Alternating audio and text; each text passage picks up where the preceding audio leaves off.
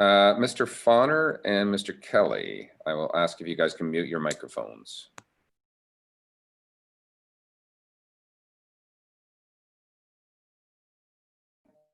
I think we did it for you, Steve. Don't worry. Okay, I think we're recording. I think it says live on YouTube. So all things considered, I'd like to officially call this meeting to order at 1:05 p.m. This is an electronic meeting held in accordance with Section 238 of the Municipal Act 2001 due to our COVID-19 pandemic. I'd like to verbally confirm that all members of council are present. We do have quorum. And we also have our CAO clerk, CAO and our clerk, and all of our senior department heads with us as well. We also want to acknowledge today that we are on lands traditionally occupied by Indigenous peoples. Indigenous peoples have cared for this territory for the benefit of future generations, including ours. Their stewardship, however, is throughout the ages, is certainly recognized as we continue today. There have been a number of public comments today, and there's been some requests to speak publicly at our meeting today. And just want to talk about a high level. So our procedural bylaw, especially under COVID times, suggests if you want to be a delegate on our agenda, we need to request that 7 days in advance. And some people didn't meet that deadline. But what I will say is that all those people who wanted to speak to us, every one of you has and thankfully submitted public comments and comments that every councillor has received. Public comments for this meeting were received at an email address, tmlpubliccomment@muskokalakes.ca. We had some comments from Ken Pierce, who asked to delegate on our resort commercial applications. And again, comments received. One from a report on our Director of Public Works on the Torrance Barrens. We received email comments from the Muskoka Ratepayers Association. Also on item 9B, an application for McAskin. We had email comments from Mr. Elston, who is a solicitor for Tracey and Ted Robinson, and also Jeff and Cindy Jones. We also, on report item 8K, we received a number of email comments on the official plan review, tourist resort policies. Email comments from Susan Eplett on behalf of Friends of Muskoka and Muskoka Lakes Association. We received comments from Frank Potto. We also received comments from Nick Nicolau, president of the Royal Muskoka Island Association. Again, I will tell everyone that all of those comments have been received and circulated to council. I see Councillor Kelly has a hand up at this particular point. Let me just finish as I get through the agenda, if I may, the sort of beginning portion of this. Those people are becoming well aware of our motions are pre-populated with random movers and seconders. Voting is done by a show of hands, and then we will confirm that the vote is carried or not. It is not a recorded vote. We do have a supplementary agenda today, and pursuant to section 7.2.1 of Council Bylaw 2019-79, a supplementary agenda was issued to add the following. We amended item 4A, which was an invited delegation. Ms. Tracey Robinson was going to speak, but we're swapping out Tracey for Mr. Fauner, who's going to speak on her behalf. An additional, we have item 8K, a report from the Director of Development Services regarding the official plan review and specifically tourist resort policies. An additional policy direction number 29, commercial resorts, and we have circulated also an accompanying draft motion. With that, Councillor Kelly, you had a question, if I may, before it's really just a comment, and that is that with respect to future meetings by Zoom, I think we need to maybe bend over backwards to accommodate delegation requests rather than find ways to discourage them. We're in a weird time where we don't have access, and our constituents don't have access to us. There's no Cottager Association meetings, MLA meetings, limited contact on the street. And I really think we should be seen certainly as encouraging the voice of our constituents rather than hanging ourselves on the process. And I also think it would be much preferable to find a way to accommodate than to go back to the sort of standing, Paul Richards blocked time on every one of the agendas pending whatever comes along. That's just all I have to say.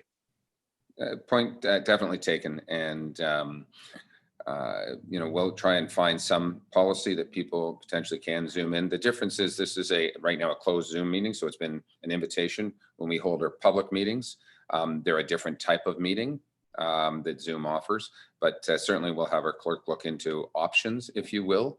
I always remind people that there's pros and cons to everything we do. And we definitely want the public. There's nobody who doesn't want the public's voice.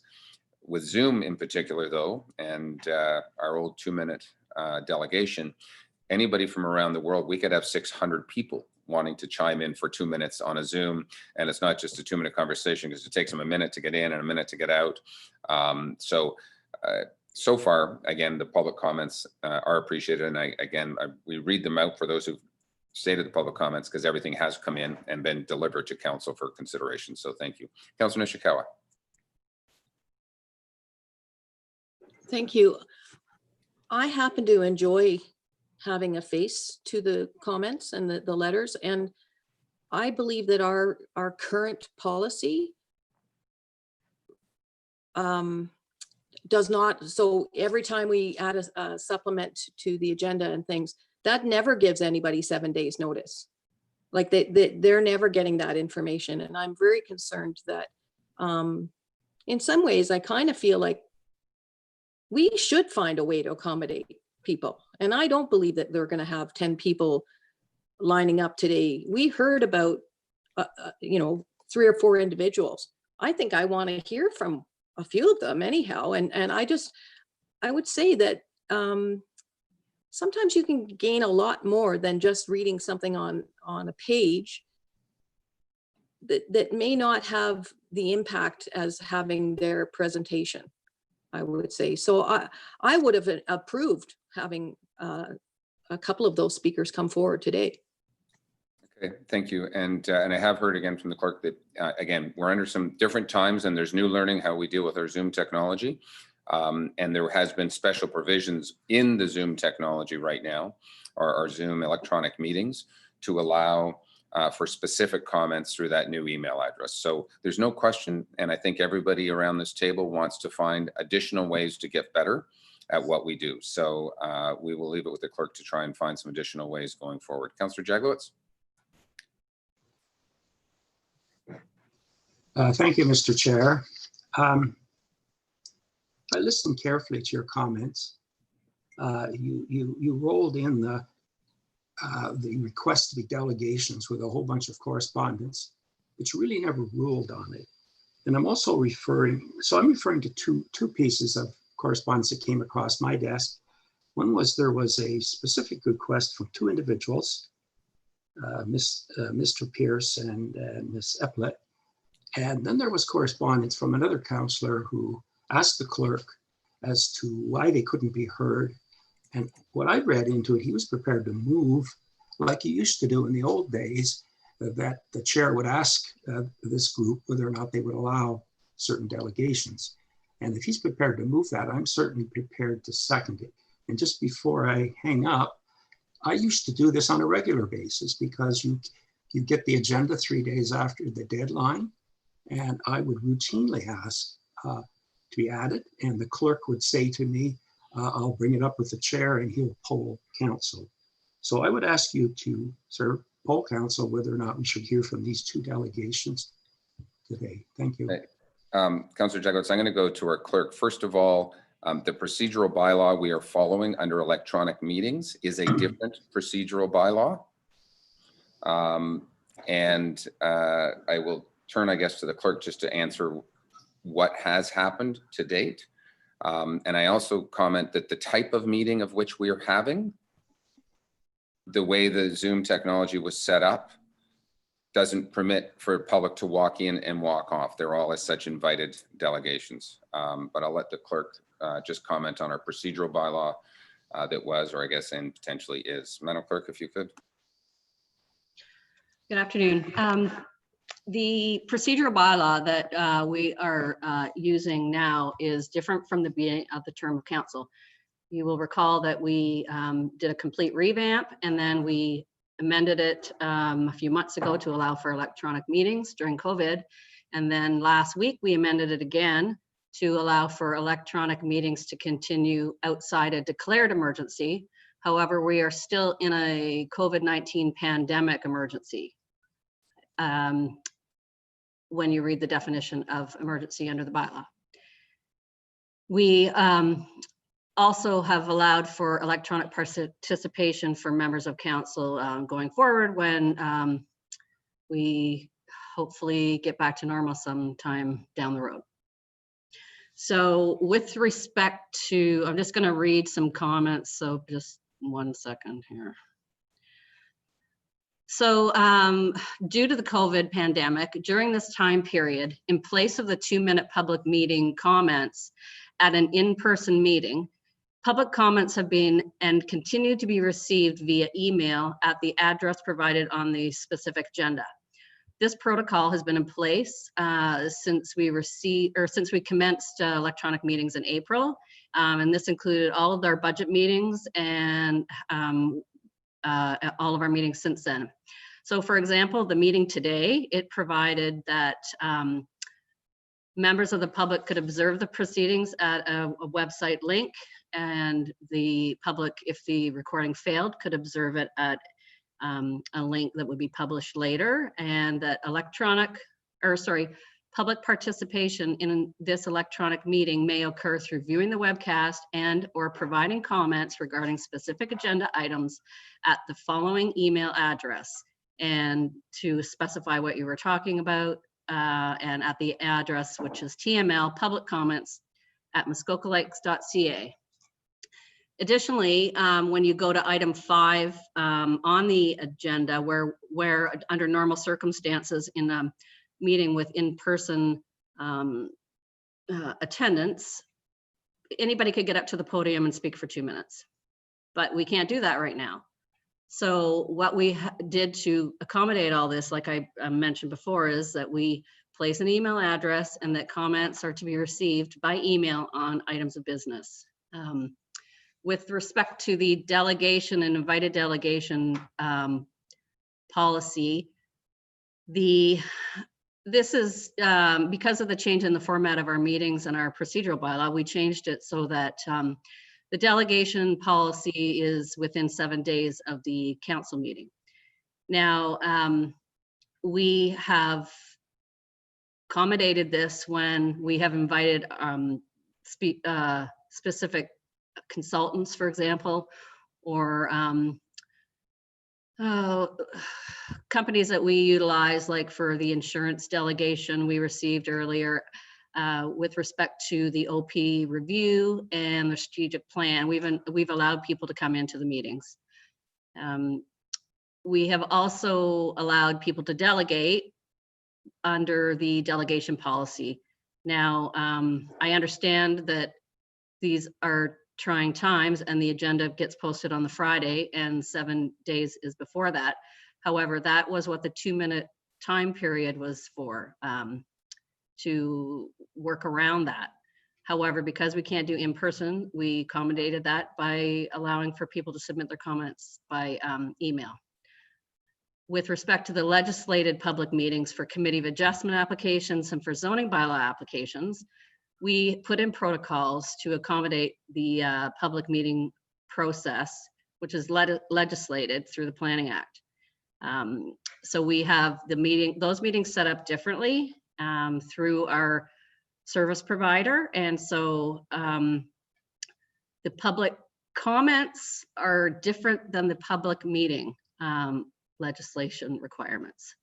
So going forward, if council wants to direct that we set up all of our meetings that way and allow everybody to have the ability to come into the meeting for the 2-minute time period, I would take that direction from you.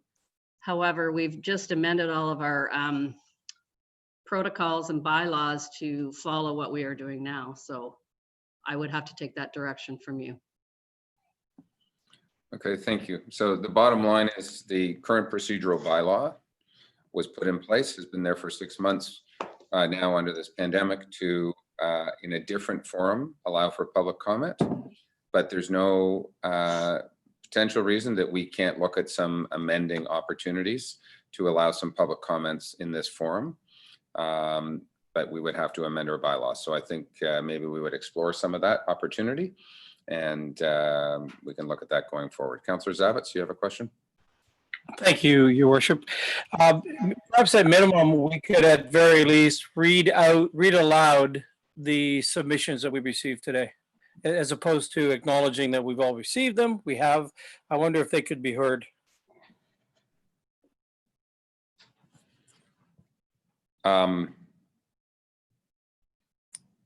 I think that's, I'm going to look at the will of council. There are lengthy submissions in that. There are multiple pages. I don't have them at my fingertips right now. I have them, we all have them in our email.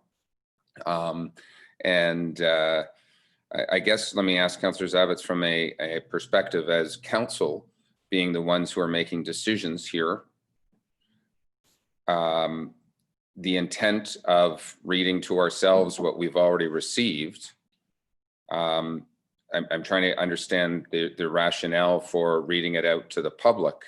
Help me here a little bit.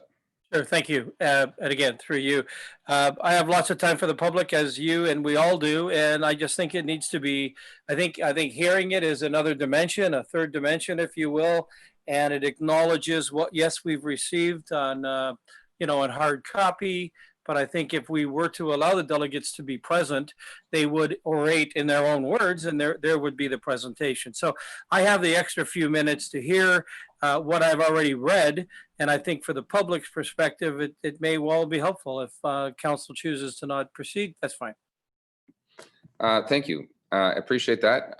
First of all, I guess I will get a show of hands if council would like to have all of those emails as stated read out loud. And we'll just, Madam Clerk, is that okay that I kind of determine whether we want to do that? Yeah. Okay, so I'm getting a yes. So a show of hands to whether or not we want to have all of those emails read aloud. I see one hand up in the air. I see two hands up in the air. Okay, so Madam Clerk, you're comfortable that does not carry. Thank you for that, Councillor Zavitz. And by the way, I was going to get you to read them all out as well. So, Councillor Ishikawa, you want to speak? I did. I was hoping Ryan was in the room because Ryan is very good at condensing letters. And I think that could have been an option at this point as well. And anyway, so we have, again, for those people who wrote in letters, understand that the people making decisions around the table have received the letters. We've verbally acknowledged they've been received. Many of them are multiple pages. So your comments are being heard as we move forward. So thank you. I'm going to continue to move on. Councillor Kelly, you had a question? Just a quick observation. We would have been done the 2 delegations by now. So there was actually more than 2 delegations, but thank you. And I'm going to continue to move on. Do we have any declaration of pecuniary interest today? Not seeing any. Thank you. We're going to move on, and where do you want to go, Madam Clerk? Invited delegations first of all? No. Or you want to go to that item? Or do we want to go and just adopt our minutes? Okay, let's adopt our minutes if we can. And we have a number of items of minutes for our special planning minutes, official plan review working committee minutes, planning official plan working committee minutes, general finance minutes, council minutes, planning committee minutes, special minutes. Lots of special minutes because I think it's been a special summer of lots and lots of meetings as we moved on. And there's some action items. So the recommendations, we're just going to receive the minutes and then we can adjust the minutes accordingly to adjust some of the motions, correct? We're just going to receive the minutes of the meetings. Help me here.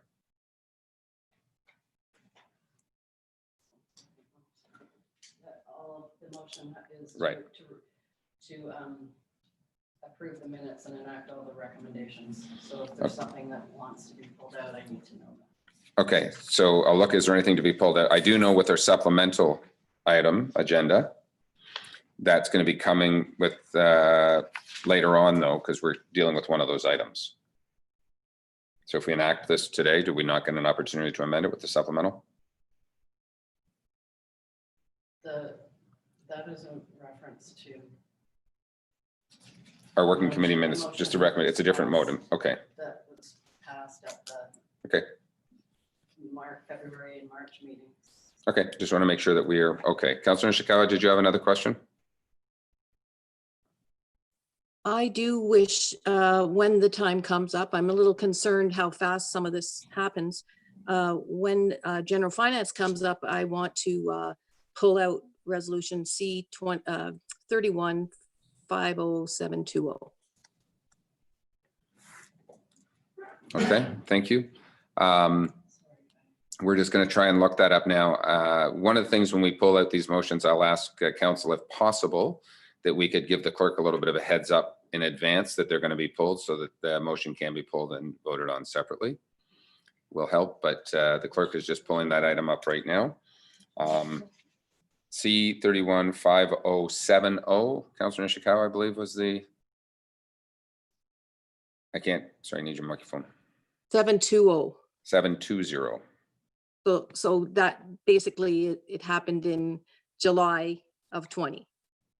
The 5th day of July 20 is basically, or 15th day, Okay. I should say.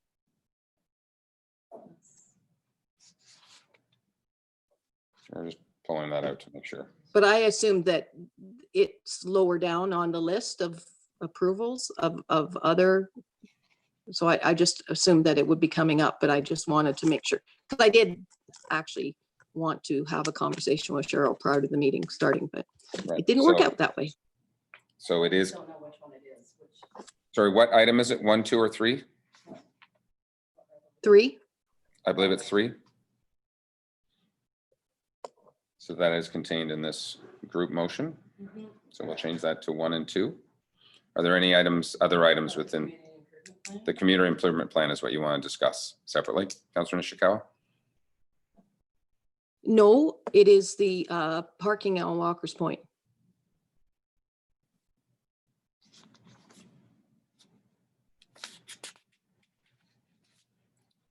A second here.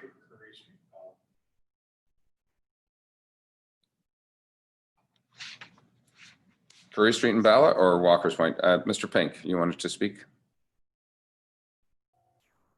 Sorry, I'm unable to raise my hand as I'm a co-host. I didn't mean to interrupt Councilor Nishikawa's request. I just wanted to point out that one of the action items from the July 16th Planning Committee meeting, we did have a Heritage and Attainable Housing meeting yesterday, and Council wanted an update before that resolution was read. So I'm happy to provide that update when the time is appropriate.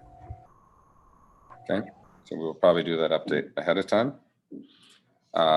She's talking about Curry Street. That's recommendation number 1. Councilor Nishikawa, you're talking about Curry Street recommendation? Walker's Point. You don't see, One we moment. brought forward a resolution to have parking regulations on Walker's Point Road. I see it. I don't know why it's not being seen. What page of the agenda, if we may? I don't have that ability of that in front of me right now. If you just pull out the minutes from that. Let me go to another computer.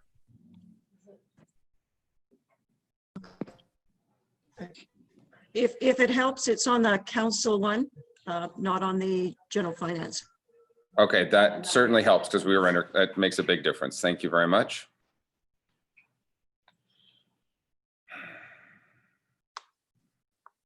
So council agenda.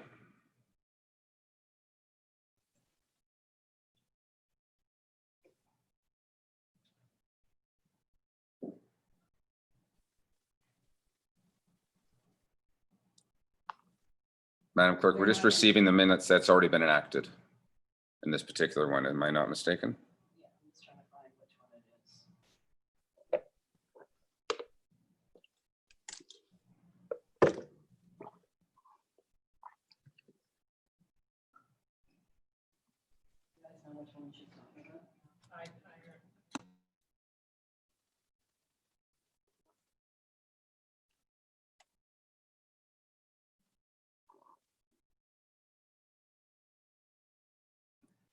Okay, we're just trying to find this on the council meeting minutes, and Oh my maybe God. Councillor Hayes, you can, or Councillor Nishikawa, if it's on the council minutes, we're just confirming, we've already approved that last time. So there's no enacting of that. We're just receiving the minutes of our last council meeting. Councillor Nishikawa? So there's no ability to discuss? Because what we had asked for in the resolution has now been, others are making decisions that what we had asked for in the resolution is not how we're going to deal with it. So I thought this is when we discussed that. Apparently not. And yet I'd heard you earlier, Mr. Mayor, say, if you want something pulled out of the agenda to discuss, this is how you do it. So this isn't how we do it anymore. If I may, we're just confirming, Councillor Nishikawa, that we are what we pull out is our committee meeting minutes. So our committee meeting from June got ratified, and it would have been pulled out in June.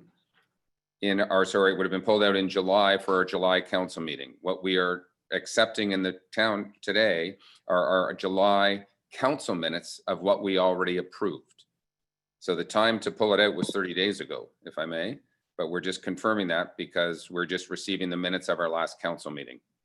There's no decisions made. They were already made a month ago. They weren't. It didn't come from a committee. It came from council.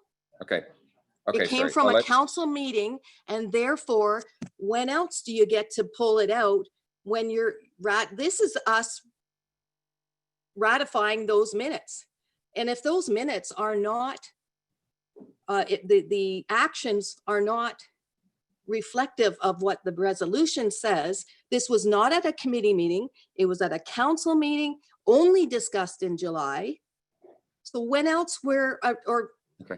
from a I'm bigger gonna let- picture, Councillor Nishikawa, I'm going to have the clerk explain what we did. no, I don't need explaining. I'm done.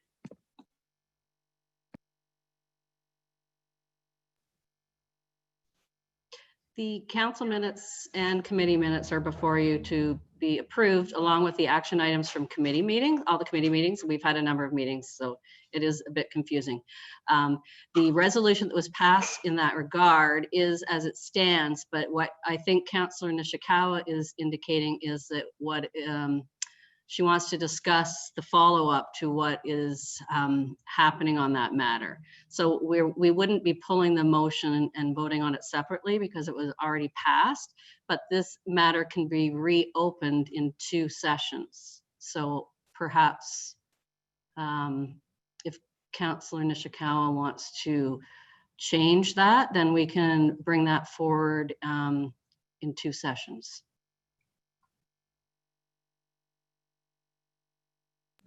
So I'm clear.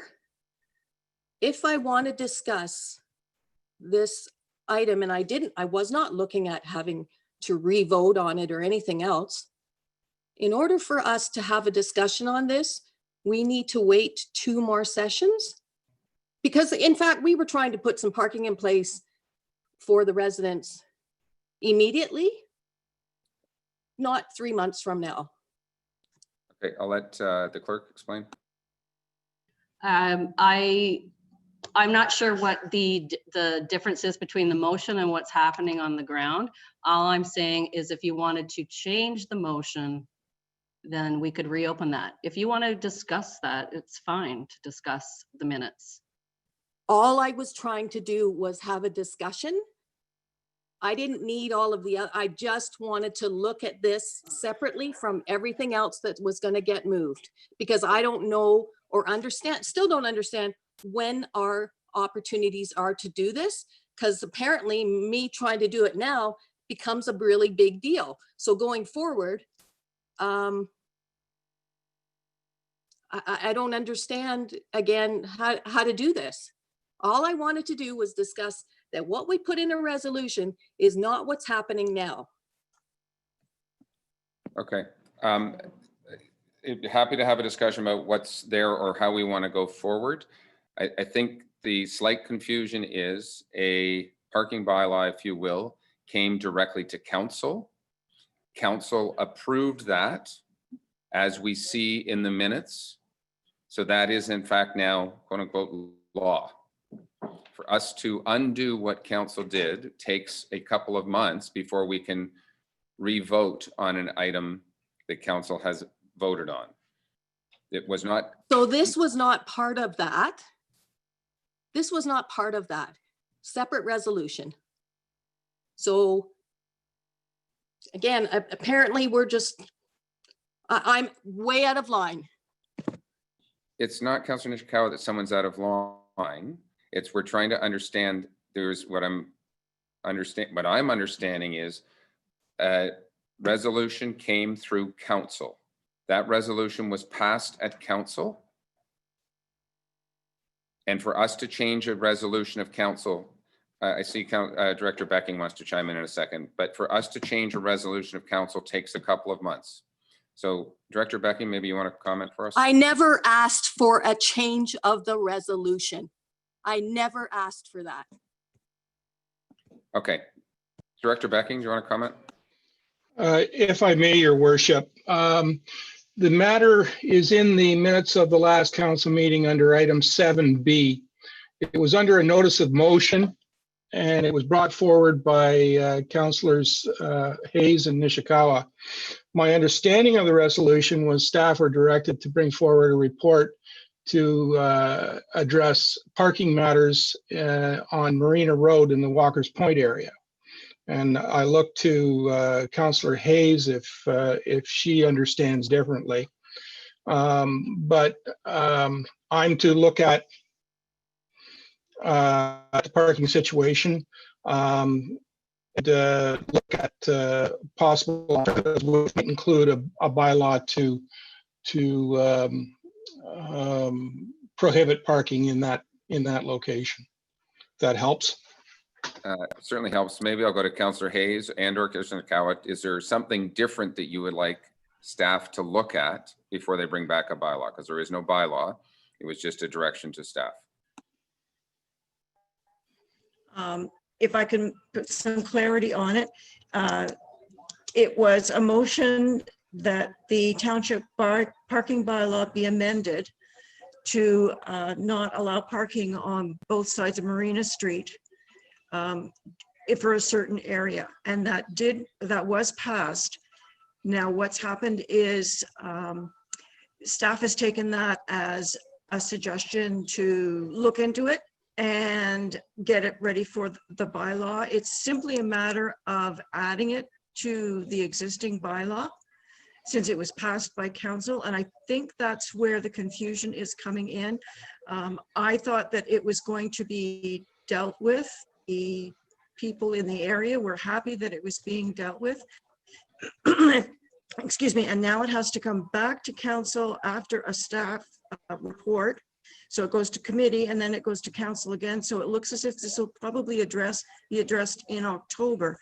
And that's a little bit late to actually look at a parking issue that's causing a lot of trouble right now. So I think what Ruth wanted to do is to say, this went through, was requested that it be changed in the parking bylaw. I don't think there was any recommendation for staff to look at it. It was, please change it in the parking bylaw. So if we can do something to speed it up, I think that's what Ruth is looking at, would like to request, and myself as well. Okay, thank you. And I do notice that we have a item 8C, I believe it is, Director Becking, regarding updated parking bylaw, and it referenced in that particular section there, or Your worship, if council is inclined to do so at the time of dealing with that matter on today's agenda, you could amend the schedule to the bylaw and put it in place. Councillor Nishikawa or Councillor Hayes or Councillor Zavitz, I guess in particular. Are we looking to amend and put this parking bylaw in today? Because that could potentially be done today. I would rather have it addressed sooner than later because it has not improved since they've been made aware of it. It's only gotten worse. So I would be supportive of having the parking bylaw amended to. Okay, I'll go to Director Becking. When we get to that item on the agenda, 8C, maybe we can look at another schedule there as well to look at that specifically. So thank you. Doesn't change necessarily the minutes of what happened in that former council meeting. So Councillor Zavitz, you have a question? Need you to unmute. Sorry, a process question. Planning committee, McAskin. So that's on the agenda for today. If I want that to be discussed further, do I ask to have that pulled out of this now, or does it carry through based on the fact that it's on the agenda? No, it would be pulled out specifically. So would you like it pulled out specifically and discussed? Well, I guess, thank you for the question. I presumed based on the subject matter and how it occupies the agenda, that it would be a topic for discussion. So I would simply want that item to be discussed. If that means I have to formally as a councillor pull it out, then I will. So no, not a problem. It was anticipated with the delegation requests regarding that item, so that will be voted on separately. Thank you. Good, thank you. Is there anything else?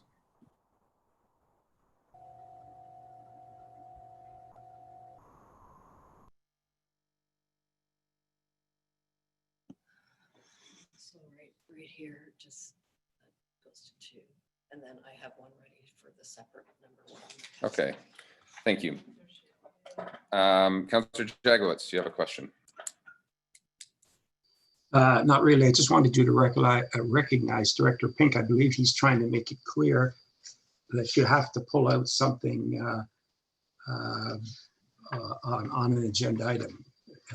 If you got it, Director Pink, you want to? David, thank you. Thank you, Worship. No, I made that previous comment, certainly able to update council on that item when the time is appropriate. I just wanted to clarify Councillor Zavitz's question. McAskin is a zoning bylaw. So like other zoning bylaws, Planning Committee makes a recommendation. That item does not have to be pulled out at the council agenda. The bylaw is in front of you on your normal course, and it can be discussed at that time. Mr. Fonner and Mr. Robinson, I believe, are here to speak to that item as an invited delegation as well. So it doesn't need to be pulled out. That item is on the agenda under bylaws. Okay, thank you for that. And Mr. Pink, would the same apply for our resort policy, adding that in, if I may, to our OP that's going to go out to the public? Thank you, Your Worship. That item is on the agenda and it can be discussed again at that time on the agenda. We did circulate a supplementary agenda which provides some additional details, and I'm happy to speak to that okay, at the appropriate time. Thank you. Okay, so I'm going to go back to the motion originally moved by Councillor Bridgman, seconded by Councillor Zavitz. Be it resolved, the mayor and council adopt and enact the following minutes and recommendations contained in the August 12th, 2020 consent agenda and direct staff to proceed with all necessary administrative actions. 1, the July 9th, 2020 special planning and official plan review working committee minutes. Number 2, July 10, 2020 special planning and official plan review working committee minutes. July 15th, 2020 general finance committee minutes and action items 1 to 3. July 15th, 2020 council minutes. July 16th, 2020 planning committee minutes and action items 1 to 3. July 20th, 2020 special council minutes. July 20th, 2020 special planning and official plan review working committee minutes.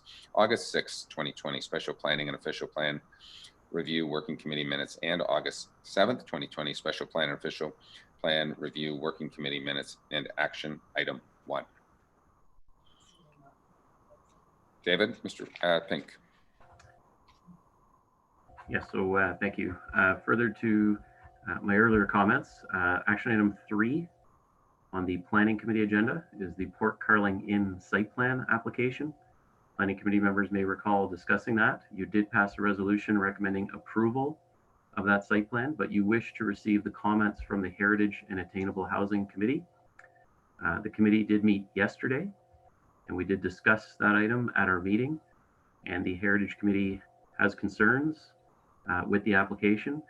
To provide some background, one of the heritage attributes of that property is an unobstructed view of the structure from the waterway.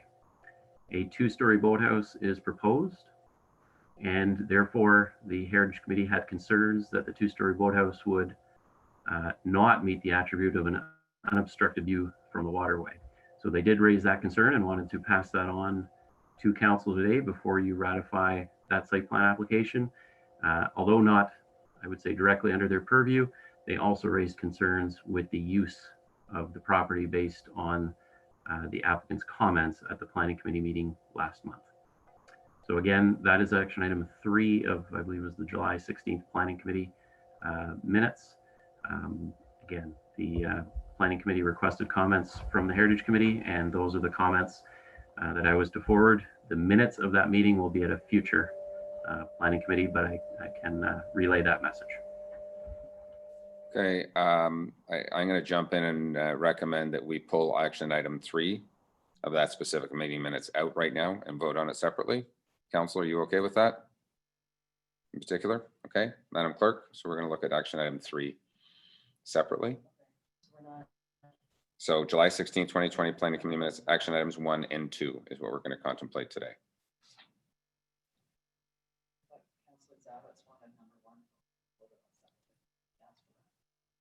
What we heard from Mr. Pink was that we'll be dealing with the zoning bylaw and can, it's only a recommendation to council, and then council can adjust that accordingly forward. So we didn't need to pull it out of the minutes. This particular one, however, we would need to. That's correct. Councillor Zavich, you're okay with leaving the McAskin into the minutes here, and we'll deal with it in the zoning bylaw shortly, correct? Thank you. Councillor Jaglowitz, you have a question. Yes, it's a procedural question. It might save a lot of time. I can't see anywhere on the agenda where these action items are you're referring to. And it would be helpful if we all had them. Am I just missing, like, for example, you talked about July 16th Planning Committee action item number 3. Where do I see that on my agenda? If you go to action item 6B, we'll show you the action items, where it says committee recommends for enactment. Okay. So what it says is for that, it says July 15th General Finance Committee action items 1 to 3. But what are they? So you would be going back to the General Finance Committee 1 to 3. You would like some more definition?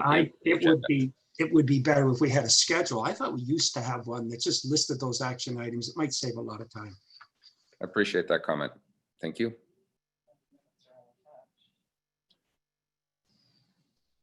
Any other comments right now? So we're going to vote on everything under point 5, July 16th, 2020 Planning Committee minutes, action items 1 and 2. And we will debate item 3. Any further comments or questions? Councillor Hayes, are you waving at me or voting? Ready to vote? You're kind of frozen. Did you have a comment, Councillor Hayes? No. Okay, thank you. All those in favor?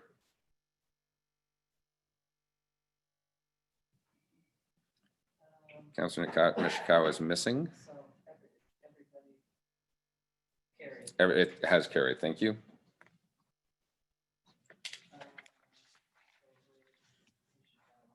Right. Oh, I didn't see her.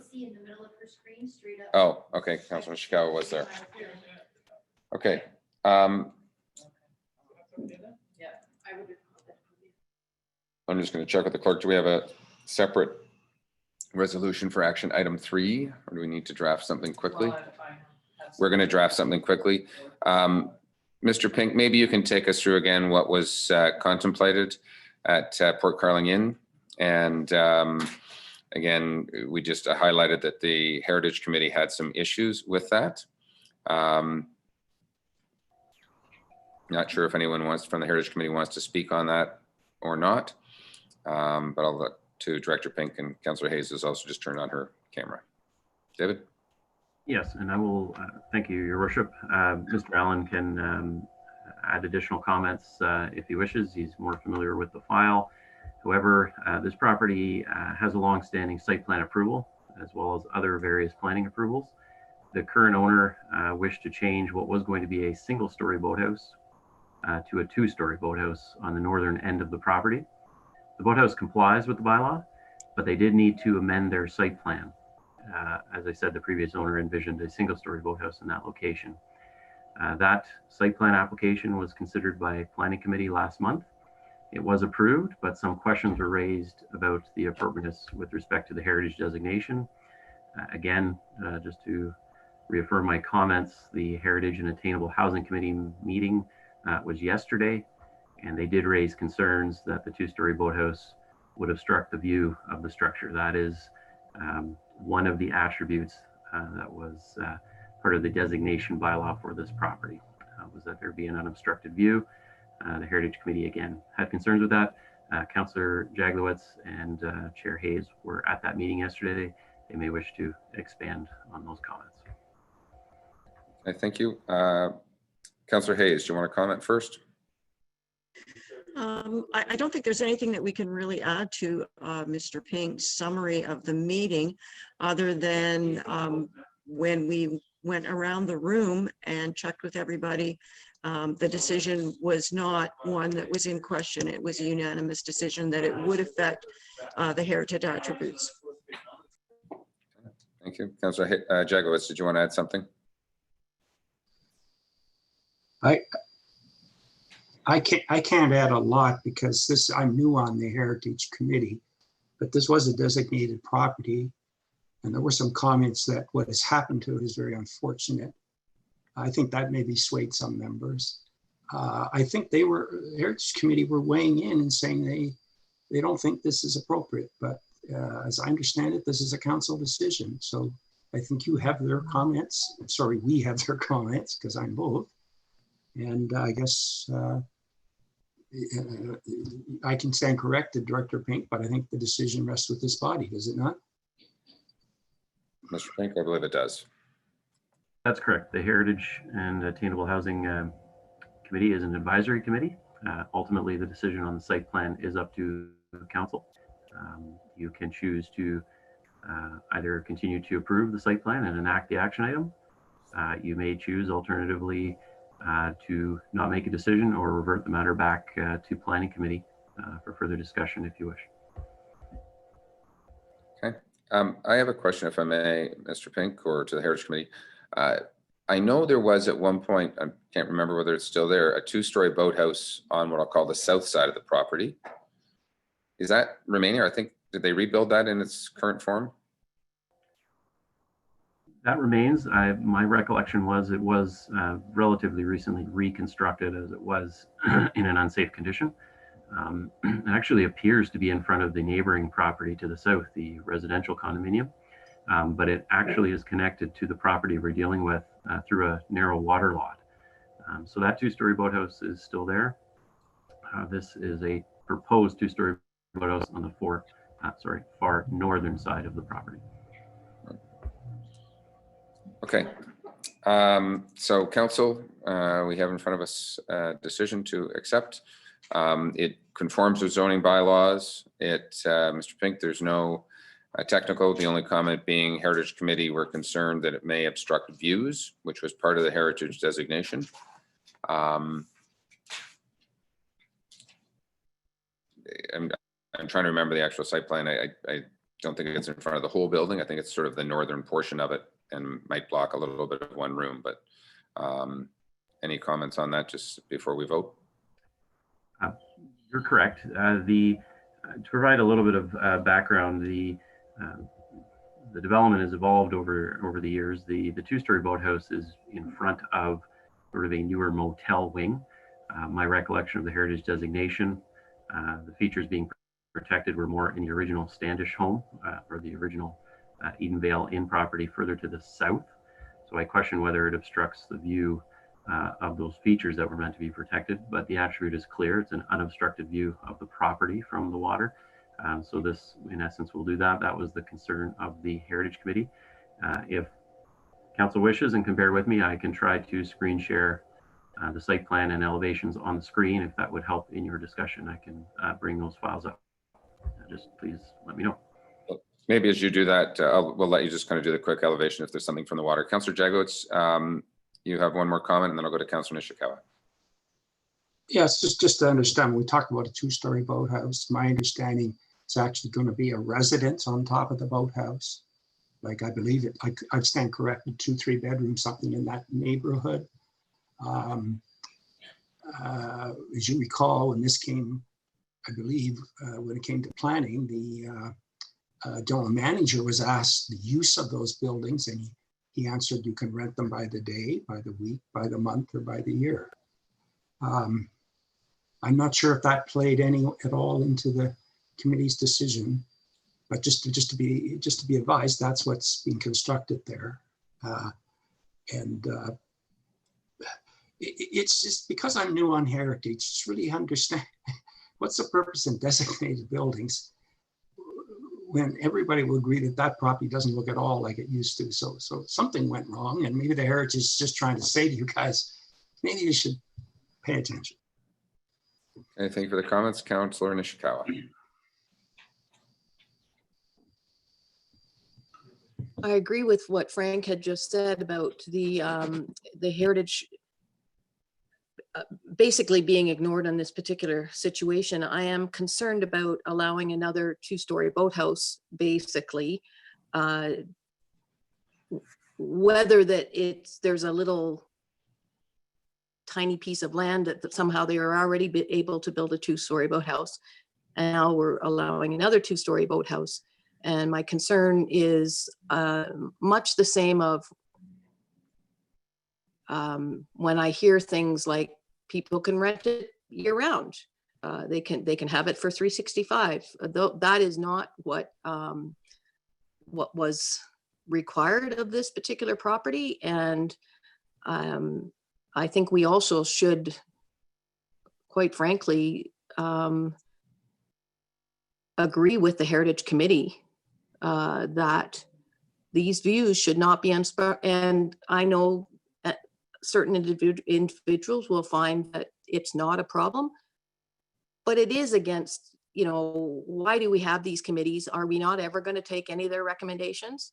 Because a lot of what happened on this site, our recommendations just got shuffled off into the background, and it's very sad in my opinion. Thank you, and thank you, Director Pink, for showing us those elevation drawings. Maybe I'll go back to our full screen just so I can get a better perspective. I'm going to look to council at this particular point. I think we have 3 options. We can vote on this today. We can refer this back to our Planning Committee, or we could refer this back to the Heritage Committee, though Heritage Committee have already commented that they have concerns at this particular point. And as I say, or we can vote on it, we can approve it or turn it down. Just going to get a sense on what somebody may or may not want to do going forward. Councillor Zavitz. Thank you, Your Worship. And again, I'm going to be like this all afternoon, but I use that area to boat in all the time when we drive by it all the time. I can't imagine another nail and another structure in that incredible human compression of that area. And I say, what Councillor Jagowitz said about, it's almost like it's too late. Whatever we're trying to save as heritage is long. That building, I used to go in it, is long gone. If I vote no to this, if we put it back to planning, all we're doing is really kicking the can nowhere. We're just sitting here looking at it. I don't agree with this. I'm not going to support it. I just think it's overdevelopment. And I guess I'm just wondering what a no vote means. And perhaps David could. Mr. Pink, do you want to comment? So again, we can turn this down today. And so process forward what the property owner would have as their opportunities or rights going forward, or lack thereof. My understanding of the Planning Act, my interpretation, you actually do not defeat site plans. Site plans comply with the zoning bylaw. You either approve of them, or you essentially don't make a decision if you have a concern and can't come to an agreement with the owner of the property on an appropriate agreement and conditions to that agreement. The property owner, after 30 days, which I can tell you is long since passed, can appeal your lack of decision to LPAT. Or what I would suggest the applicant do is work with staff to make revisions to their site plan, and we would bring the matter back to a future planning committee, and hopefully it addresses those concerns of planning committee, or in this case, perhaps it would be returned to the Heritage Committee, as it was the Heritage Committee who had concerns. So those are the options, I believe, for council and of the applicant. If you, again, would not support this resolution, I would say that no decision be made on this application. Okay, thank you. Councillor Kelly. Thank you, and through you. Heritage properties are part of what a lot of us say we believe in and stand up for. Here's a real opportunity to stand up for something. We've created a heritage committee, staffed it with people who care and who know, and to the extent that this is on the wrong side of the Heritage Committee's goal, should be on our wrong side, and I'm not going to support it either. Okay. David, just as a process, so the resolution in front of us, as you're saying, we're not really turning it down, but it's a no decision.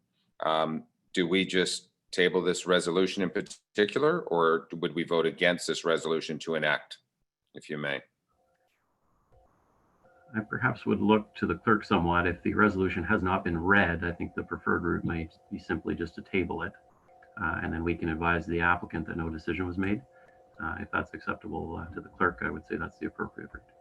I'm going to talk, Madam Clerk, would you prefer that, or would you rather send direction that we did not approve, the council is not in support of the current application?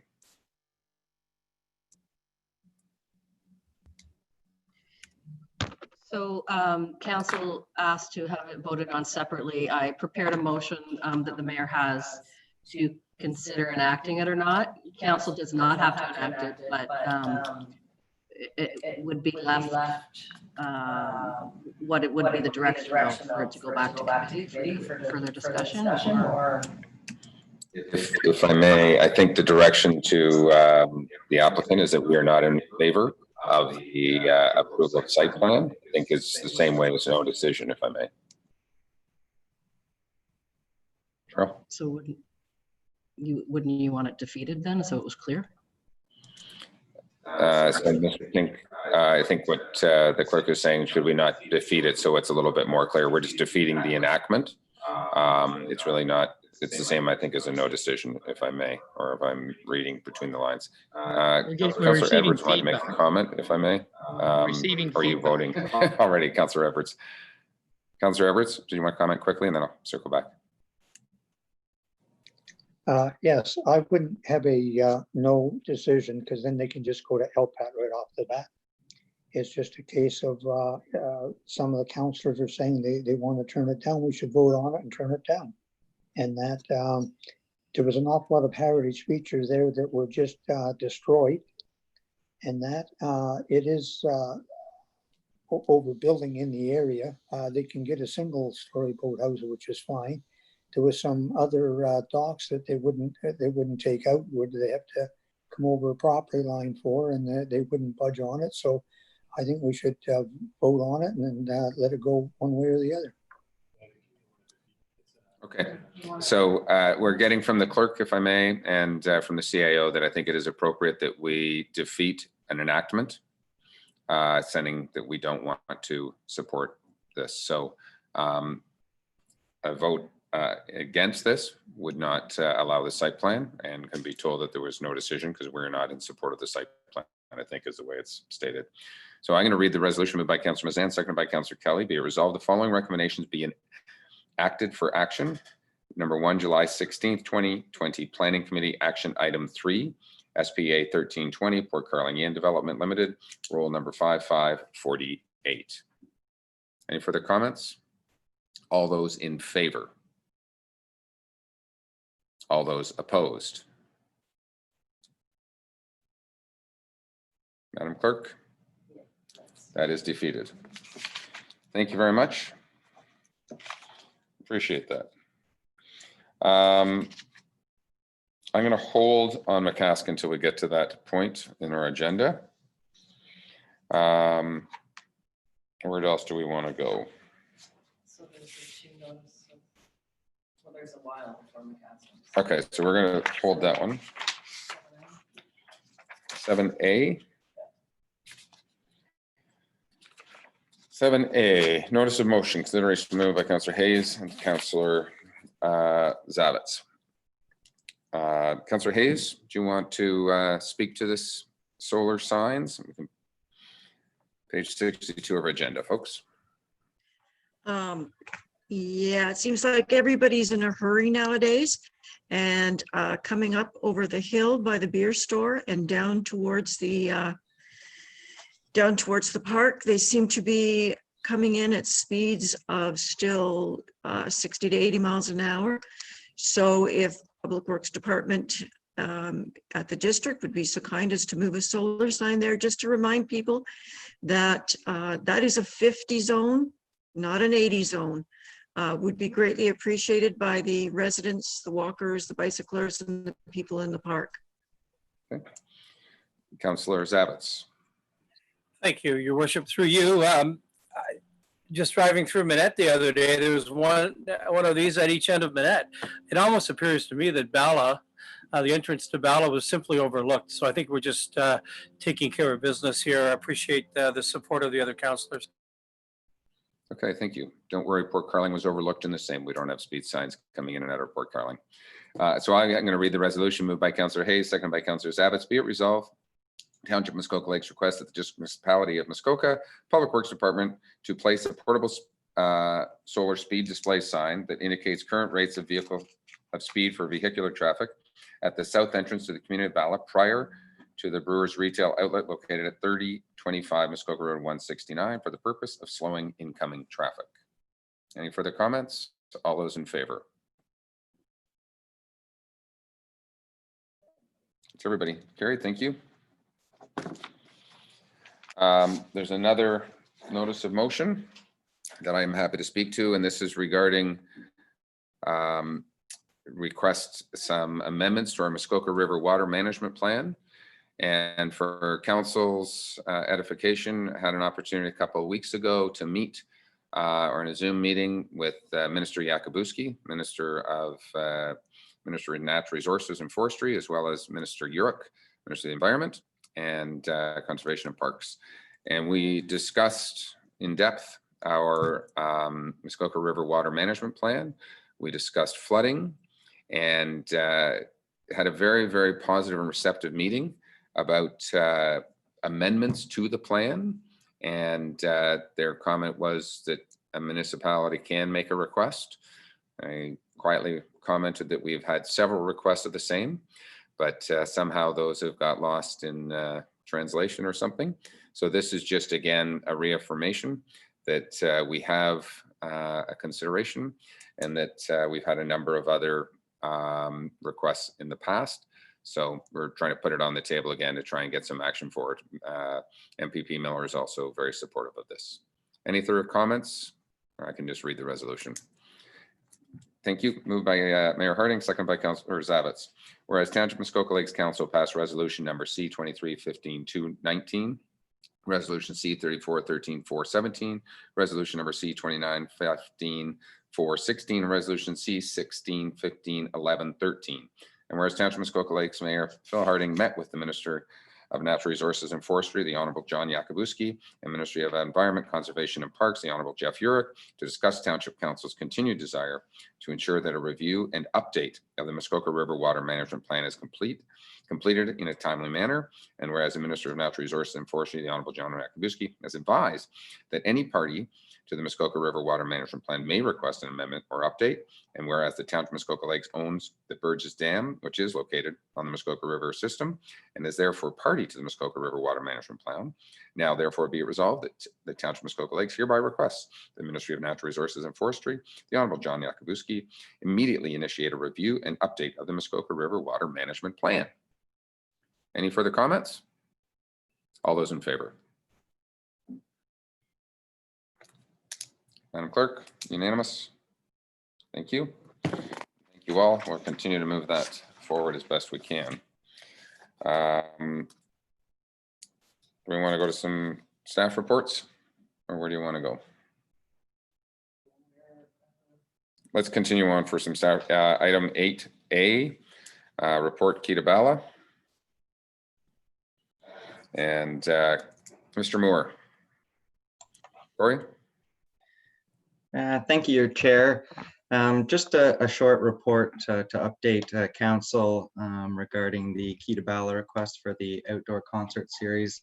Council is aware of the report we had brought forward in July, and just an update to let everyone know we did receive a written notice from the Key that they would be withdrawing their requests moving forward with the proposal.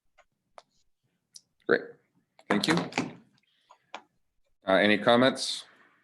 Information only. Thank you. Let's move to 8B.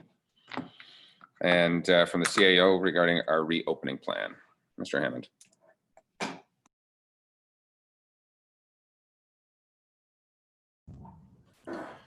Thanks, Your Worship, and good afternoon, everybody. So this report, although it has my name on the cover, it really is a result of our entire strategic leadership team.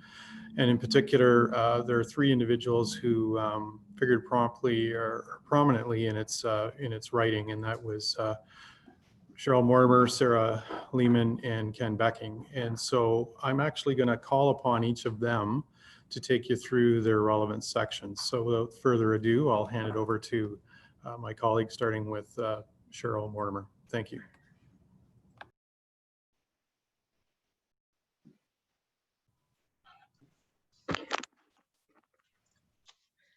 Okay, so with respect to the committee and council meetings and options going forward, and in light of two communications that we've received from the health unit advising of protocols to put in place, but however recommending that we continue with electronic meetings.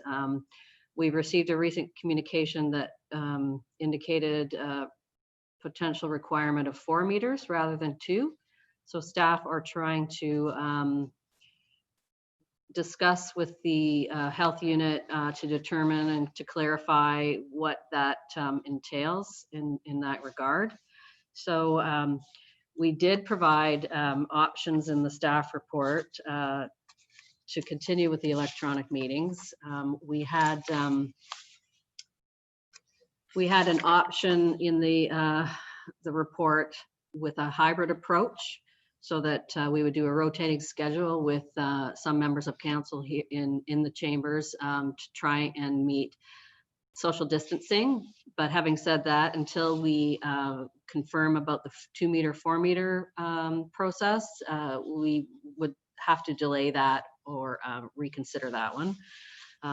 The other option would be to set up a temporary council chambers in the community center upstairs to accommodate council, staff, and the public to attend. This would also have to be readjusted in light of this potential 4 meter requirement for speaking.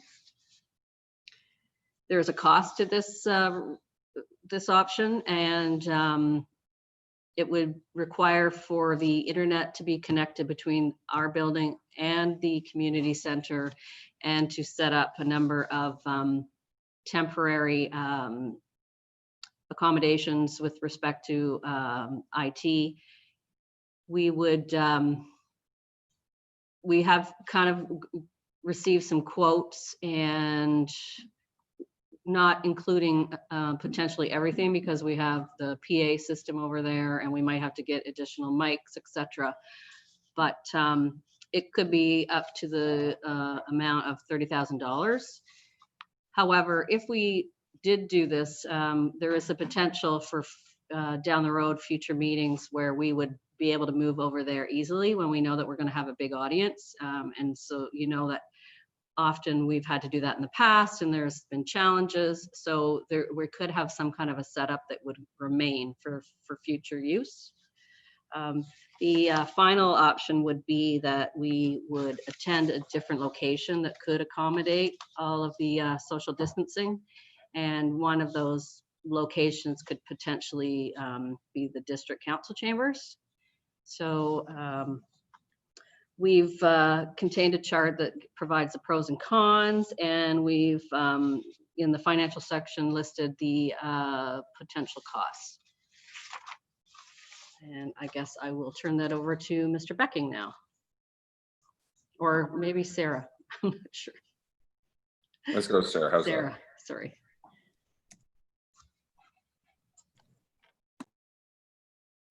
There you go. I think Councillor Zavitz had a question. I don't know if you want to go to that. Councillor Zavitz, and I see Councillor Kelly have a question right now. Do you want to do that? Sure. Let's go through individual by individual. Councillor Zavitz first. Thank you. Thank you, through you, Your Worship. So to Cheryl, do we have intelligence as to how many, if any, councils are meeting physically now out of the 444? Cheryl. I have no idea if anybody is at this point in time. I know, I don't believe anybody in the Muskoka area is.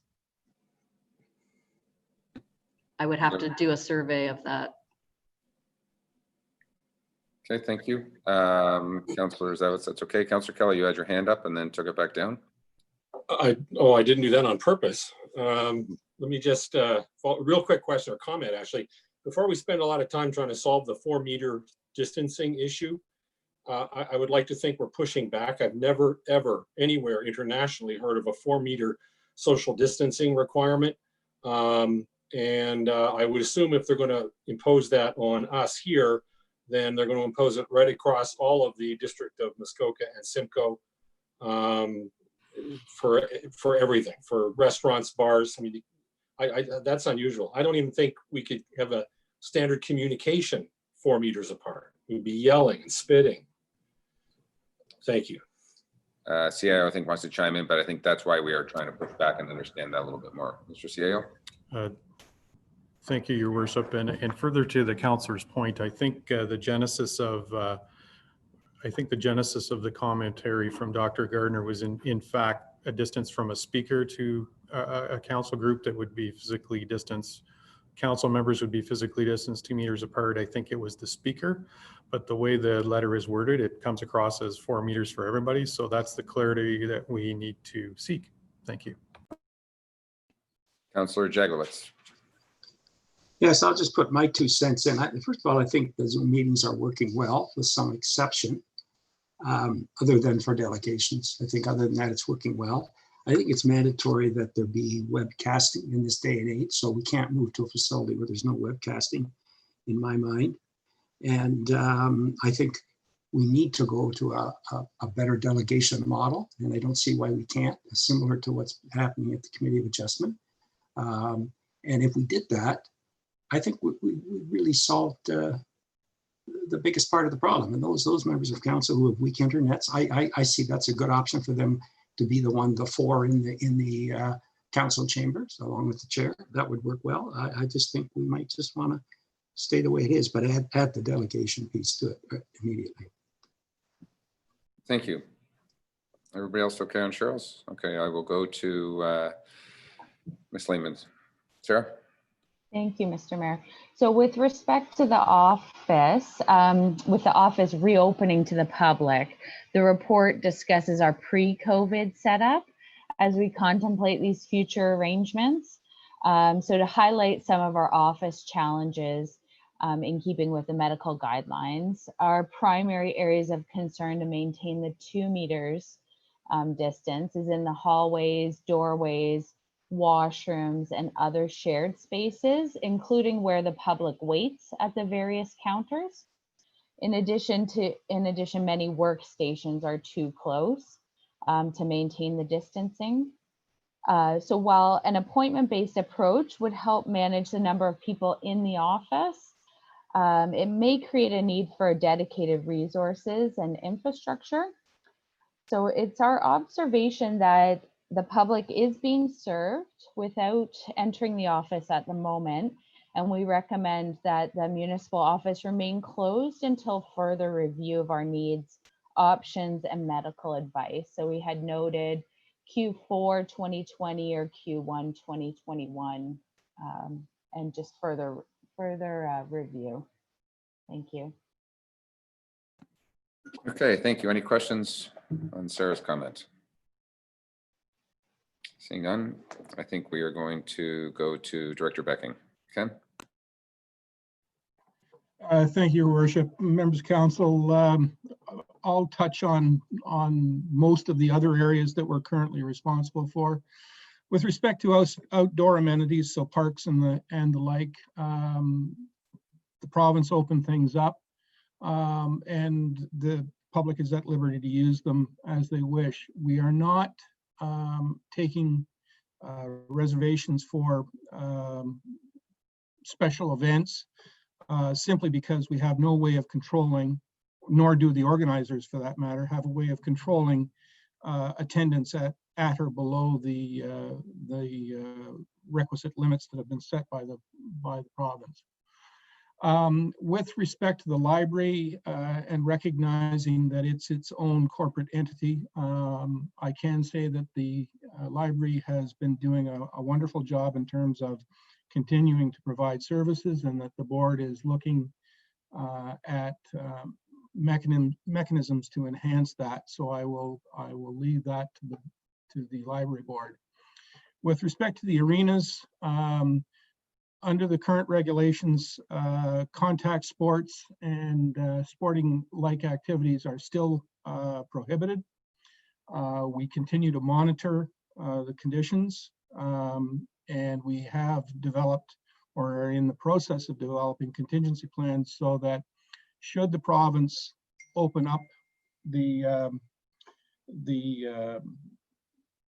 province to allow for sporting events, then we can respond. But at this point, I don't see anything in the immediate future.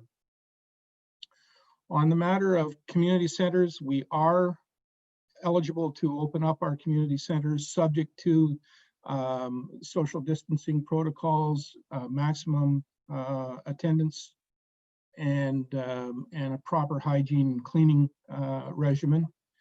As council is aware, we have 13 such facilities, and the other thing that has to be kept in mind here is the cost of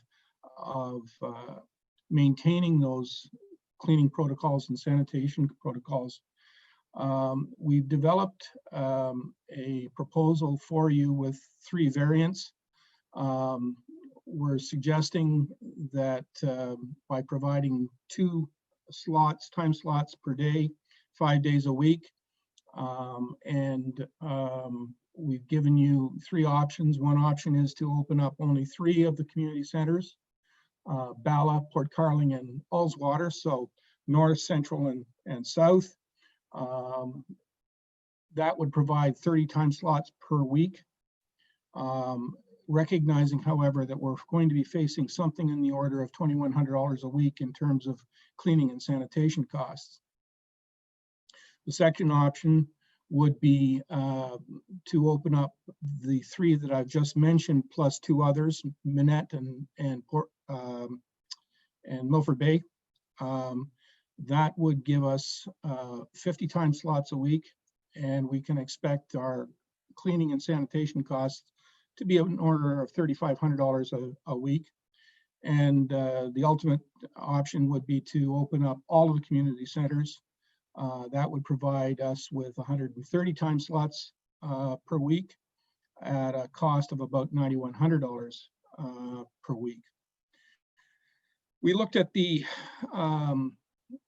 amount of usage that we typically get in our community centers, and based on that historical data, option 2, namely opening up 5 of the community centers, would give us enough time slots to accommodate the usual demand for space, and it represents a middle of the road option in terms of the cost to the taxpayer.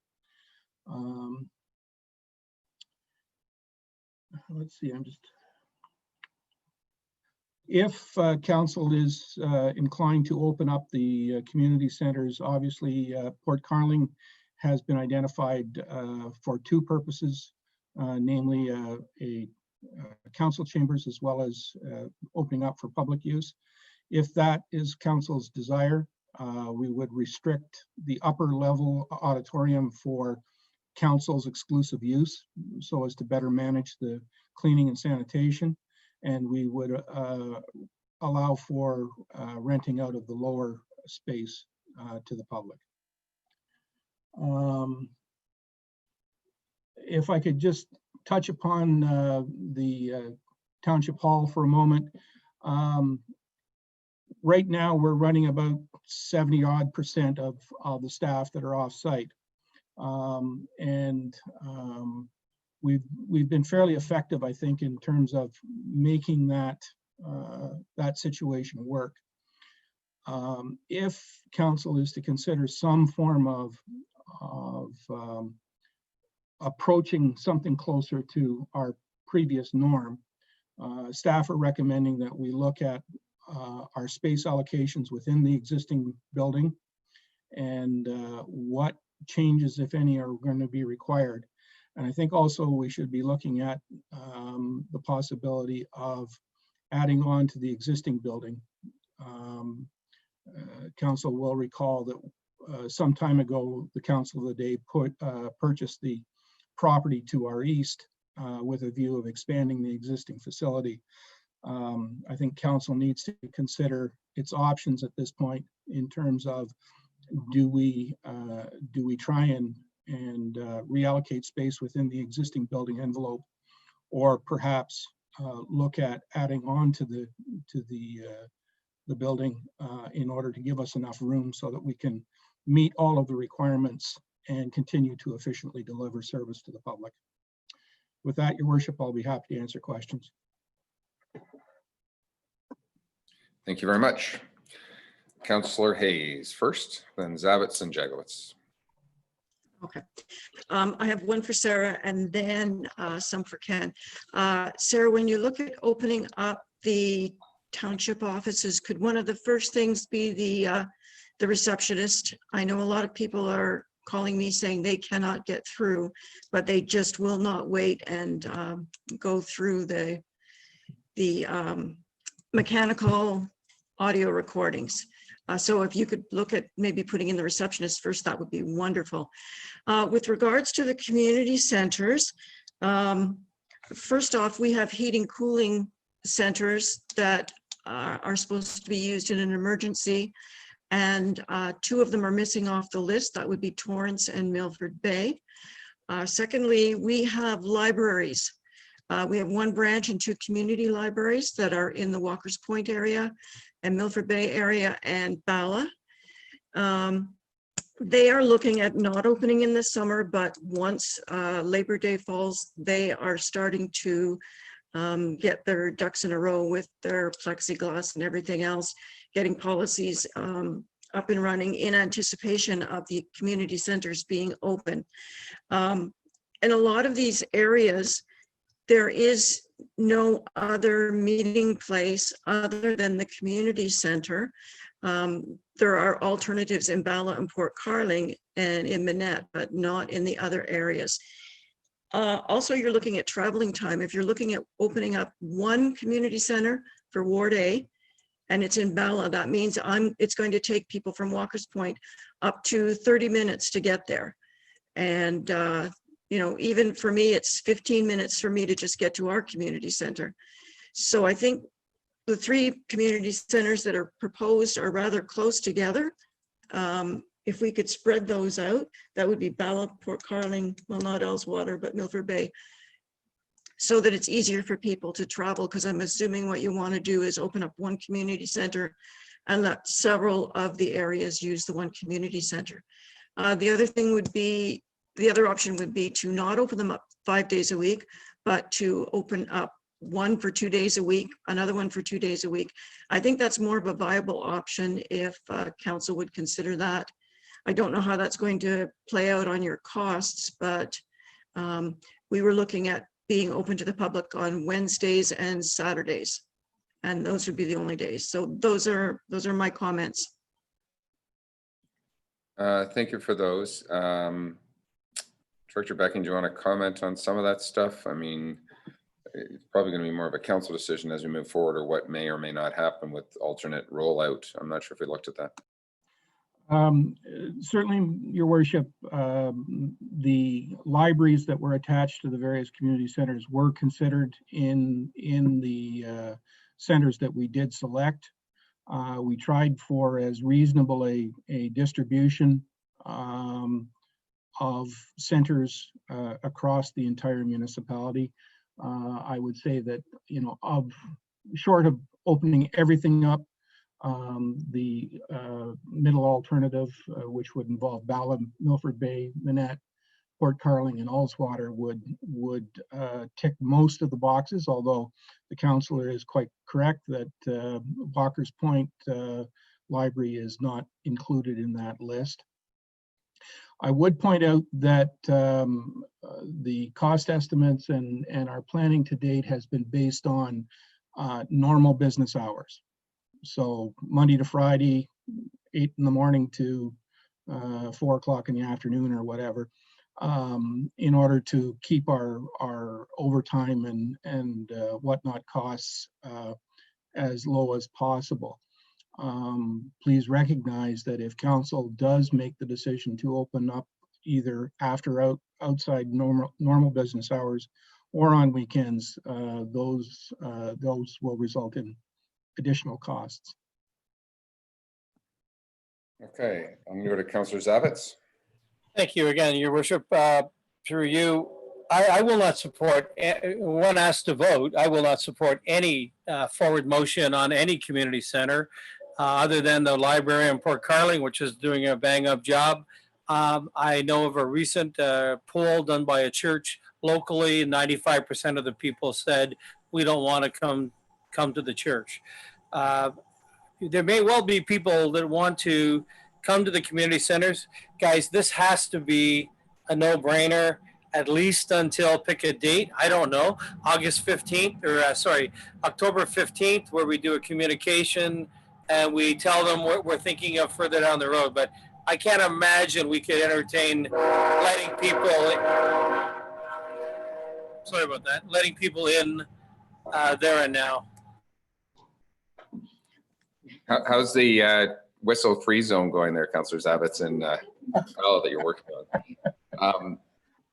Duly noted. Councillor Nishikawa, and then I'll go to Councillor Mazan, then Councillor Edwards. Thank you. I'm just I'm concerned about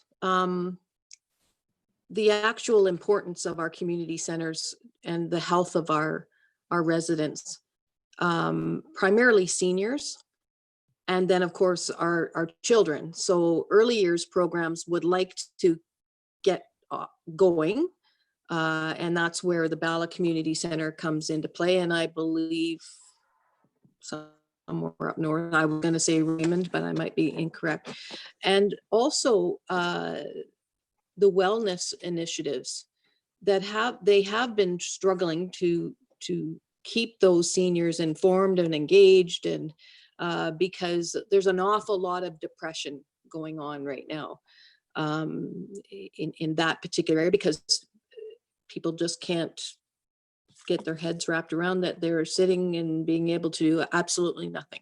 So I understand the 9 to 5 protocol, but I do believe that we should be trying to open up at least 3 of the centers so that early years can proceed. Again, it's a very important aspect of moving into you know, the phase of kids going back to school, essentially, and also allowing some of those wellness initiatives, we would actually, I would be suggesting, for instance, with the group that have been meeting for 40 years that I'm aware of, the Euchre group in Torrance, that perhaps they could now play cards during the day as opposed to in the evenings. Otherwise, open Torrance for one day of the week. But I think we do need to move forward on some of these things. I had heard at our district meeting that they thought early years was starting up. Didn't hear our location in particular, but I think it's important that we do actually move forward with opening up a couple of this, or a few of the centers. Thank you. Councillor Mazan. Thank you. And I think this highlights the whole complexity of all of this, trying to do things safely and the competing interests and needs. I just wanted to add that something that was noted at our last economic development meeting, and we have subsequently are forming these groups to think about these things. There is going to be an influx of residents now in the fall, winter, and spring months that is going to be different than we've historically seen, or at least I think we need to be anticipating. One is a group of snowbirds who are probably not heading south this year, and this is their primary residence. So I do think that we may have more people than we are used to.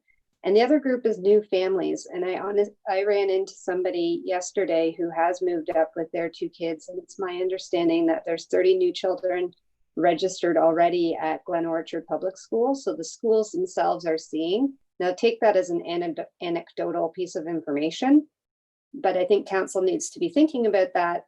And I don't know that I have the answer, but certainly what's in my head is we have to be smart maybe about how we go about opening these community centers and providing maybe their different services. Councillor Nishikawa brought up one that I hadn't been necessarily thinking of as the early years programs that are running. There might be some interesting options there. So I think I'm adding more information, maybe not responding to which and how many, but just something that we need to be thinking about. Okay, thank you. Just go to Councillor Edwards next, but just a quick comment to Councillor Mazans about schools increased enrollment. We've heard that rumor as well. Our CIO has reached out to the school boards. They have not confirmed that. So I know there's people talking about it, but the school boards have not confirmed any increased enrollment at this time. Councillor Edwards. Yes. As far as the community centers, at this point, I would not open them. We can look at it in the fall. We had a lot of the seasonal people up that come up from the city that may be using them. At least if you wait till after Labor Day, and that there is an increased cost. And I'm sure that if you open 3 of them, the other ones are going to want to know why they're not open. I think the 2 libraries in them, maybe they could do something like the library is in Port Carling. You order your books, they'll set them outside, you pick them up. So there's something like that. We can maybe let them in just in the libraries. But at this point, looking at the cost and that, and plus the hours aren't the greatest. A lot of our community halls are used either at night or on the weekends. So at this time, I would not be and not supporting it. Okay, thank you. I'll go to Councillor Roberts. Thank you, Mr. Chairman. Councillor Nishikawa mentioned the wellness groups and the importance of getting them back on board. And I was thinking specifically about the group, the AA group, that have been meeting for years in our community centers and have not been able to meet since March because there's no place else for them to go. And I think that this group needs to be given a priority so that they can restart their meetings. And they can meet at night. We just shut down the hall after they leave and wait for morning for staff to clean it, to reopen it. So I think if we've got to be very guarded on what, like pickleball, we shouldn't be opening up. I know the community centers right now, but there's some wellness programs that are definitely health related and need to be addressed very soon. And just finally, picking up on something that Councillor Hayes mentioned about our call system. I think staff should consider, after they say hello, greetings from the Township of Muskoka Lakes, that they should advise the caller that at any time they can press 9 to go to the employee directory, which I do every time. That way you don't have to listen to the whole thing. So I think there's just a bit of a suggestion there.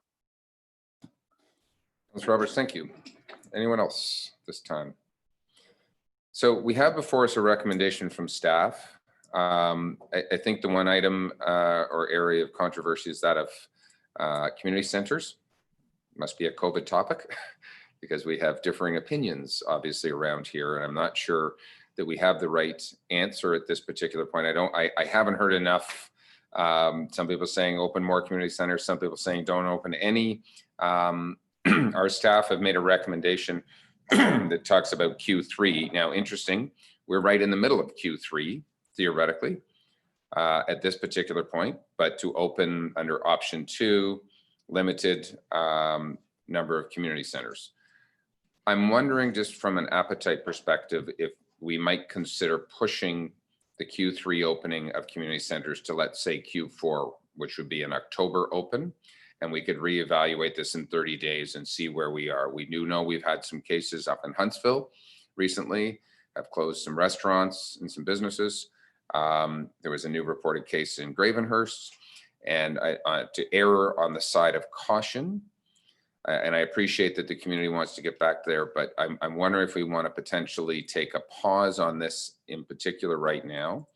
I'm seeing some nodding of heads around that we would consider a Q4 opening, but for staff to come back. The rest of the report, again, to staff, thank you. Trying to keep ourselves safe and our community safe, I think, is the most important aspect of this. Generally, Councillor Nishikawa, do you want to comment?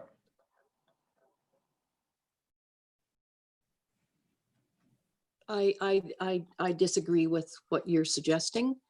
I believe that we should be trying to move forward with at least 3 community centers. We're talking about very little use. When you really, like, it's not like people are going to book the community center for every day and everything. You know, we know the groups that are going to be using it. I feel very strongly that we should be in line with the school boards when it comes to the early years needs and wants. And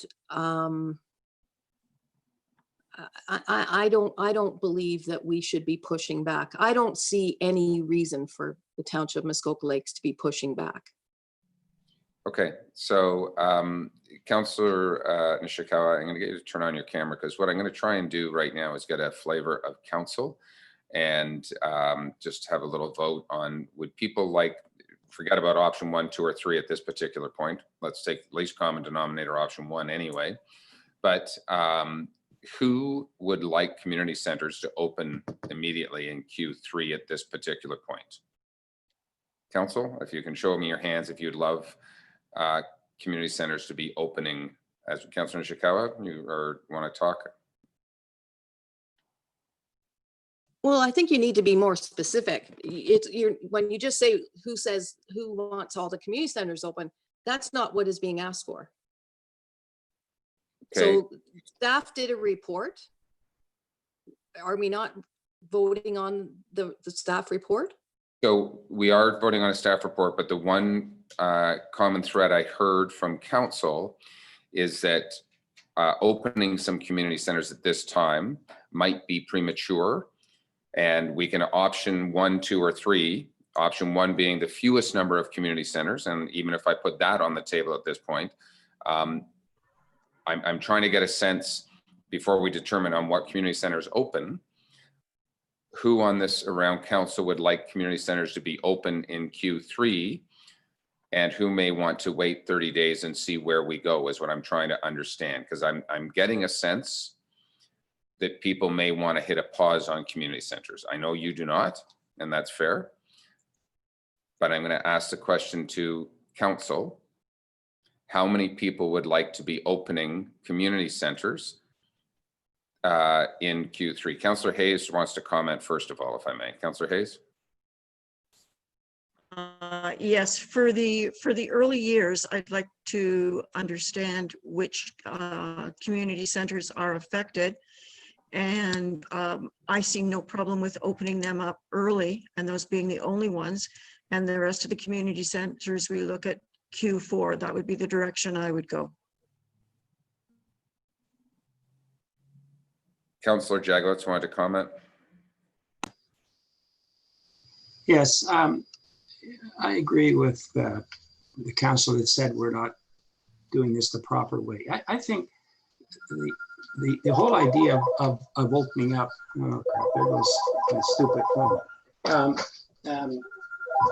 The whole idea of opening up and getting back is to phase it in and see how it goes. In other words, you open a little bit and you analyze and say, is that hurting or helping or hurting? As much as I would like to see Minetta opened, because that's my area, I just think we might be better to take option one, a minimal opening at this time, and then revisit it in Q4 to see if that worked or not. And that to me would satisfy a number of people. I'm sure AA and people don't necessarily have to go to the closest community center to meet. So anyway, those are just my thoughts. I think just asking whether we want them open or not is not a fair question. Maybe you should go down option 1, 2, and 3 and see what people think about. Okay, so I appreciate that, and maybe I didn't articulate my comment first of all.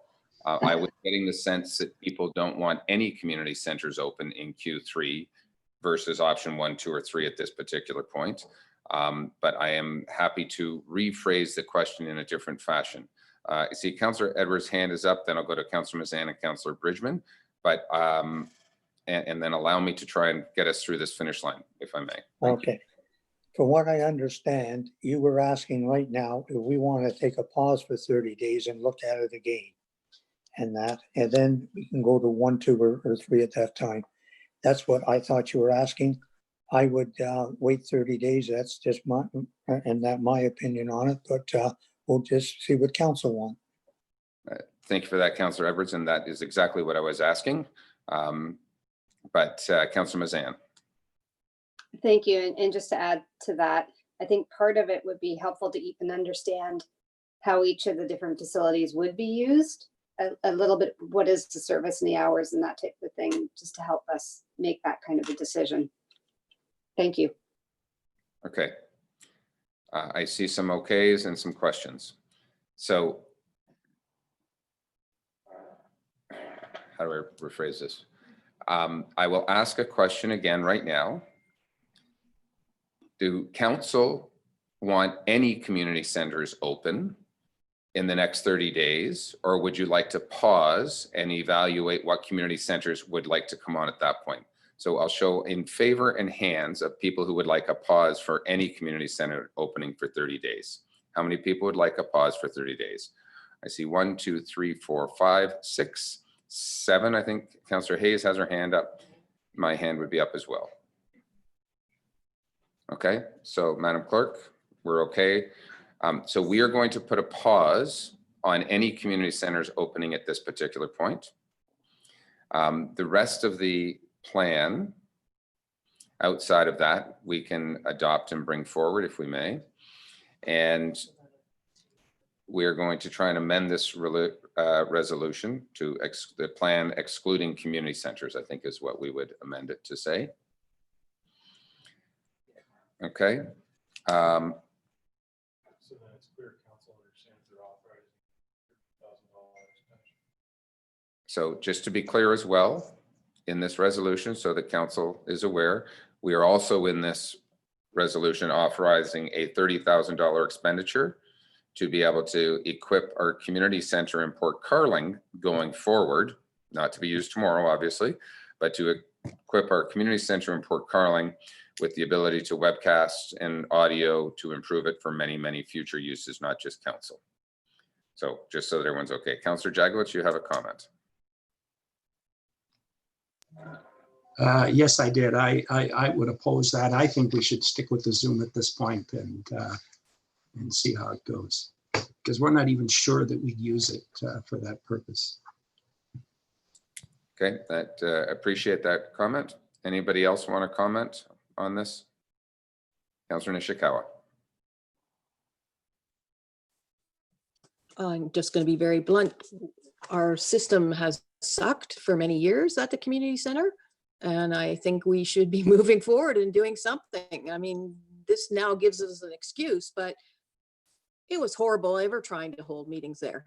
So I would be in favor of leaving this in. Okay, thank you. I saw Councillor Everett's hand up, and then Councillor Bridgman, Councillor Zavitz, and then I'm going to call a question. I think I would put a 30-day pause on it and see how things are going as well. So I wouldn't rush into spend $30,000 that we may or not use. We can always budget it in next year's, but at this time I would hold off.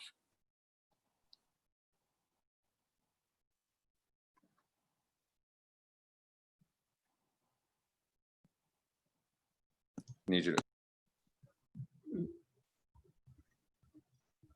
Mayor Harding, you're muted. I know, I was waiting for you to speak. Sorry, I didn't hear you ask me. I am not in favor of spending $30,000 that isn't in our budget at this point in time. We don't know the full effect of COVID. And we could start this in the new year when it's part of our budget. That's my comment. Okay, as we are debating this, it's interesting that this came in because I just received an email during this discussion, oddly enough, and our Director of Finance also received the same email. And it's a letter from Minister Clark in particular, dealing with COVID and infrastructure and funding. And in simple terms, there's going to be two funding allocations, two phases that are provided to lower tier municipalities to help with COVID relief for our increased costs in doing business.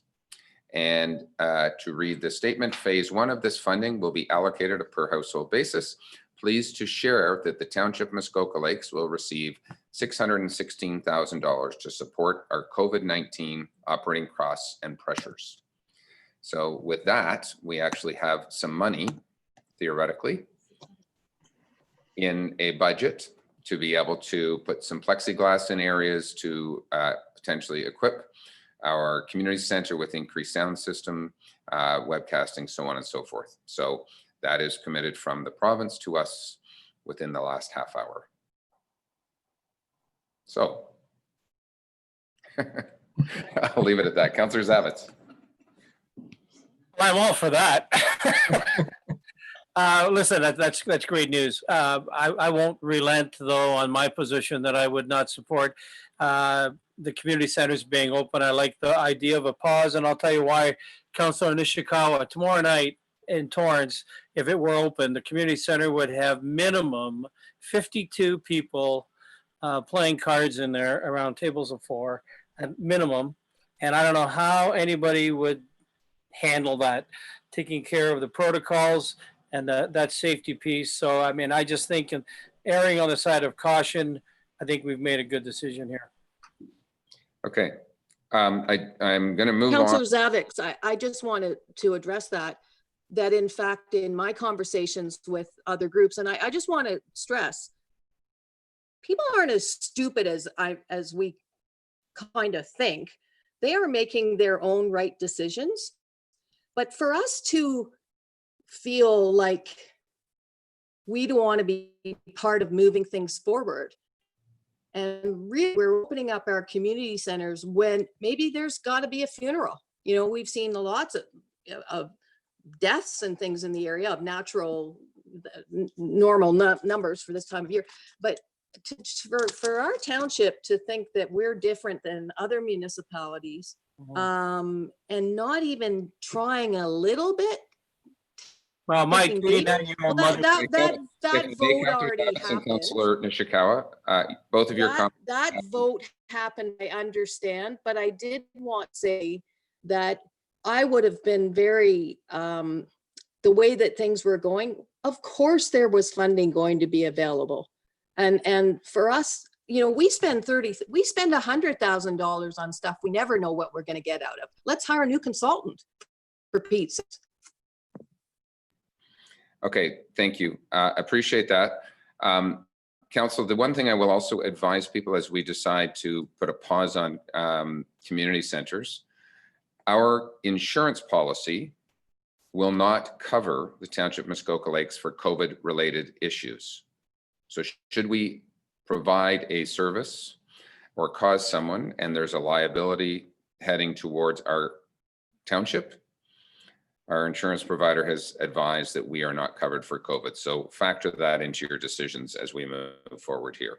The one question on the table, again, I don't want some things to fail that we can't revisit for a few months, was the concept of the community center and some money being put forward to allow us in the future to hold better council meetings there with some webcasting. There's a $30,000 price tag. And potentially, we don't, that's the upper limit of it, obviously. The resolution on the table will exclude community centers, but I'm wondering whether or not we are now in favor, knowing that we have some additional money from the province, to be able to move ahead with this. I'm getting the sense that most people would probably say, yes, we could move ahead with this at this point. Okay, so I'm going to read this resolution. Moved by Councillor Bridgman, seconded by Councillor Edwards. Be it resolved that Council endorses the Municipal Operations COVID-19 Phase 2, Stage 3 Reopening Plan as outlined in the staff report entitled Municipal Operations COVID-19 Phase 2, Stage 3 Reopening Plan and dated August 12, 2020, excluding community centers, and that staff are directed to proceed as outlined in the summary section of said staff report dated August 12, 2020. Excluding community centers, not including. Councillor Edwards, are you ready to vote or do you have a comment? I have a comment. Thank So you. if we hold and that council meetings at the Port Carling Community Center, we're not insured if somebody gets sick, is that right?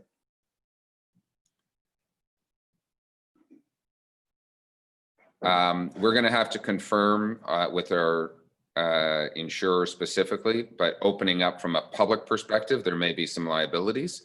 As we move to a distancing perspective, it may make life easier that staff can social distance appropriately at the community center, as well as have a public walk into a microphone and walk out, which in our current council chamber configuration is not possible. There's more options out of the community center, and we all know that the technology within the community center is really not great, and it certainly, when we move over there on a regular basis, precludes us from webcasting, which, as we've all said, is certainly important to this. Then Okay. I would support it. We're getting the funding right away. If not, I would again pause for 30 days to make sure we have the funding and what it's for. Okay, so we have the funding is coming in, and I'll let our CIO speak. Thank you, Your Worship. I just wanted to clarify that, in fact, COVID is an exclusion in our insurance policy. However, what that means to us, if somebody gets sick and they try and sue us, we will need to show that we took an abundance of caution in trying to prevent that from happening. And that's why you saw a lot of the detailed protocols and approaches that Director Becking was taking with respect to waivers and fastidious cleaning programs, et cetera, for our community centers. And that's the kind of approach that we would be taking to protect ourselves in any event. Thank you for that. Councillor Kelly, you have a question or comment? No, hand is down. No, sorry, I don't know why the hand goes down so fast. Just a quick comment and to follow on what our CAO just said. I think the insurance isn't any different right now. If you visit the township office, you sign a waiver. And I presume that that's because the peace of mind of knowing that we aren't going to get claims against us, you know, that are caused by illness or death from COVID. Right. I think the concern would be as we open up community centers, it may be a little bit more non-controlled is a question. Councillor Jagowitz, then Councillor Hayes. Yes, I just feel obliged to comment on the 616,000. It sounds like we just got a raise in our allowance, but that's to cover all our costs. Keep in mind, we've already suffered a loss of 120,000 in the interest we've waived. And there are other COVID costs that are adding up. Some Mr. Donaldson indicated. So we just shouldn't be going out and spending that. We should be looking at it and putting it to the right causes. So just keep that in mind as you vote for these things. Councillor Hayes. Just clarification. The Muskoka Lakes branch in Bala is housed in the community center, but it has its own entrance. Is it going to be considered part of the library or part of the community center? It's just for long range planning. We don't have any, the board has no date on when it's going to open. They're kind of looking to see what was going to happen from our end. Thank you. Mr. Becking, do you want to chime in on that? I think more information to come, or? Yes, Your Worship, I would suggest that that's the case. The branch there's a loose arrangement between the branch and the central library. It does have its own entrances and exits. We can certainly look at the possibility of coming to some agreement on that particular component without having to open up the entire community center. But I'll be speaking with Ms. Duck to clarify that further. Okay, thank you. And then the other thing, just understand, we're excluding community centers in this resolution, but we will be circling back with a report in September on community centers again, as we have more information as to potentially reopening of community centers. That is my understanding, Your Worship. Thank you. I've read the resolution. I'll call the question. All those in favor?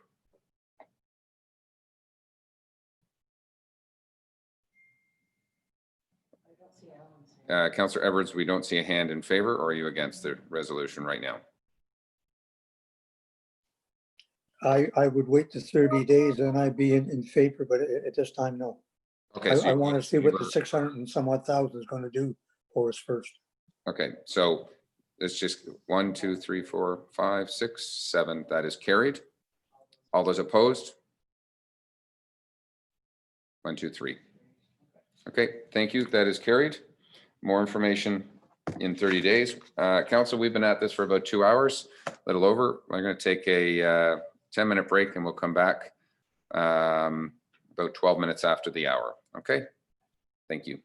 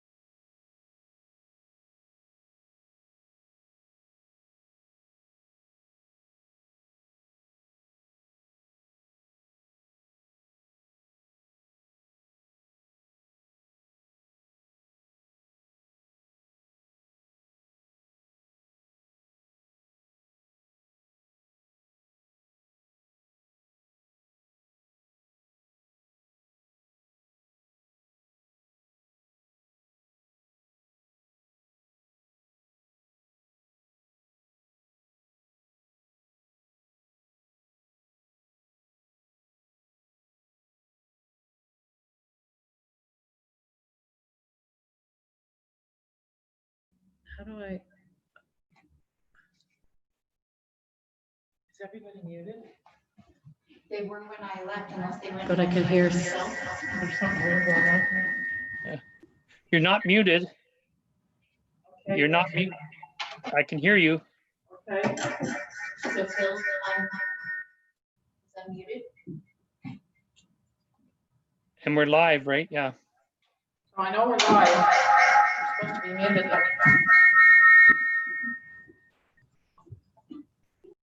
You are not muted.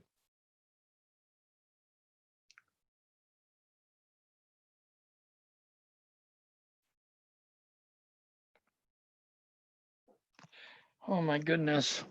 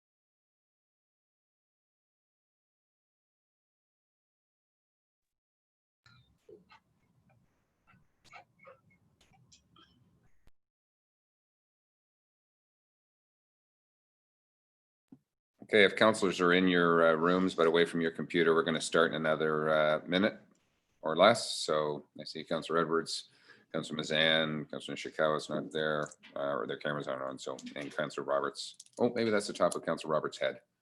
He is there. There we go. Very nice. We're going to get started in about 1 minute. Oh, there's Councillor Edwards.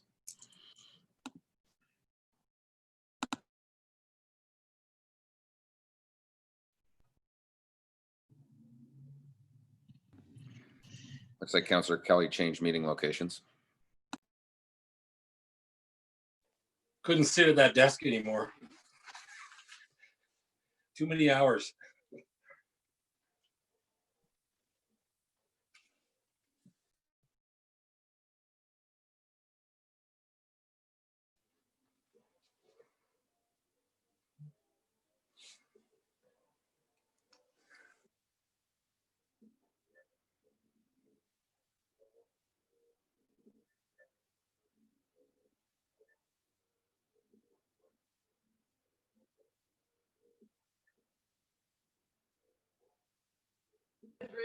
The other ones came up.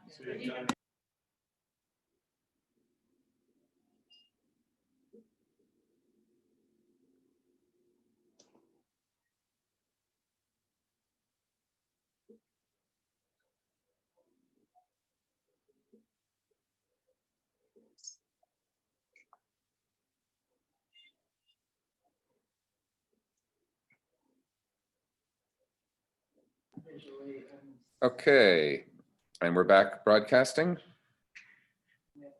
And we have a quorum. Thank you. We're dismissing Councillor Nishikawa's camera may be off. She may be with us. Council, we're going to jump ahead because we've had a couple of delegates here. There's Councillor Nishikawa. We've had a couple of delegates waiting to speak to an item, and that item is 8A, I believe. Not 8A, sorry, 9B1. And that's regarding the McAskin application. Mr. Pink, maybe I'd get you to just give us a quick overview, and then we can let Mr. Connell, I guess, speak on that behalf as well. David, there to give us a quick overview. Thank you. Thank you, Your Worship. I wouldn't want to steal Mr. Allen's thunder. If Ryan, you are there, if you could just briefly introduce the application. Mr. Allen, welcome. Thank you, Mayor Harding, and there's no thunder to be stolen, I promise. The Planning Committee heard a zoning bylaw amendment application, the name of McAskin. The application specifically proposed to recognize an existing dock width. A survey had recently been completed that revealed a smaller lot frontage than was believed. The application also proposed to permit a sleeping cabin on an undersized lot and to repeal a previous bylaw related to the existing dock and boathouse construction. Staff had recommended a minor amendment to specifically prohibit future dock additions of an overwidth dock. And the Planning Committee recommended to Council that this application be approved, provided that the exemption related to a sleeping cabin on an undersized lot be removed. If you recall, the applicant was willing to step away from that part of the application and instead was looking at options to explore how to expand the existing dwelling in compliance with the bylaw. We'd received a number of submissions related to this application. Specifically, the two immediate abutting neighbors raised concerns. Mr. Fauner had represented one of those neighbors, the Robinsons. We also had received, as Mayor Harding mentioned at the introduction to this meeting today, a submission from Mr. Harold Elston on behalf of two of the neighbors, the Robinsons and the Joneses. That submission was circulated prior to this meeting. Be happy to answer any questions you have. The submissions are attached to the agenda for your review. Thank you. Thank you very much, Mr. Allen. I'm going to suggest that we go, who wants to go first in our delegate, Ms. Robinson or Mr. Fauner, who's I know here to speak on the issue. Mr. Fauner, do you want to head off or lead us off? Sure, I guess my video is not on. You probably have control of that on your own Zoom screen, sir. Oh, there we go. There we go. Okay. Thank you. I'm sure I'll be up live in just a moment. Again, thank you, Mayor Harding, members of council. I think you know who I am anyways. Steve Honor, Good Time Limited. Thanks for persevering and having to look at my mug for such a long time. I've been having troubles with my camera, so I was getting notice that my camera and speaker weren't working, so that's why I was just hanging in there. So appreciate your patience on that. There has been Mr. Fonner, I'm going to get you to try and speak a little closer to your camera or to the computer. I think all of council is having a bit of a hard time hearing you. So hopefully you can either speak up a little bit or wherever your microphone may be, if you're using an alternate microphone. Okay, anyways, thank you. And there was a further submission from Harold Elston, which I won't go through in any detail, but hopefully council members have had an opportunity to review that. I just agree with the proposed recommendation from planning committee, and that to approve the document only. But I just want to sort of emphasize a few points, and just in case there's some councilors of course weren't at that planning committee meeting. So I'll just take a couple of moments. I'll be pretty succinct with that. Mr. Fonner, Steve, if you may, we're having a hard time hearing you. I think the rest of council, you tend to be broken up, whether it's your internet connection or not. I'm actually going to suggest right now that you turn your video camera off, which will increase the bandwidth for us to listen to your audio only, if that's okay. You've muted yourself, but let's try and turn the camera off and then we'll unmute you. So hopefully we can hear, because I know all of council is having a hard time deciphering exactly what it is you're saying. And then you'll get yourself to unmute and then you're off to the races. Still can't hear you. Okay, there we go. Okay, is that any better? Much better. Yeah. Okay, all right, great. Yeah, I'm in at my cottage in Halliburton, so it could be that maybe the connection's not the greatest. So, and I don't know if they had the bandwidth, much of a bandwidth here at all. So, anyways, I wanted to ensure that council, accepts the recommendation from planning committee, and just to reiterate a few points. Number one, the subject lands only has 79 feet of frontage, so it's not a building lot. They don't have the ability to have any additional buildings on the property. And certainly if there wasn't anything there, of course, they wouldn't be able to build on this today. I also wanted to mention too that sometimes people think, well, it's, got lot area, there's room on the property for their proposed expansion. I would say that the lot frontage is the key determinant of density, more so than lot area. And that's why it was put in the bylaw that you go back 200 feet to calculate your lot coverage, is because really then it becomes more a frontage determinant than it does a lot area determinant. So your frontage is the key. And to allow for another habitable building on 79 feet of frontage, in my opinion, is not good planning. And again, I would stress that agreeing with the planning committee recommendation is the right way to go. There's obviously been a number of other Planning Act approvals on this property, and I think that stems to the small size, in particular the small frontage. It's unknown as to what's going to happen with the upper story of the garage, the way it's been proposed. And the proposed structure itself is quite large. If you look at the elevation drawing, it certainly looks like a dwelling. To me, it's larger than some of the dwellings that are on Whiteside Road. The minor variance that was granted in the past for the garage was very specific. It said that it was to be for non-habitable use, and my clients did not object to that on that basis. So I really think that should be carried through. And there is a lack of buffering between my client's property and this particular garage as well, so it poses some concern. So again, to sort of sum up, I think it should be noted that sort of continual construction and expansion of buildings on a lot with very insufficient frontage is really not good planning.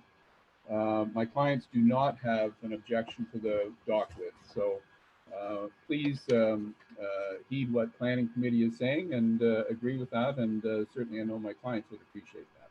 Thank you. Okay, thank you very much, Mr. Funner. I'm not sure whether or not, I know you're speaking on behalf of Tracey Robinson, but I think I saw her in the meeting room, or were you just, Tracy, were you just watching and letting Mr. Fauner speak on your behalf?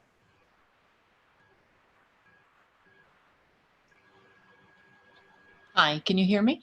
We can hear you. Yes. Hi.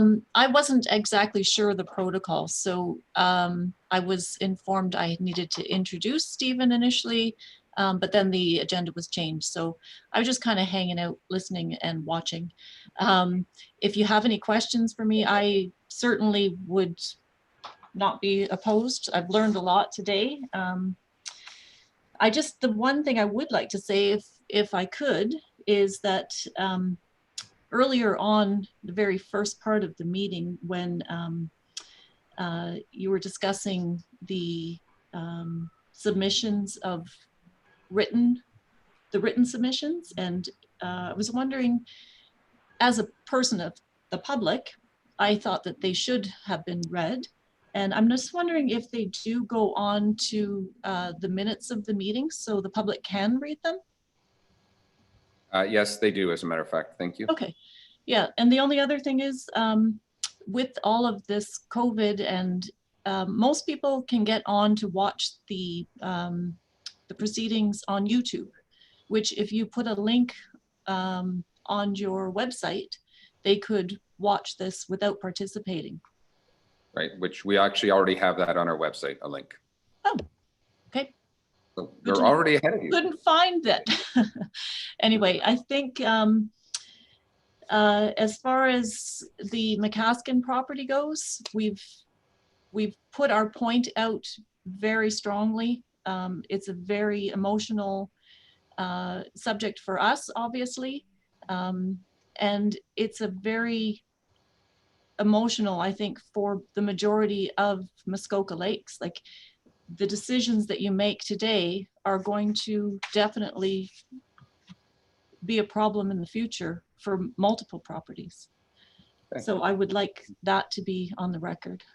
Thank you for that. Appreciate it. Okay, Madam Clerk, I think those were the delegations on this particular topic. I see Councillor Zavitz has his hand up. Councillor Zavitz. Thank you, Your Worship. Through you, I had the pleasure of meeting with Tracy and the Jones neighbors on Friday afternoon. I just felt something didn't feel right to me. I went over, met with them, viewed the property, viewed their properties, 79 feet. I want to draw special attention to certainly the commentary from Mr. Fauner, and certainly as well the letter from Mr. Elston.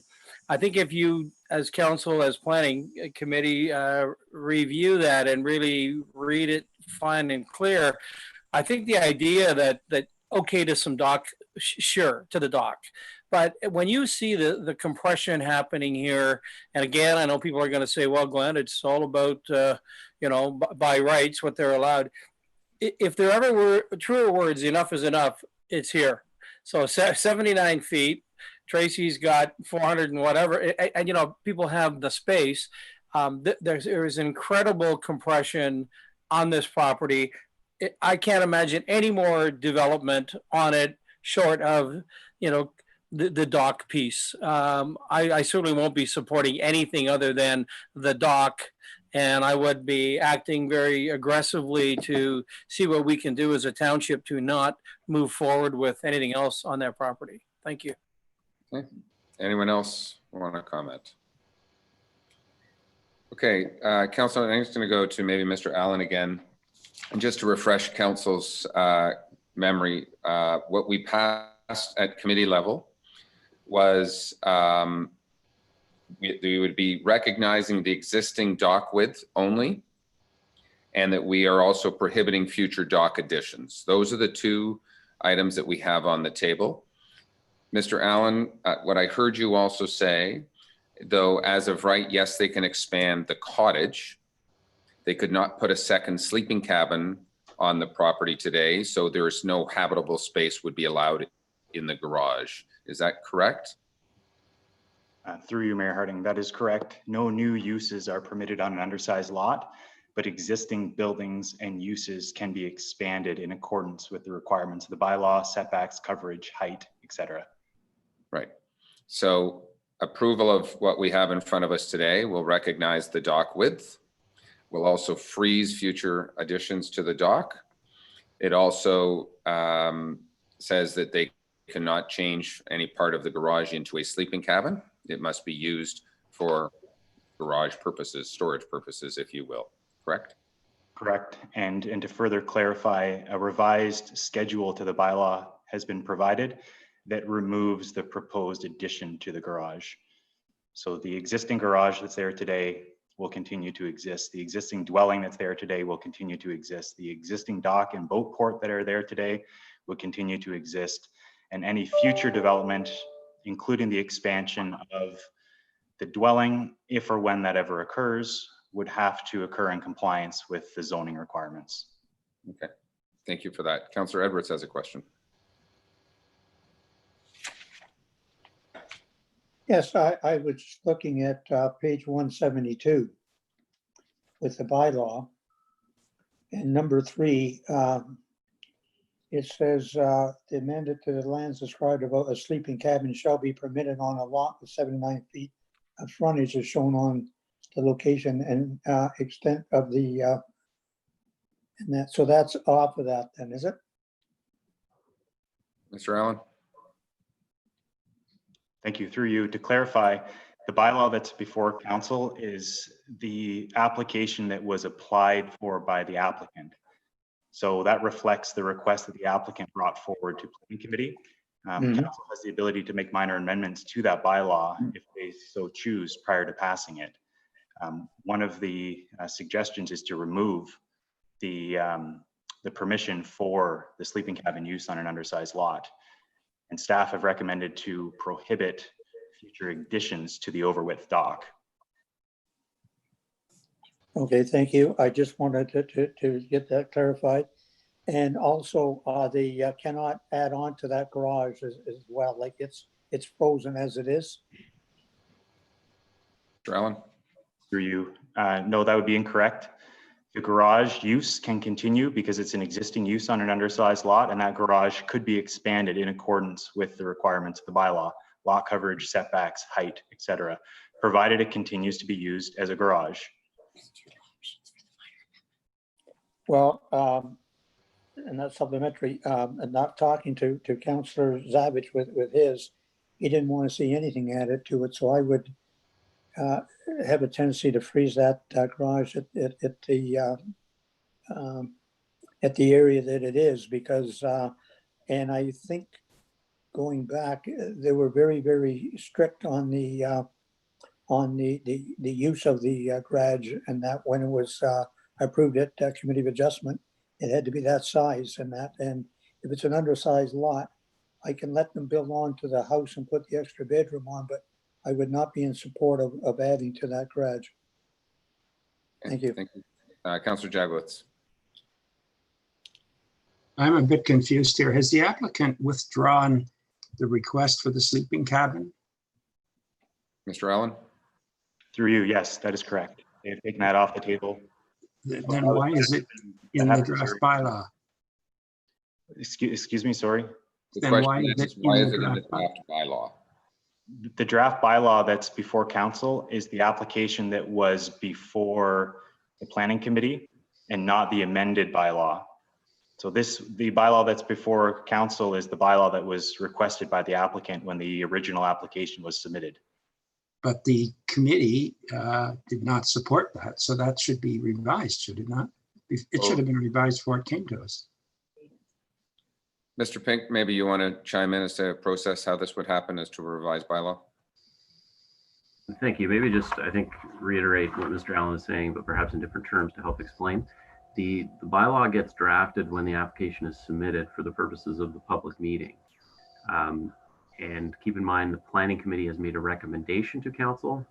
The bylaw is now before you at council. So if you heed the recommendation of planning committee, you would have a minor amendment to amend that's what's attached to the agenda. And then that but would again, be until council makes a decision on the bylaw, that the decision is council's is the final decision, not planning committee. so we would be denying that request at the recommendation of committee, and therefore would be subject to an LPAT appeal. Is that correct? I think what is happening here, if I can, Your Worship, You would give first and second reading of the bylaw. It appears planning committee and I assume council were in support of recognizing the dock width. We then have a minor amendment resolution for a minor amendment drafted that would implement the recommendation of planning committee. And that would be to remove the exemption related to the sleeping cabin and to recognize the property. If council were to approve that and give third reading, that would implement the recommendation of planning committee. I would just note with respect to the garage, my recollection was that planning committee did have a informal straw vote on restricting the garage expansion for garage uses, and planning committee did not support that. That right, I believe, exists today, and planning committee did not want to take that away. And I believe there was an informal vote. Mr. Allen might confirm that recollection. So I'm just on a technicality here that at the planning meeting, I think the applicant agreed he would not pursue the sleeping cabin, but by us deleting it, that's now appealable to LPAT, correct? Our decision could be appealed by the applicant. Is that correct? Your worship, yes, technically, even though an applicant, I guess, verbally agreed to remove a request, once you make a decision on any planning application, that decision is subject to appeal. That you can say that on virtually every planning decision you make. Property owners or applicants have rights to appeal that decision.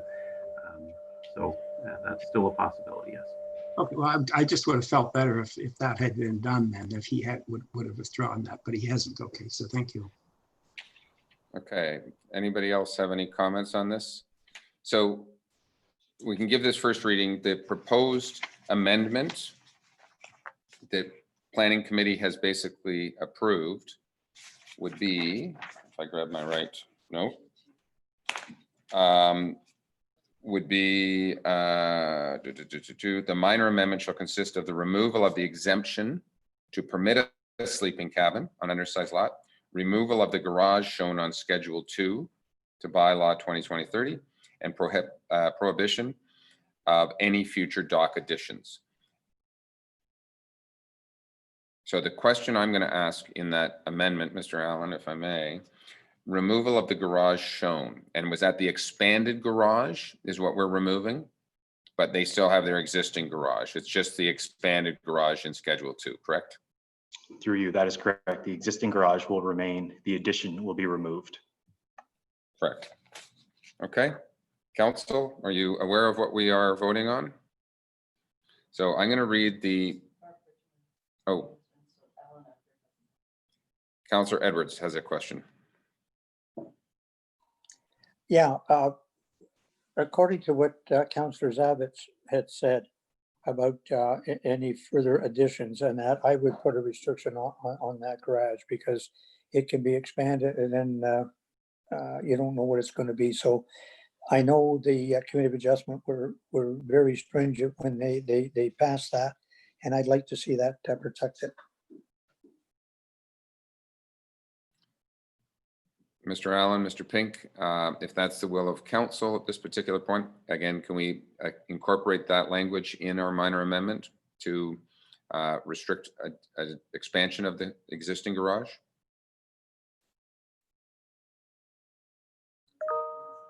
Or is it necessary, I guess? Again, I would clarify, I believe that right may exist currently, but if that's the will of council, they could add that to the minor amendment to prohibit any expansion of the garage. That could be added to the resolution, yes. So just if I may, from a clarity perspective to council, right now, if this wasn't before us and or this gets ignored entirely, they can expand the cottage and they can expand the garage as of right. They could apply for a building permit to do both of those currently. The only thing that this is contemplating doing is recognizing the existing docks and freezing its future expansion. Mr. Allen, Mr. Pink, either or? Through you, that's generally correct. There's also a component of the bylaw that repeals a previous bylaw that initially permitted the dock and boat port that are there today, which is no longer technically necessary. Okay. Council, do we have an understanding of what we're looking at? Anybody not? Okay, Councillor Bridgman. I'm sorry I'm finding this a little confusing. We're reading exactly what came to planning for the first two readings, and then we're putting an amendment in. So we're going to say yes to get it on the table, and then we're putting the amendment in. Correct. I think I got it right, but I just want to make sure. Right. So as a background, if I can put it in Phil language, and correct me if I'm wrong, Mr. Allen or Mr. Pink, an applicant realized that they didn't realize they could expand the cottage. They thought they would put a sleeping cabin. They came in for an expansion of a sleeping cabin. When they did a new survey, they realized their lot was slightly different than it was 5 years ago or 10 years ago when the original variance came through to permit the dock. So they wanted to rectify the dock width. This new bylaw would do so. In our planning meeting a month ago, it was realized that they could expand the cottage, and they decided to abandon the ability to put a sleeping cabin and expand the garage. So they're not proposing an expansion to the garage today. They will future expand the cottage, no doubt, but we're just going to recognize the dock as it is, correcting an error in the past, I think is a simple way to say it in Phil language, unless I'm wrong. Mr. Allen or Mr. Pink? Through you, I think your understanding is generally correct. Okay, Councillor Jagowitz. Yes, I'm still back on the fact that we're setting up an appeal where they can ask for something without coming through us. I would feel much better if we deferred this, asked the applicant to commit in writing that he's withdrawing the expansion to the garage and the sleeping cabin before we dealt with it. Because by us doing it the way we're doing, he can then just say goodbye to us and go directly to LPAT and ask and attempt to get it there. And I don't think that's the spirit of it, because if that's what he's going to do, then maybe we shouldn't legalize the dock. So that right. So the dock technically is legal already. He wanted a new bylaw just to recognize a different frontage, if I'm not. And Mr. Pink, if this was to be referred to LPAT, would not the minutes of our committee meeting a month ago be utilized, which states that he has withdrawn the sleeping cabin? Or Mr. Allen?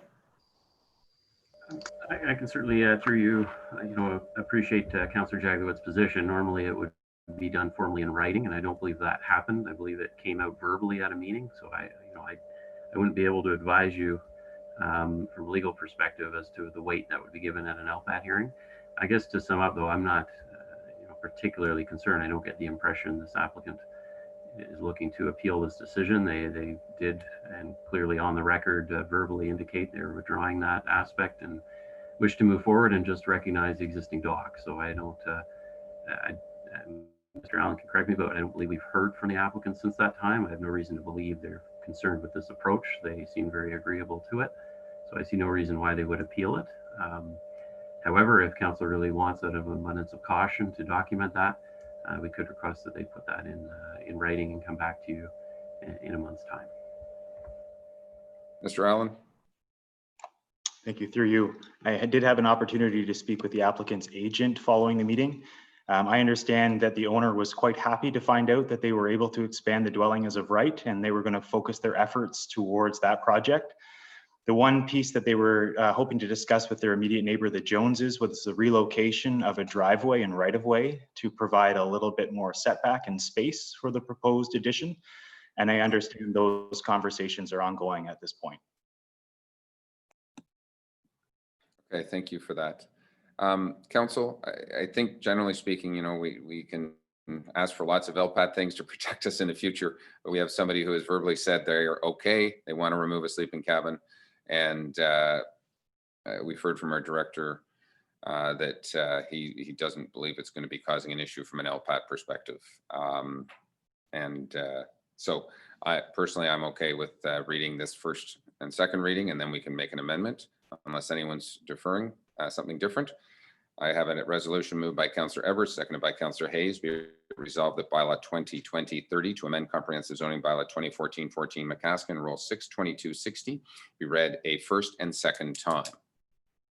All those in favor?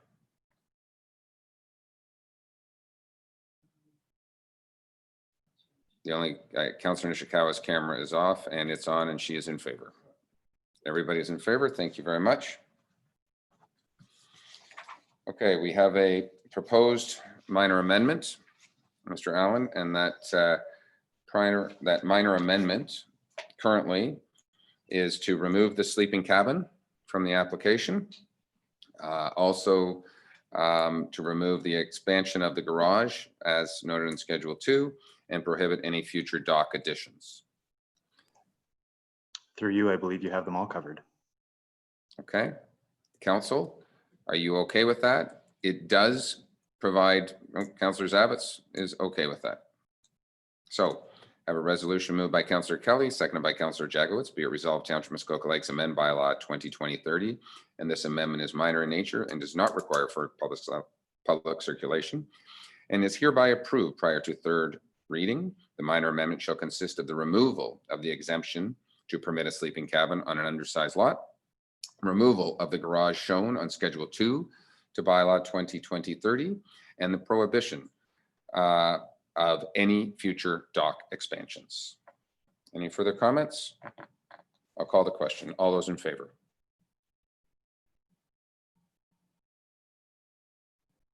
Madam Clerk, that is carried.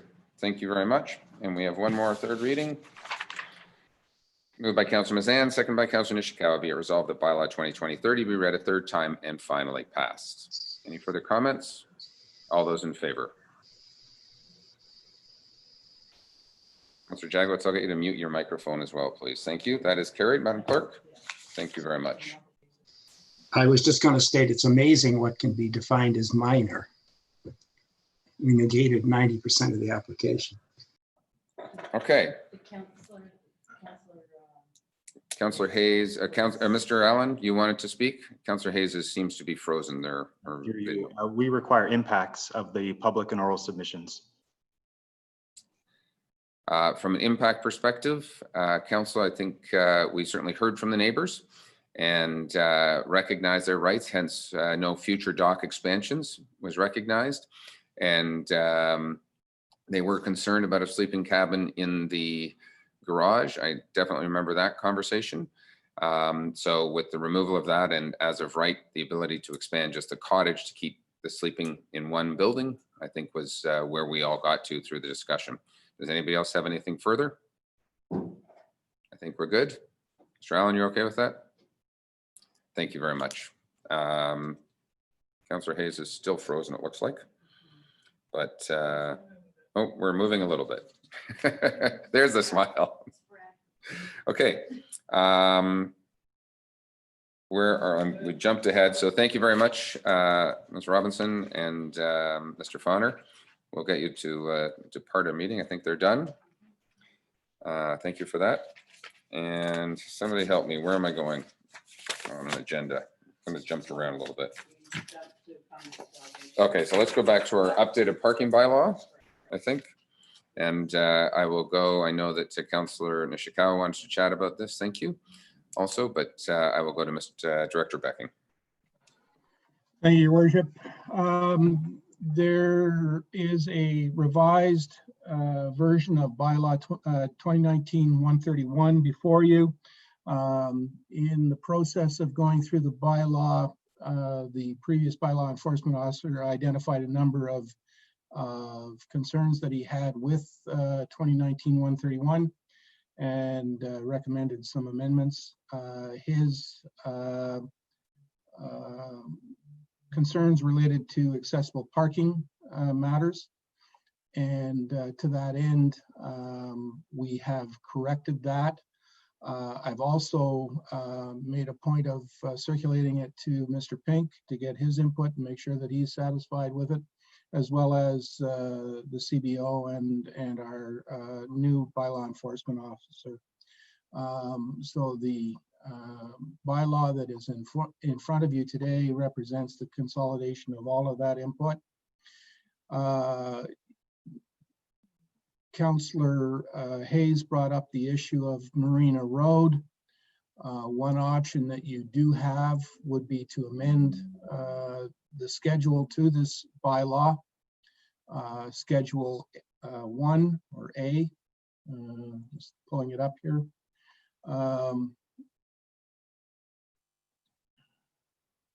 Schedule A to the bylaw by the addition of Marina Road on both sides of the road from a point of the intersection with Barlocken Road to a point 800 meters southeast.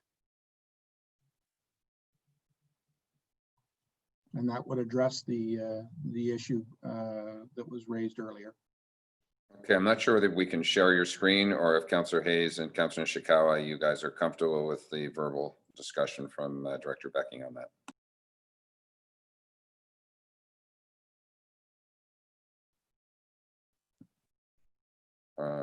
Looks like Councillor Nishikawa. Thank you. And then Councillor Hayes. I'm assuming that it's going to be fine. I would have liked to have seen it on the screen at this time, just because we've been absorbing an awful lot. So can we do that? Director Becking, I'm not sure. We might have to make you a host, which I think we're trying, our co-host, trying to do that as we speak, which will... I haven't prepared anything, Your Worship. It would have to be minuted as such. Okay, let me just, maybe we can read that definition one more time and just make sure Councillor Hayes and Nishikawa are comfortable. One more time, Director Becking, and then I'll go to Councillor Hayes. Okay, all members of council have a draft version of the revised bylaw as part of the agenda package. If you go to Schedule A to the bylaw, which is entitled No Parking Specific Places, to affect the change that the councillors are requesting, under highway name, you would insert or add Marina Road. Side would be both sides of the road, or the word both. From would be the intersection with Barlocken Road. And to would be a point 800 meters southeast of the intersection. Okay, thank you for that. Councillor Hayes. Just to give you some background, since this was at council last month, there have been 2 incidents, one last weekend, one the weekend before. Apparently on the long weekend, there were several cars and they decided one side of the road was not enough for them and they started parking on the other side of the road, which yes, one car can get through, but I know that there was one delivery truck that could not get through, and one truck with a trailer that could not get through and had to back up and go 20 minutes out of their way to get to where they had to go to. If they can't get through, emergency vehicles can't get through. On this past weekend, I've heard that there was an incident where the road was blocked for a series of about 20 minutes. I haven't checked to make sure that that is completely true, but I did hear from someone that wanted to get to their house. They could see their house, but they couldn't get to it. So it's not getting better. It's getting worse. And to have this go back and then come back to council committee and then go back to council, these people aren't going to see any relief until November. So if we could put it through today, it would be greatly appreciated by the residents. Greatly appreciated for yourself and also Councillor Nishikawa for dragging it or bringing it to our attention at the start of the meeting. So thank you for that. And thank you for Director Becking for making the accommodation. Any other comments on this bylaw? I need to find my next resolution here. We need to amend it. We're just going to, we have a slight amendment this to add this road, and the clerk is doing that. Hence the reason the bylaw is not in front of me, or the motion.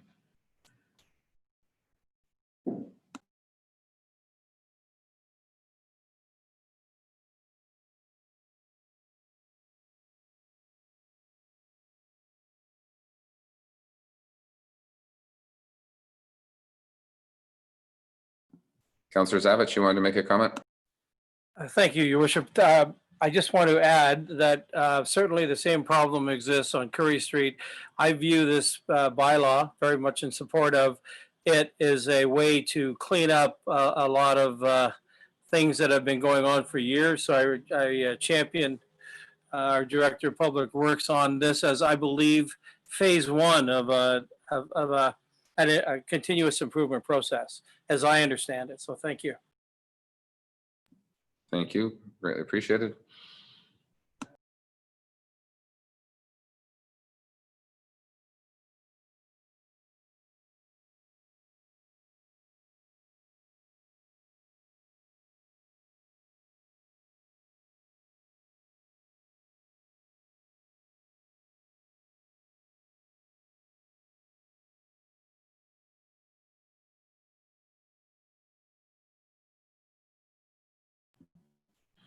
I think as Councillor Hayes made the comment that there's people who can't get down the road, but they can see their house.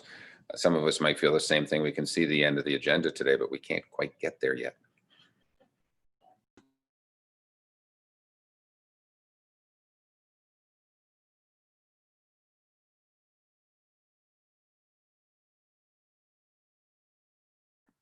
Okay, moved by Councillor Jagowitz, seconded by Councillor Kelly. Be it resolved that bylaw 2020-53 to regulate parking of vehicles in the Township of Muskoka Lakes, as amended to include the addition of Marina Road, both sides from the intersection of Barlocken Road to a point 800 meters southeast to Schedule A, be read a first, second, and third time, and finally passed.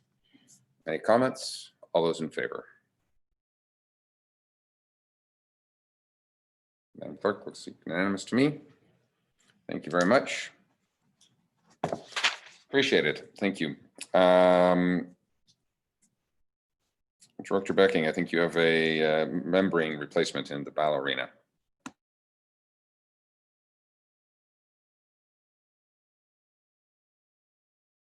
Can't hear you if you're muted. Thank you, Your Worship. There is a budgeted item to replace the roofing at the ballerina. Tenders were called in accordance with township policy. The bid results are identified in the report. Staff have some concerns with respect to the low bid submitted by Sinclair Industrial Roofing. We question the ability of the contractor to accomplish the work for the bid price. Our analysis of the bids would suggest that that a fair price to do the work is somewhat higher, closer to $60,000. The tender did clearly identify that any and lowest bid not necessarily accepted. So you are not compelled to take the low bid if you choose not to. Staff are recommending that the bid from DJ Pete Roofing and Sheet Metal in the amount of $57,401 is an acceptable bid. And we have researched the qualifications of the contractor, and he has a satisfactory performance record. And that is the staff recommendation, Your Worship. Okay, thank you. Any comments on the resolution? Or can I raise? Councillor Jagowitz. Yes, through you too, Director Becking. Did you check the qualifications of Sinclair? And if you did, what were the results? They were inferior to the second low bidder. Thank you.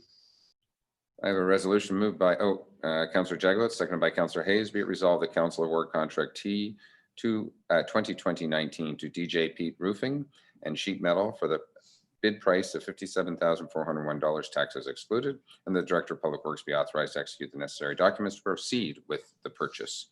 Any further comments? Councillor Jagowitz, your hand is up. Is that from last time? It is, I believe. Yep. Oh. Okay, there we go. Oh, hand is back up again. But I think we're good. All those in favor? It's been a long day. That is carried. Thank you. Director Becking, I'm just going to probably go right ahead and read the next resolution and I'll ask council if they have any questions afterwards. And that's moved by Councillor Kelly, second by Councillor Mazan. Be it resolved that council award contract Q220 or 2020-20 to McMorran Electric for the bid price of $13,469.33. taxes excluded, and the Director of Public Works be authorized to execute the necessary documents to proceed with the purchase. And this is for new emergency lighting and exit signs in the Bala and Port Carling arenas. Council, any questions on this resolution? All those in favor? Carried. Thank you very much. We have one more. I'm just going to read it. Moved by Councillor Bridgman, seconded by Councillor Edwards. Be it resolved, Council award contract P 2020-21 to Barry Bryan Associates for the bid price of $61,772, tax excluded. And the Director of Public Works be authorized to execute the necessary documents to proceed with the purchase. And this is regarding the Port Carling Arena floor, architectural drawings, and soil samples. Any comments on this, Councillor Edwards? And then Councillor Jagowitz. Yes, does that bid also include changing the piping under the floor? Director Becking. Your worship, this is the preparation for that exercise, and they'll evaluate that at the time of the investigation component and make a decision as to whether or not we have to replace all the piping. Supplemental. Supplementary, yeah. I remember we changed the headers about 8 or 9 years ago, and that, but the actual piping under the floor is probably the original. So, you know, I would operate under the caution and change it, because I've seen 2 or 3 curling clubs now where they've done work and then there's been a leak under the floor. So, and that, but I'll leave it up to the experts. Councillor Jagowitz, you have a question? Actually 2. One was the one before this and this one don't show the bid prices, and I just wondered why we're no longer showing the bid prices, what we did on the first one. But more seriously, I really suggest we defer this. And we're not bidding on $60,000 here or whatever it is. We're starting a process for $1.2 million, okay, in an arena that's not being used. And I just think maybe we need to have and we know that next in line is the Bala Arena. And so I just wonder if it isn't time to take a pause and have a discussion about how those are being used and will be used in the future before we start spending this kind of money. So I strongly suggest that we defer this to a broader discussion. I'll go to Councillor Nishikawa. I'm struggling with this because I have the same feeling as Frank and actually about a lot of our infrastructure. But a roof needs to be done. The floor is a different situation. You know, the roof at least is a protection. The floor, and I know that I'll just talk about our own curling club. We never had pipes in the past. You know, it was a very different setup way back when. But I do know that some materials that our company used 20 years ago in radiant heating doesn't pass today. Not all the product, but it's interesting. But I don't know that I'm a little concerned about putting it off, but not really having a good enough reason to do so from a contract perspective. Because I kind of have thought, I'd learned over the years that once you get to the tendering stage and people have performed and done all those things, that you have to have really good reasons why you're not going to move forward with it. But I agree. I would love to have the opportunity in the very near future to look at our infrastructure and really figure out what we're doing and what we want to be when we grow up, kind of thing. Because, you know, even if I look at some of the redevelopment of bridges and docks, you know, we are talking millions and millions of dollars. So I would like to see if there is an ability, and I don't know if there is an ability to have a pause on that floor. Okay, I see Councillor Bridgman's hands up. I'm going to pause for a second. I know that our CIO wants to chime in, and I also may want Director Becking to make a comment as well, but I'll go to our CIO first. Thanks, Your Worship. So I'm mindful of the presentations and the reports that Director Becking has been bringing to General Committee with respect to asset management. I'm also mindful of the process that we're going through to update our strategic plan. And as you recall, our discussion from yesterday was to look at infrastructure from a broader perspective, with going exactly where Councillor Jaglowitz and Councillor Nishikawa want to go to, and it's looking at what is the plan and what is our ability to create a financially sustainable plan. So I think staff would welcome the ability to take a broader look at the issue. I think the question really at this point is whether or not you want to proceed with a design exercise at this time only. Director Becking, do you want to comment on from a timing and what this would get us, or what happens if we don't do this at this particular time? Thank you, Your Worship. Certainly, I would echo the CAO's comments. You've got a 47, 48-year-old facility that had a 40-year service life. You're 7 years past the best before date. The floor is heaving badly. And I can give you all of the technical reasons why that is, but suffice it to say that the work does need to be done. But I would concur with the CAO and the two councillors that given that this thing is rather long in the tooth, and we've got another one that's equally long in the tooth, I think it behooves us to take a moment to step back and, as to use Councillor Nishikawa's phrase, try and figure out what it is we want to be when we grow up before we start going out and spending.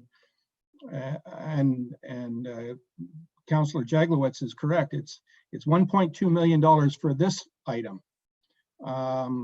If the projections that I'm seeing are even close to being correct, it's probably $6 or $7 or $8 million over the next 10 years for each of those two facilities. So I think we would be wise to take a pause.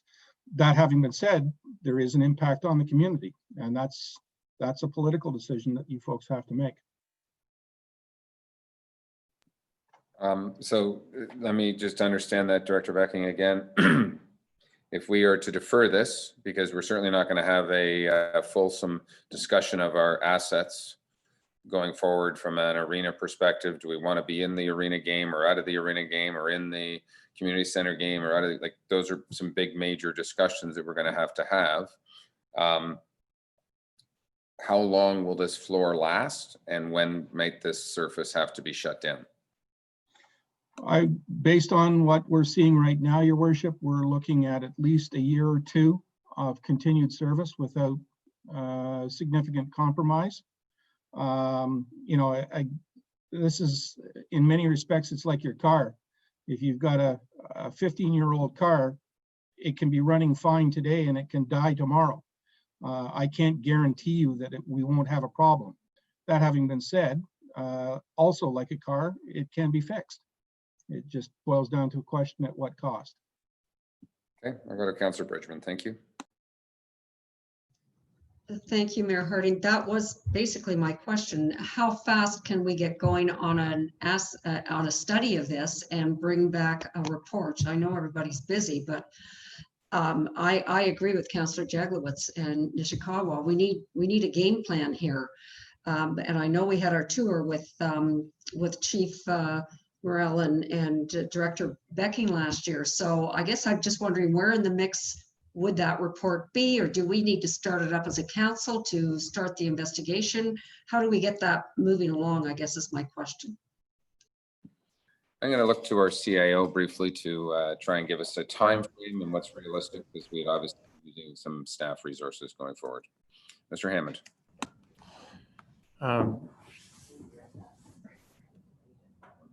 Thank you, Your Worship. So being mindful of time, resources, and dollars, staff were going to be coming back later this fall. Well, actually, September was the planned date, with a list of initiatives that could be undertaken using our municipal modernization funds. And one of them potentially was an infrastructure master plan, if you will. And so depending on the council's views on those initiatives, it could flow from there. But as you know, we have a lot of major projects on the go, and the senior management team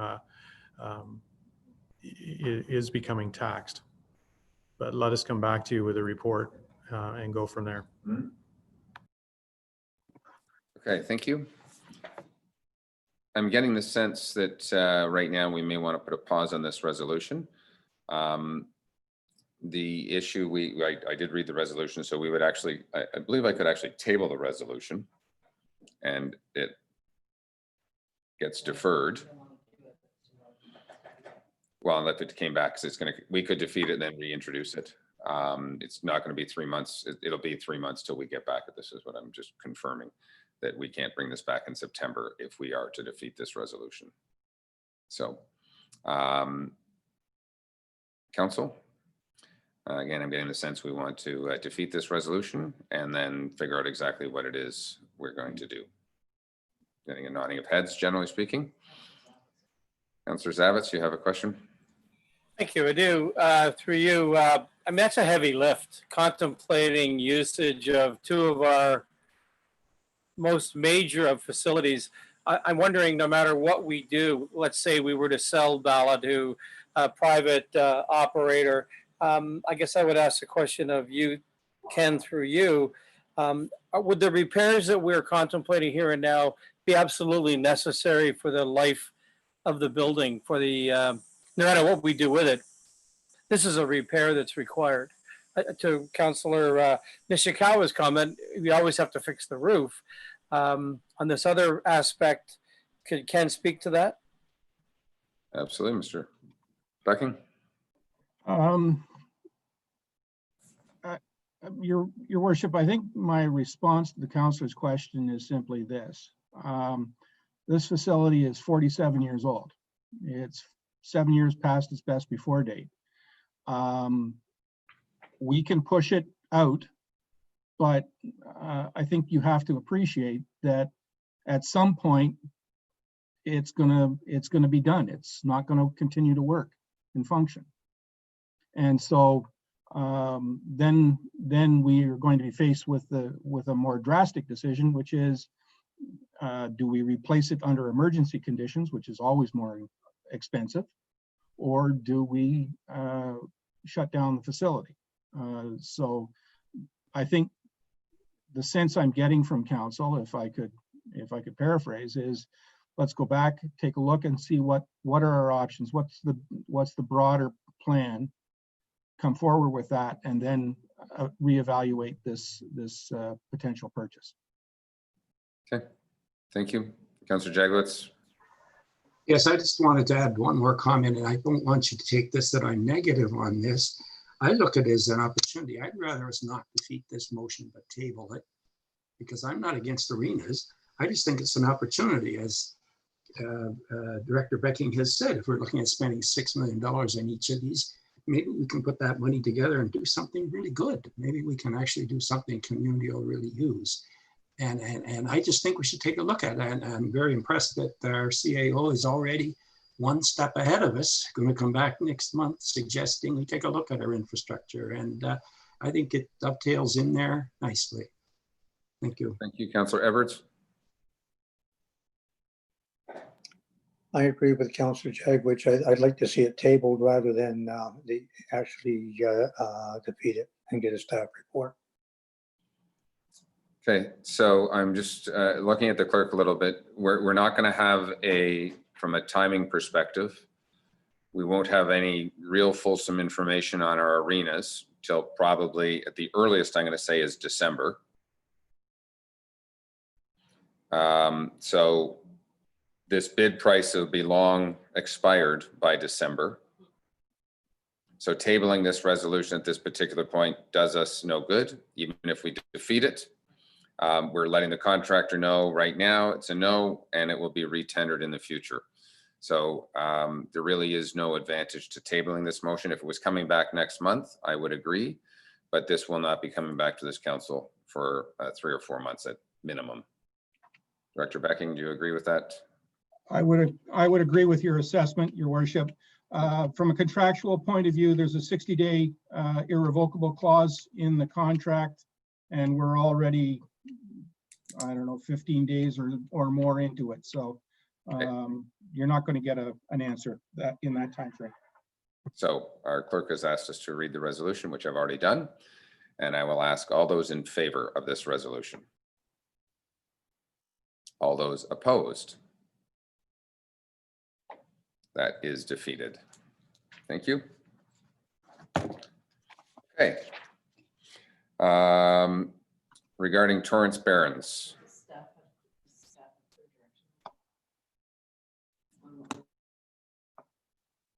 Sorry. Mr. Becking, Torrance Barrens. Thank you, Your Worship. I'll be brief. The report before you is recommending a two-prong approach to dealing with the Barrens. There's an immediate issue, which is that we've got conflicting uses amongst the various user groups, and we need to bring that situation under control because it's quite frankly getting out of hand.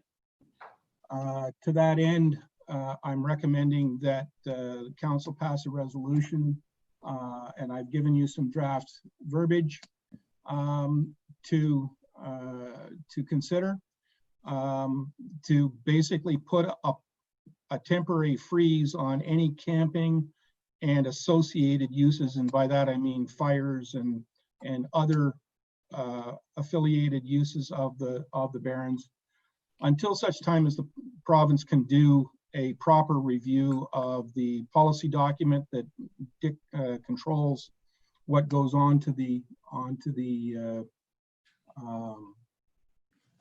in the Barrens. Second of all, we need to reinstate the boardwalks. MECP has gone in there and removed the existing ones, which were a public safety hazard. And there is a whole host of affiliated concerns associated with what was done. But council will recall that we did commit $20,000 for materials, and there needs to be a concerted effort to getting those boardwalks reinstated. In the longer term, there needs to be in our view, a community-based effort to manage and control the use of the Barrens, and to that end, we are recommending that there be a community-based group developed to guide and manage and direct the Barrens into the future, and to deal with it on an operational basis, with the province providing the policy and the operational guidelines in terms of what has to be done, and the township can assist with funding through grants and other opportunities. Some kind of a friends of the Barrens approach, I think, is a lot more flexible. It gives the group an opportunity for more grassroots direction of what happens in the Barrens. It also allows for the Barrens to be then eligible for some form of funding through grants and other opportunities, which simply the township would not be able to apply for. This report that you see before you has been, a copy has been given to the ministry. We are aware through various conversations that there's a general agreement with the proposed approach. We are getting traction, we understand it in the ministry, in the minister's office, and we believe that there may even be some traction in the premier's office on this particular file.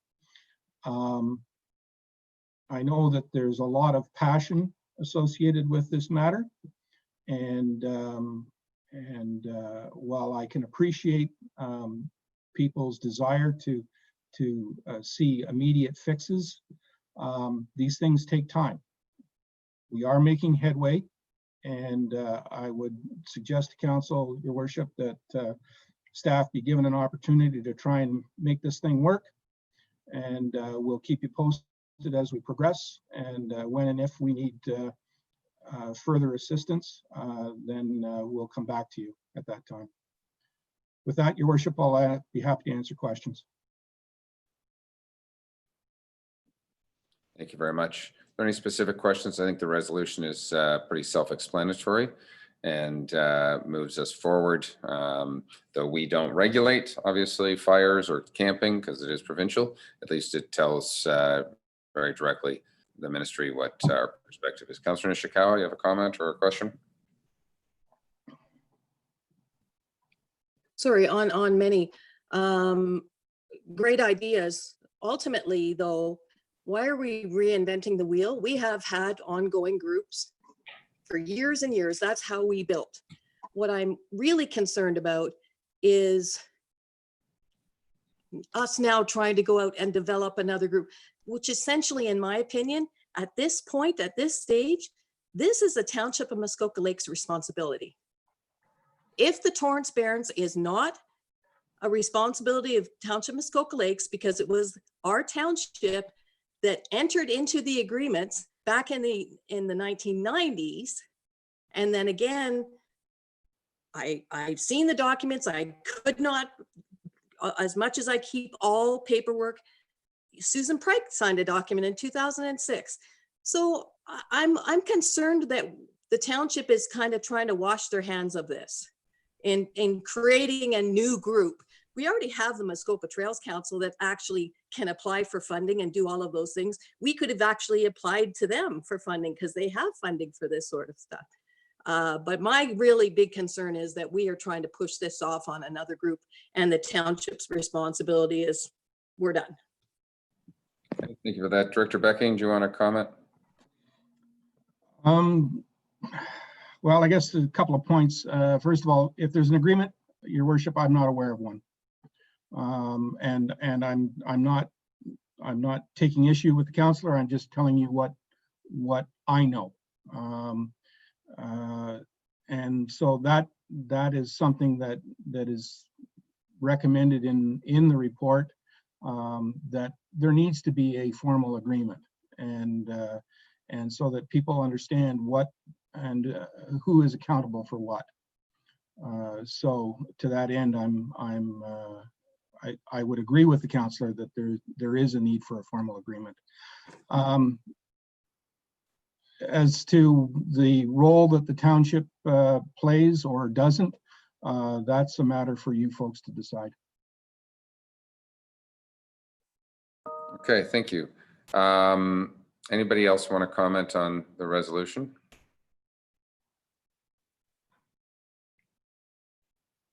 Not seeing any. We have the resolution in front of us that basically we're going to work and help support potentially a interest group. We've had some people who take interest.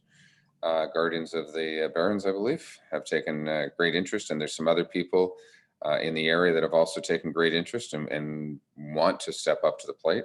So that's basically the concept of moving forward here.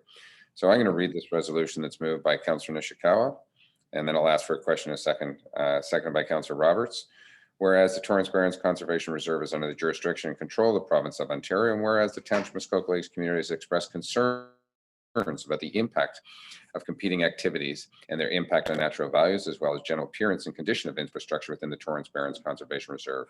Now therefore be it resolved that the Ministry of Environment, Conservation and Parks is hereby requested to declare an immediate and temporary ban on camping and associated activities within the Torrance Barrens Conservation Reserve, pending a full review of the related statement of conservation interest, and that the Ministry of Environment, Conservation and Parks is hereby further requested to direct ministry staff to work with the Township of Muskoka Lake staff to identify a project proponent community partner to replace the boardwalk infrastructure within the Torrance Barrens Conservation Reserve, and the terms of a memorandum of understanding between the province, the township, community partners respecting the management and operations of the Conservation Reserve within appropriate resources for public education and enforcement.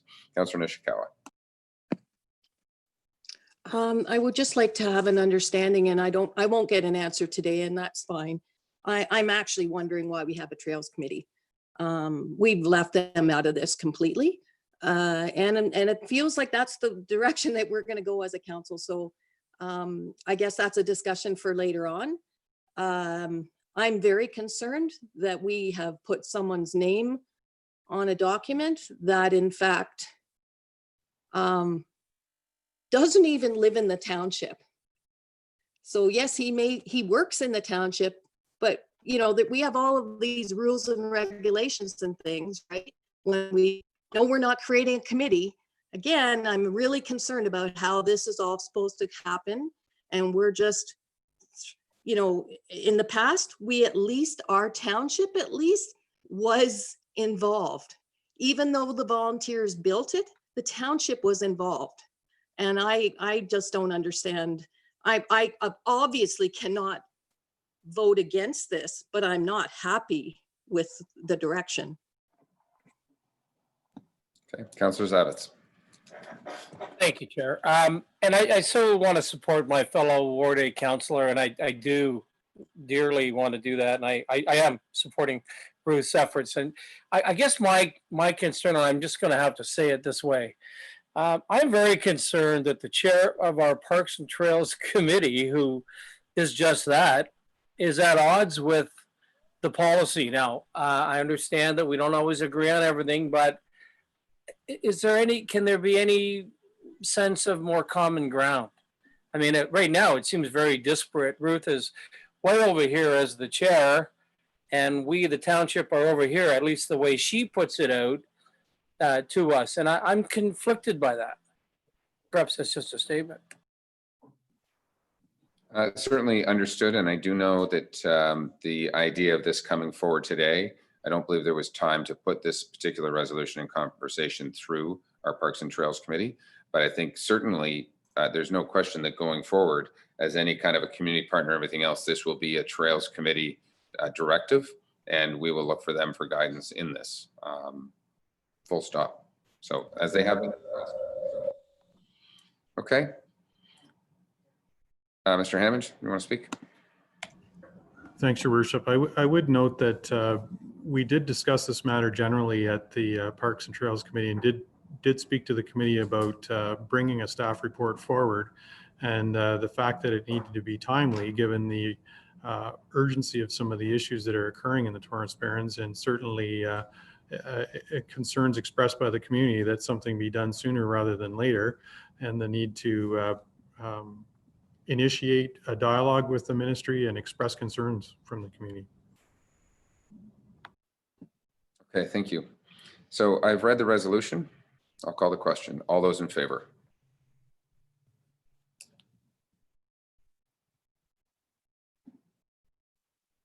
That is carried, Madam Clerk. Thank you. More to come on that. We have our annual report regarding the Integrity Commissioner.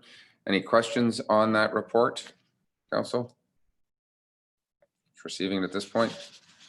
So I have a resolution moved by Councillor Roberts, second by Councillor Zavitz. Be it resolved, Township Council receive the annual report from the Office of the Integrity Commissioner for the period May 2019 to May 2020, dated August 6, 2020. Any further comments? All those in favor?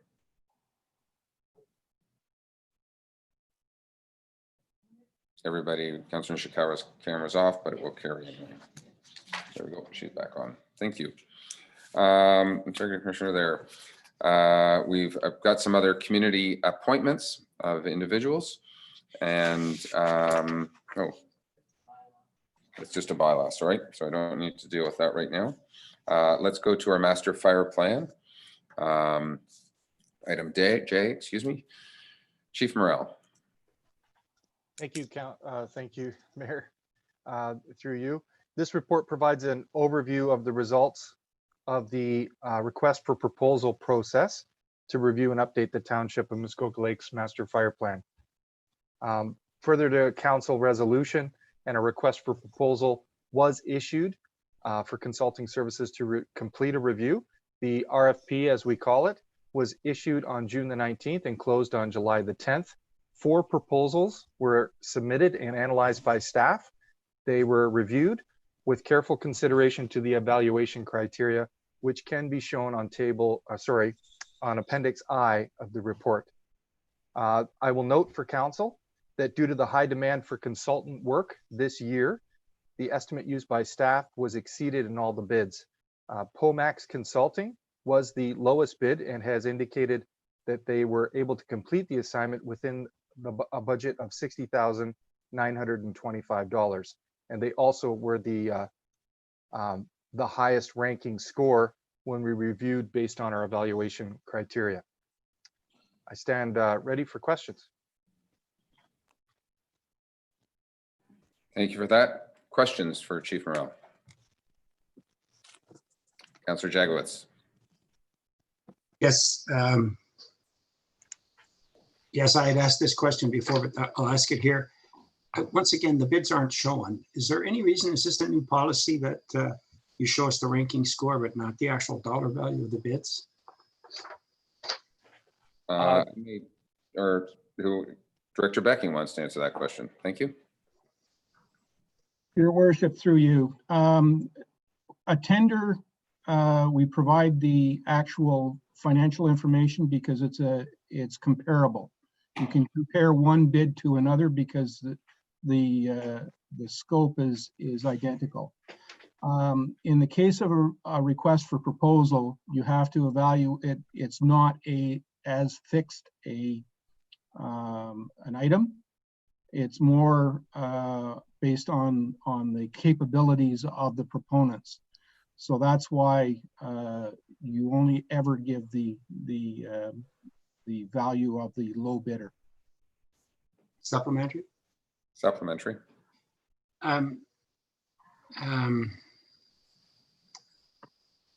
You know, I listened so hard that I lost my supplementary, but well, I know I was going to ask you, this is a public process, correct? So the bids are public, they're opened in public, and each bidder is entitled to see the bid of the other, not the whole proposal, right?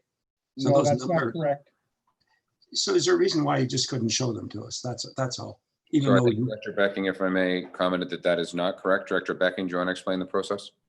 Yes, Your Worship. Unlike tenders, which are opened in public, proposals are a closed opening, and we do not evaluate the bids. The bids are evaluated after the technical capability of the proponents is scored, and it's only after we know the technical capability up front that we then evaluate the financial.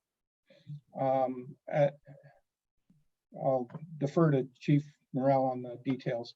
Chief Morrell, do you want to comment? Yeah, specifically to the point that Director Becking is making through you, it's a great point. There are sometimes certain elements to how a consultant will work that are considered trade secrets. So they would like for those proposals themselves, even the way that they conform and the way that they prepare the whole plan, the calendar of events that they go through are independent of themselves. So we do not share that information for that reason, and that's why it's a request for proposal. Thank you. I'm going to go to Councilor Ishikawa, then Councilor Mazan. Thank you. I guess my concern is that for me, it wasn't that long ago that we spent a ton of money on a new plan for fire department. My concern going forward is that I would really like to get more involved in the asset management before we keep continuing to spend these monies.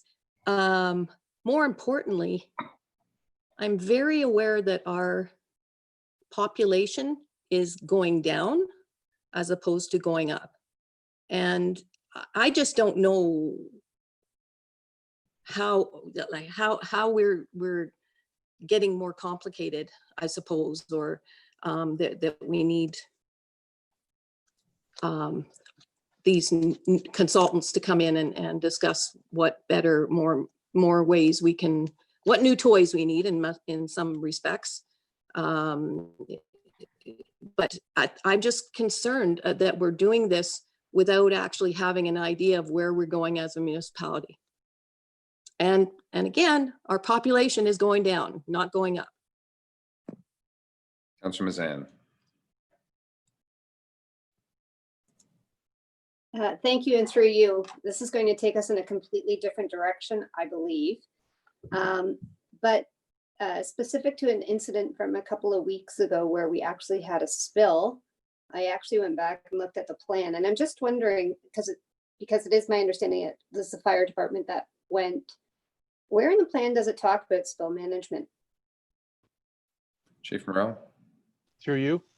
It will indicate it in our services that we render to the public.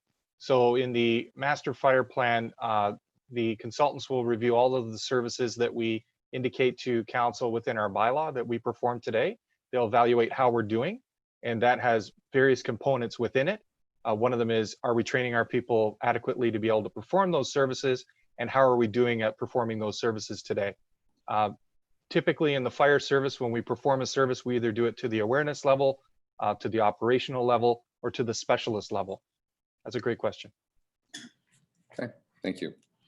Can I have a quick supplemental? And I realize that this is more specific, but just to the one that happened a couple of weeks ago, I have been asked, how long does a spill typically take to be cleaned up? Like what does happen? Thank you. Through you, I'll be as brief as I possibly can. There's about 10 different steps that are involved with spill management in the province of Ontario as it relates to municipal responsibility. The main responsibility for all spills in the province of Ontario rests with the Ministry of Environment. We report on those spills, and that is a duty to report that is actually indicated in the regulation. Merely we call a 1-800 number and we start to receive our guidance. We then notify the discharger. If we can find the discharger, that would be the person that spilled and the owner of the lands where the spill is occurring. And this must be done, by the way, forthwith.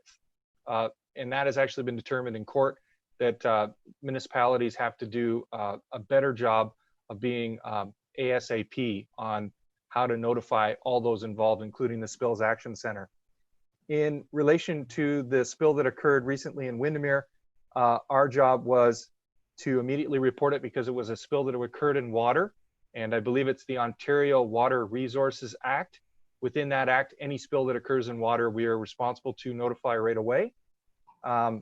We notify them of the pollutant, and then we wait for them to attend to the property. And while we're waiting for them, we're not just standing around. We start to contain the spill. We try to control the spill, find the source of the spill, notify the discharger and the owner. And typically a spill of that magnitude, which was around 130 liters of gasoline, we try to eliminate the source, which we did. We lifted the boat out of the water. We then try to contain the spill, and we talk to the discharger. In this case, the discharger wasn't able to set up the right contractors to start to begin the work. So we did that for him. We also involve all the parties that need to be involved, because even the upper tier needs to be involved, which was a slight miss that we had with the Henshaw Lake spill, but we caught up to that later on. And then we start I can just try and get you to keep sort of a very high level if we can. Again, we're talking about a master fire plan in particular, and not really an operational issue. So Councillor Mazan, has that satisfied you?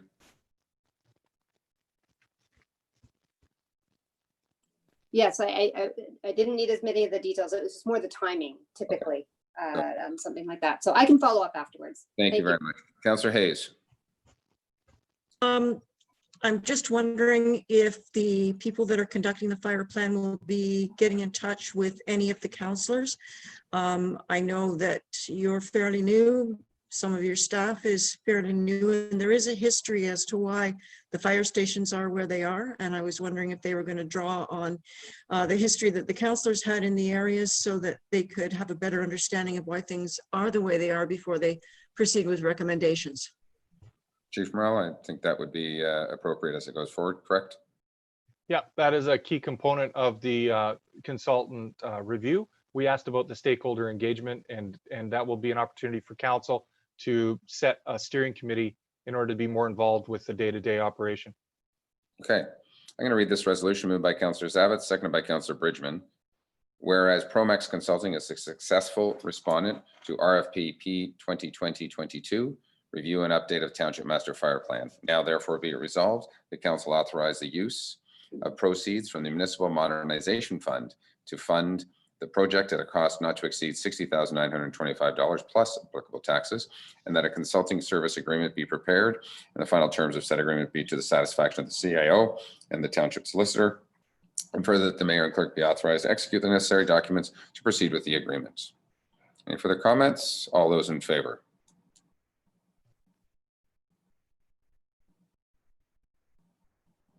Anyone opposed? Madam Clerk, that's carried. Thank you. Okay, we're there. Now the moment we've all been waiting for. Mr. Pink. Could we have a 5-minute break, Mayor Harding? Why don't we take a 5-minute break? We absolutely can do that. We'll take 5 minutes and readjust. See you all in 5 minutes.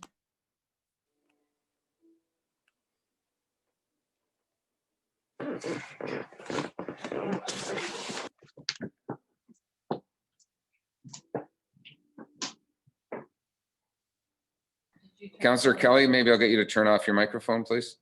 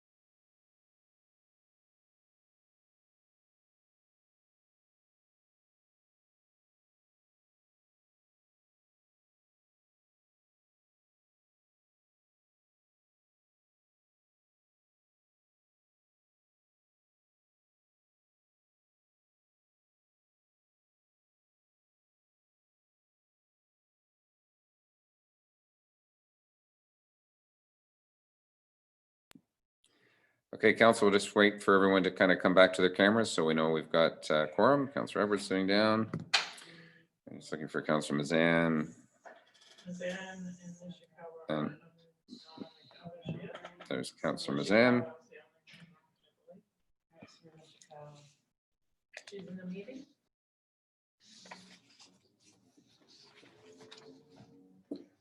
Okay. We back up, Madam Clerk. We're good to go. Thank you. Next item of business is 8K, and that's a report from our Director of Development Services, Environmental Sustainability regarding our official plan review, tourist resort policies. And as Council's been on our planning committee and our official plan review committee, we've had lots of discussion about this. And I know we also have a supplemental with a proposed new resolution. Mr. Pink, do you want to give us some quick overview? And I think we'll probably just consider the amended motion in particular, but I'll go to Mr. Pink first of all, just to highlight anything you want to. David? Thank you, Worship. Hello, Council. Yeah, I think in the interest of time, the report in your agenda package is fairly self-explanatory. You may recall being part of a number of policy direction workshops recently on the official plan review. An additional policy direction to add related to commercial resorts was requested to be discussed at this meeting. The reason for that being the staff report was brought forward in February suggesting that the commercial resort policy set be taken out of the official plan work program, and a resolution was passed by council to that effect. So the report outlines, again, I guess I would just highlight that from a purely technical perspective, policy direction can be included in the official plan review, and staff shares in the concern of the community and council that this is a very important issue and does need to be addressed as soon as possible. However, I think council just needs to be cognizant of those items that I've listed in Appendix 1 that are some potential pitfalls or concerns with proceeding with that approach. Staff was certainly working under the assumption that a broad comprehensive review was envisioned by council, in which case that's what the report was structured on. However, if the desire or there's, as an interim approach to look to add some clarifying language to the official plan to provide clarity on future condominium applications if they come forward, staff has suggested in the supplementary agenda that a policy direction could be added that will provide some clarity in that regard, and staff has prepared a draft resolution or recommendation that council could consider as an interim approach. As a more longer term comprehensive review, the staff report suggests that be undertaken concurrently with the district review, again, hopefully as soon as the Minette joint policy review process concludes. So I'll leave my initial comments to that, certainly available to answer any questions or provide further background if needed. Thank you very much, Mr. Pink. I know a number of councillors have chimed in with this, and also a number of public, and we have a number of people who have obviously asked to delegate and sent us information on this. The one thing, just so that council is aware, at district council earlier this week, so those district councillors would be aware of this, the discussion about resort commercial came up or was brought up by myself and put on the floor that the commissioner will be actually bringing a report in September to the Community and Planning Services Committee, and we'll be tabling a time frame when the district will also be starting on the resort commercial. It was definitely noted by the councillors who sat around that district table, district chair, and I've had some conversations with a number of other councillors that all agree that it is time now. And it may start from a district perspective as early as December. So everyone's working towards putting resort commercial on the table. And I think that a lot of our approach today also does that. So I'll turn it over. Councillor Bridgman, you want to speak? Then Mr. Kawa. Yes, please, Mayor Harding. Is there any chance we could get that new amended motion up on the screen? Can we screen share, Mr. Pink or Clerk Mortimer? I think Mr. Pink can share his screen. We're doing that as we speak. Okay, so let me, I would like to comment at this, and maybe as chair of planning. In February, when we decided to carve this out, we had carved out Manette and we carved out the resort commercial. They were huge items of concern for our constituents, and the feeling is that they need really detailed reviews. And I believe that that's proper project management to do that. So we were going to finish with Manette, and we started with Manette because of the interim control bylaw. But the timing in that was delayed because the Manette Joint Steering Committee had a ton of work to do, and they did great work, but it took longer than what we had anticipated. But we're getting there now. So and on August 31st, you are going to see the draft OPA for Manette. It is coming to our special meeting. So part of why I would like to still see a separate OPA for most of the commercial resorts is to allow for that detailed review. If we're going to talk about downzoning and we're going to talk about density, that needs discussion. And so the motion that you see up on the screen now hopefully will address what I know we're all really concerned about, is the commerciality of our resorts. And what it basically says is 4 weeks out of July and August, these have to be available to the traveling public, and 22 weeks the rest of the year. That's half the time that they need to be in the rental pool. So this simple document will be easy to add on to our OP review and go out to the public at the same time, the one that we just completed last week. And it can carry on through to district with that in place. And then we can turn to an OPA for the more detailed part of it. And this is really small on my screen, Mr. Pink, but I know we talked about it would at the very latest start in the first quarter of 2021. But earlier, if we get the Manette OPA off to district. So I would say to you that this is what I would really support. As chair of planning, I will be pushing to get the OPA for Manette done. We've had a taste of just getting a draft out to the public that took a lot of time. So we're going to have to really gear down and concentrate and make decisions. But I believe that we are hoping in November we'll get the public's comments on the Manette OPA. We can do it electronically. I think everybody's comfortable with that now. It doesn't have to be the summer when everybody's up here because we couldn't have the meeting. It comes back to our council and our planning committee. We can get that finished and done by the end of the year, or at least in January, sent off to district, and then turn to our tourist resort. And in the meantime, I believe that our staff will come back to you with how that would be structured in terms of putting a committee together to look at it, et cetera, et cetera. So I think that's the general overview, but I believe from a project management standpoint, we still need to have a separate discussion of commercial resorts because they're really important. And part two is we have a lot of mom and pops, commercial resorts, and we need to really identify that we're going to have some different rules or policies for the big ones compared to the little ones, or the little ones won't be able to survive. So it's pretty detailed. So thank you for indulging me, Mayor Harding, but that's my overview of this. Sorry, thank you very much. And as Councillor Bridgman suggested, that Mr. Pink put on the screen was a slight amendment to the supplemental agenda that basically puts an end date or a latest start date for a concurrent review policy. So, Councillor Nishikawa. Thank you. I'm not sure if what I'm saying is in conjunction with what Barb or not. I'm a little concerned that we would be trying to complete the balance with the district. Again, I would like to see us move forward and then present what we like to the district. My concern is mostly that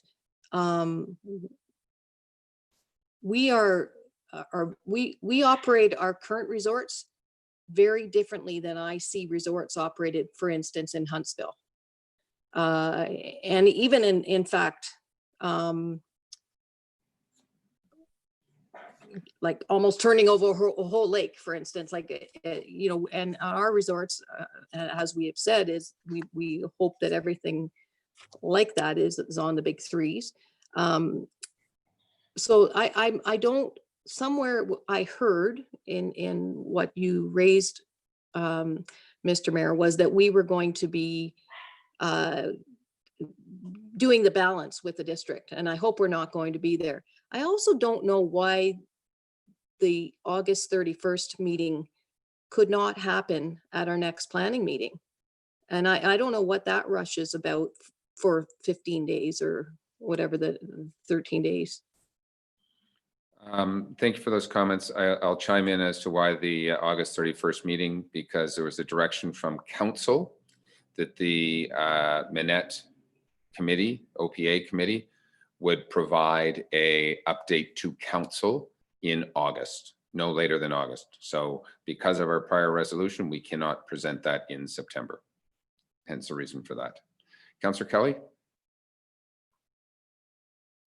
Thank you, and through you, just a couple of things. First, I want to commend Mr. Pink for the staff report, anyone who touched it, because he did a really nice job of bringing the whole thing together and making it easy to understand the issues. I also want to thank Mr. Pink and Mr. Hammond for the time they graciously gave me 2 days ago and earlier today, your worship, on the phone, trying to understand this a little bit better and prepare myself a little bit better for this discussion. I was so encouraged to see the red line markup on the screen a couple of minutes ago and to see the optimism of Councillor Bridgman. And the fact of the matter is we're actually quite close, but I still have 2 issues that I want to get on the table for discussion. And I kind of prepared myself for, well, to be here till dark, but instead I'm going to take the short route and just talk about the 2 specific issues. One of them, and it kind of echoes what I think Councillor Nishikawa just said, I do not support a joint mission with the district on this. This is uniquely a TML issue. And quite frankly, we're probably at odds with some of the other lower tier municipalities. It's an issue, as I understand, that we are certainly within our rights to develop our own official plan, as long as it's no less restrictive than that which will be prepared by the district. And I think we need to control our destiny on this one. We understand the issue, we understand our constituents and their needs. And quite frankly, we know why we stood up and ran in the last election. This is the bread and butter issue for us. This is what we're here to fight. And I don't feel comfortable delegating or sharing responsibility, if you will. I'd rather carry it ourselves. So that's number one. Number two, while I appreciate a fixed start date, I'm far more interested in a fixed end date. And what I'd rather do than put a start date in is have a targeted end date with a schedule building to that date so that we can see milestones along the way and we know what needs to get done and by whom in order that this thing get accomplished on a certain timeline rather than started on a certain timeline. And so because we're that close, I'm not going to say anything more for now. We'll just see how that gets reacted to. Thank you. Okay, Councillor Kelly, let me just make one comment to answer one of your questions. That there was an amendment change that was on that red line version, that it's no longer a joint comprehensive review, but a concurrent comprehensive review, meaning we're managing our own review at the same time as the district.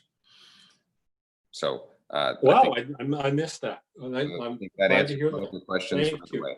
So people are listening, and from an end time frame, I think we need to fully put staff's mind to this, understand the scope and everything else, and staff to give us a work back today is probably a little bit more problematic. And I think just to put a date of we will have a report back and be starting this process with detailed timeline by the end of within Q1, but I'm hoping actually sooner. So, and I know Councillor Brisbane is as well. Councillor Roberts? Thank you, Your Worship. I guess I'm very supportive of what Councillor Kelly and Councillor Nishikawa presented. I'll leave the other thought to myself, but I would like to state it's unfortunate the staff report only presented the reasons why council should not include resort commercial policies in the township's official plan review project. It has been, and I'm going to repeat some stuff, but it's been almost 3 years since the resort commercial policy has been put on hold, and I'm very concerned that delaying it any farther, this analysis, it shouldn't happen. If my memory and Councillor Kelly talked about this serves me correct, we all ran in the last election with resorts at the top of our list, and that we would do something early in the term of council. And waiting till next year is halfway through. I have seen how we manage projects and how we work to completion dates, and it is dismal compared to business. There's no reporting or no accountability to meet deadlines. I heard loud and clear that the concern that including resorts in the official plan review will significantly impact TML's timeline. And there's no way I want to delay the official plan review process any further than we already have. And for this reason, and it's, I guess I'm supportive of what Councillor Kelly and Nishikawa said, is that I would ask that council debate today the possibilities of forming a subcommittee that would meet immediately to propose a resort commercial policy position paper that outlines the township's proposed policy directions for resorts and commercial policies. The committee would be directed to review the district's 2017 proposed resort commercial policies, the Minette Steering Committee recommendations, the Minette Working Group report, or any other applicable document. The position paper would set policy direction only, and it would well position the township to participate immediately with the, you don't call them the joint anymore, the concurrent planning process that would be managed, I guess, by both the township and the district. Anyway, so I'm just reiterate, I think we need to start now to get a push position paper. We've done enough documentation, enough research, and I think we can come up with policy directions, somewhat like we just did with the official plan review. Thank you for those comments. Councillor Zavitz. Thank you. I do wonder if we haven't had enough of committees as well, but I would want to say to you, Your Worship, I've read all of the information from the special interest groups numerous times. I've heard from our Chair of Planning, Barb Bridgman. I've certainly listened to David, to the CAO. I'm wondering if you would take an opportunity. What I haven't read is your position paper on this, and I'm not to put you on the spot as chair. I'd love to hear your perspective, your take on this barrage of information that is here in front of us right now. Is that a fair question? Is that a fair ask? In fairness, it's probably not a fair ask, but I, as mayor, I'm always happy to provide a comment on any topic at any time. I'm going to hold my comments as chair of this meeting till the end of council, so as not to influence in particular, as it should be done. I see Councillor Edwards has got his hand up, and I will circle back and answer your comment, Councillor Zavitz, shortly. But I'll go to Councillor Edwards first, and then Councillor Bridgman, and then Councillor Kelly, and then Councillor Mazan. I'm in agreement that we should be starting the process right away. the Manette Working Group has made and that great progress. And we're at a little bit of a disadvantage there because there was an OMB hearing that set everything out. We've gone to LPAT on a few things in WASP because we don't have a strong enough position on resorts. And I think we'd be able to take some of the recommendations from the Manette Working Group and even refine them for it. So I think that we could start right away. The general public have been asking for this for years. I think it was about November 2017 when they were at the large district meeting. So I think that we've got to take the forefront in this, and our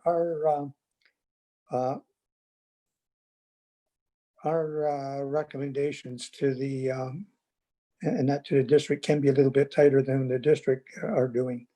And that's so I am all in support of this and get started as soon as possible. Thank you. Thank you for that. Councillor Bridgman.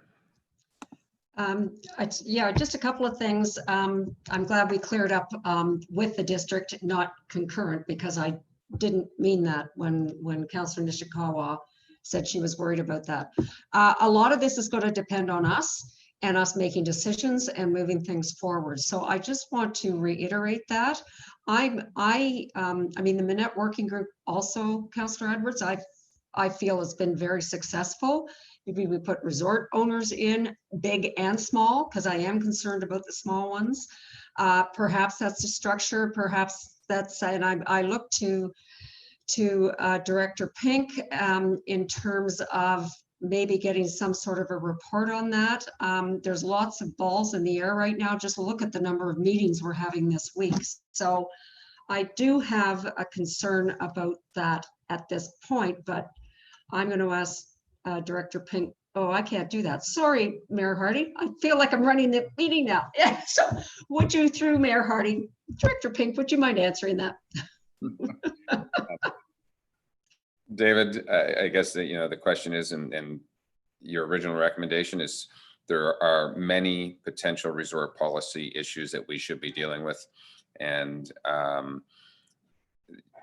your original that council had supported a number of months ago was to do it in tandem with the district. We are moving from that to do a concurrent policy review. I don't think we've even fleshed out all the policy items to be able to take them out to the public, what a committee would look like, so on and so forth. But I think the resolution on the table right now, and let's not forget what this official resolution is about. And we are trying to get out to the public sooner than later, official plan policies, and a number of them, so that we can control and help regulate a bunch of stuff within the Township of Muskoka Lakes in our official plan. So that's first and foremost. And what has come loud and clear, I believe, is that the public have said we also want resort policies in there. There are a couple of, I don't want to say easy wins, but it's a couple of ideas that are being contemplated within this resolution, so as not to weigh down the official plan review. And then the concept is that, yes, we are going to get going on this as soon as we can, with Manette behind us and fully understanding where we land with Manette, because that will be a foundation, I think, for resort policies. David, does that sort of give an overview, or do you want to add to that? I'm advised that I have, when I speak, there's a lot of ringing or background noise. I'm not sure if, I see some nods from shaking. Hopefully people can hear. I think the amended resolution and policy direction is something I think is a quite reasonable and appropriate approach. We, can include those as an interim approach, some clarifying inclusions in the policy in the OP review.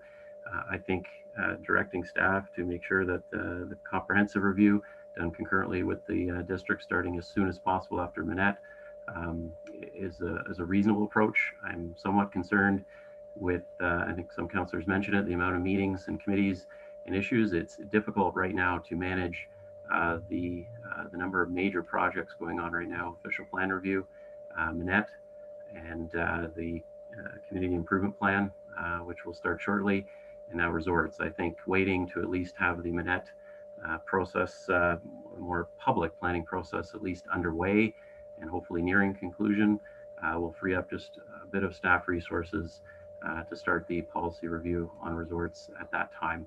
I don't think another 2 or 3 months until later this year, or hopefully very early 2021, is going to tip the scales in any extreme way. So hopefully that helps some clarity to that question. Thank you, Councillor Kelly. First of all, and then I'm going to go to the CIO.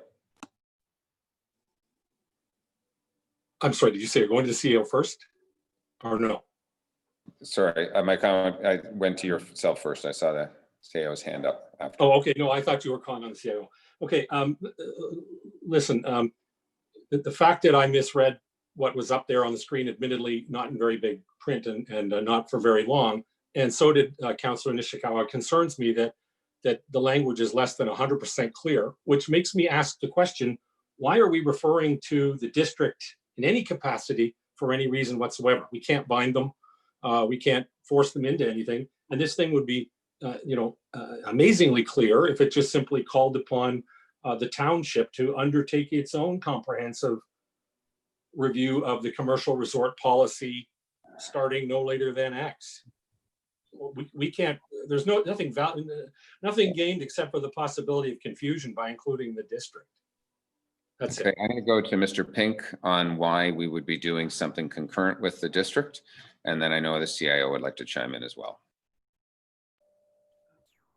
Again, I can refer back to Appendix 1 in the report that I think council needs to be cognizant of. I know, and again, appreciate that it is the resort is a predominantly Township of Muskoka Lakes issue, and we should be a leader and certainly have a made in Township of Muskoka Lakes approach and plan in place for that. However, I think a number of comments, both from the public and council, have touched on somewhat my concern in that other municipalities will look at that resort issue in different ways. And as a planner, I struggle with recommending to you to forge ahead at a lower level, not knowing what the upper tier government will put before us. And as much as it may be very permissive, it may be broad, it may allow us to be more flexible and be more restrictive, we don't know the outcome of that district review. And I would be hesitant to again, go very far down a road at great cost and expense and time and resources without at least knowing what the upper level policy will set in place for us to make sure that we conform with it in order to, again, have the most efficient process. Okay, I'm going to go to this. Can I just quickly make a follow-up then? That sounds a lot like a joint review. I'm back to where I was at the beginning. If we are concerned about the impact of the work we do, or sorry, the impact of the work the district does on how we are to perform our job, we're doing it jointly, and I don't support that. Mr. Pink, I'm not sure if you want to chime in, or I also know the CIO is ready at time, but I'll let David speak to, I guess, the issues of being out of conformity and what could or couldn't happen if a concurrent review didn't take place. I think perhaps the word joint, and that's why it, the initial report in February and up until now was joint, but I think we can try to do that concurrently and make sure we're sort of in lockstep and there's no surprises at the district level. But it will be a bit of a perhaps juggling exercise, but we can do it concurrently as a separate township initiative. But we need to be careful and not get too far ahead, that's all. Mr. Hammond may want to expand on that. Mr. Hammond.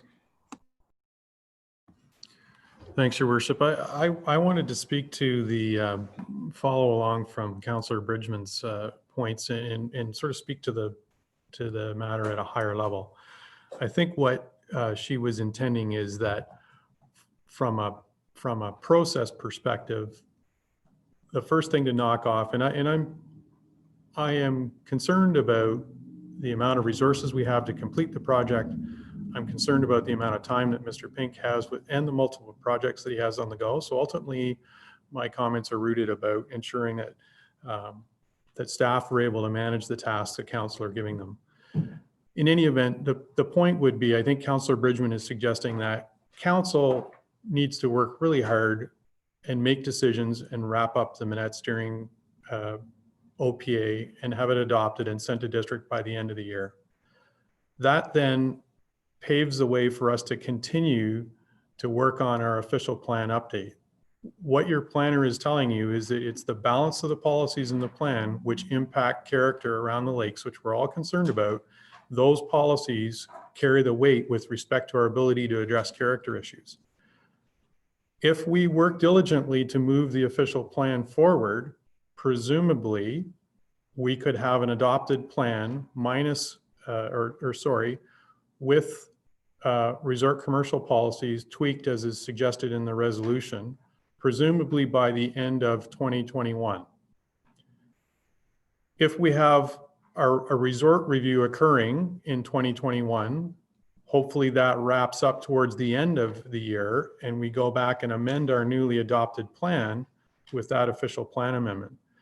So my hope would be that the issues that you're wanting to address, generally through the OP, those general character issues, along with the resort commercial, will be wrapped up by the end of next year or the beginning of 2022. And I certainly don't think that we'd want to go any later than first quarter 2022. Thank you. Okay, thank you for that. Councillor Nishikawa, you want to comment again? I saw Councillor Mazan's hand up, but then it was taken down, so we'll see. Thank you. I think it's interesting because the timelines that Derek just discussed is new to me. It's real to me because I'm having gone through this before. I've always wondered why we thought we could ram a OP through in 2 years, because it's always been 4 years and then some. But I am concerned that in whatever manner that we need to move forward and figuring out what we want in the Township of Muskoka Lakes before we sit down with district, because my history in sitting in on many meetings and many various committees at district, I will tell you that Muskoka Lakes doesn't have a very strong voice in general. So that's what I'm concerned about, that we actually really need to figure out again, what is it? And I believe we're going to see a lot of changes over the next few years because we're going to be in the same state that we are today, maybe in stage 4, whatever that is, but this is going to be a long time thing. So I'm really curious about, from a bigger picture, what is Muskoka Lakes? And I don't want to have those conversations with anyone else. I want to just discuss it with Township Muskoka Lakes. Okay, Councillor Zavitz, then I'll go to Councillor Mazan. I saw Thank you, Your Worship. So I think Ruth, Councillor Nishikawa summarized it perfectly. So I would go back to my earlier comment. I need, convince me. I mean, I have one vote. I'd love to hear from you. I've listened and I've read and I've heard and I'm hearing and I'm answering calls. I'd like to hear. I haven't heard from you. I haven't been privy to some of the discussions that others have and that I've heard about today. And I'd like to hear from you what your position is. I do take guidance from you. You're the mayor. Councillor Mazan. Thank you, and through you. I think everybody around the table understands the importance. We're all appreciating this. We're trying to balance, as I think Director Pink or somebody who was mentioning, the exhaustive list of priorities that we have on our table. What I'm encouraged by hearing from our CAO is a bit of a timeline almost for how to achieve these things. And so what I've realized in the background is just the sheer volume and the importance of public input. And so as I look at this amended policy, what gives me, what's the word concurrent actually is very meaningful to me, because before, when it was joint, it implied to me that we would be working with the district. Concurrent implies to me, it's our ability to go outside of that and make our own inroads, actually take the view of what's important. We've just come off of doing our strategic plan, what actually is important to us as a township, and create something and not be at the mercy of the district and their timeline. So concurrent to me, sorry, I've got my hands going, it's the end of the day, but concurrent to me means these two processes can be happening, not necessarily meaning that they have to be joint. And they are going, and we can do this. And I just would like to make sure from, I guess, Director Pink, that that is what you mean by concurrent, is that we are allowed to step outside of the timelines that are being dictated by the district, apply what is important to us as a township, so that as the district's process is going along, we are already halfway down or farther down the path, and then we can just work within that. I think this is a time when words matter, and I would like to make sure I have that comfort and confidence. Otherwise, I'm quite supportive of how Councillor Bridgman walked us through things, but I just would like that confidence. I'm going to go to Mr. Pink. Do you want to comment quickly? I think the way you've summarized your understanding of joint and concurrence, I would generally agree. Okay, thank you. Now I saw Councillor Jagowicz, your hand has been up and down, and I'm not sure whether you're waving or what exactly, but I've heard, I haven't heard from you yet, and I know Councillor Kelly again wants to speak, but I'm just going to make sure we work our way through council, and then Councillor Zavitz wants myself to chime in, which I will do last. Councillor Jagowicz. So was that an invitation for me to speak? Because I've seen your hand up and down a few times, so yes. Actually, there's a reason for that, Mr. Chair. I wanted to let all councillors speak. I wanted to hear what they had to say. What I've heard and what I've seen is very encouraging. And I'd like to compliment the people that pulled this together at the last minute. And I think you who did it know who you are. And I think you listened to what the people were saying. And I support your efforts. I also support the efforts of other councillors who think it could be tweaked a bit. But you know, just the fact that you made those slight alterations in red at the end, it tells me you're listening. So with that, I'd like to just change the subject slightly, because I believe this is going to pass, okay? Basically in the form it is, maybe with some other comments. I've sent an email to the clerk and just to a few with an amendment that I would like to suggest. And it's not an amendment to change what's been done. It's just to put in writing what this group agreed to at the last meeting, okay? At the last meeting of the working group, we talked about Policy Direction 20. Policy Direction 20 deals with a subject which was headed up, regulating the expansion of existing marinas and waterfront commercial uses. And in one draft, the words "and waterfront commercial uses," and if the clerk has received it or David has, you could put it on the screen, that's fine. And that was removed. And I questioned that. And at the last meeting, I said, if in fact we don't go ahead with a full-blown review of commercial resorts in this OP iteration, which we're not going to, could that be added back in? And my recollection of that meeting was that the consultants agreed, Director of Planning agreed, and the chair of that meeting agreed. That's my recollection of that meeting. And so what's happening here now, we're not going ahead with a full review of resorts. We're bringing in one matter. So I would like to suggest a slight modification to this. And if it can't be displayed, I'll read it out. It just adds, and further, that Policy Direction 20 be amended as follows.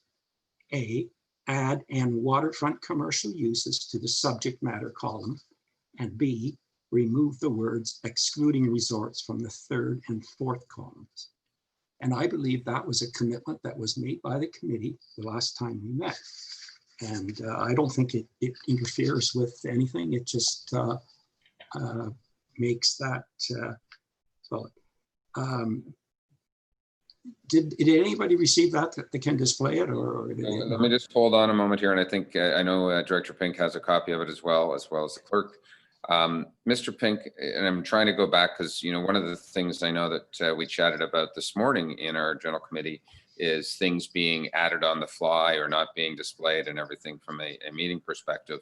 And I agree with that. So it's hard to make decisions on the spot with certain things. Mr. Pink, what's your recollection of our meeting and policy direction regarding number 20 and this particular item? I'll be honest, I do not remember this discussion. One of the things about having, what are we at now, a 4.5 hour meeting, almost 5 hours, that sometimes we get into information overload. So Mr. Pink, I'll turn to you because your brain is sometimes better than most of ours. I apologize. In this instance, I do recall Councillor Jagowitz raising that. I'd have to refresh my memory of the notes of that meeting and probably consult with Mr. McDonald just to be certain what the outcome was. But I do recall it being raised. Mr. McDonald's comments were, because I remember them, that would be okay to put in because it's not setting restrictions. It's just dealing with that certain things. He seemed to be quite supportive. So actually, I'll even not have this amendment included if in fact you would agree that change should be made. I'm surprised nobody remembers that. I guess, Mr. Pink, if that was the discussion. Was that meeting recorded, by the way? Mr. Pink? I believe the meeting was webcasted.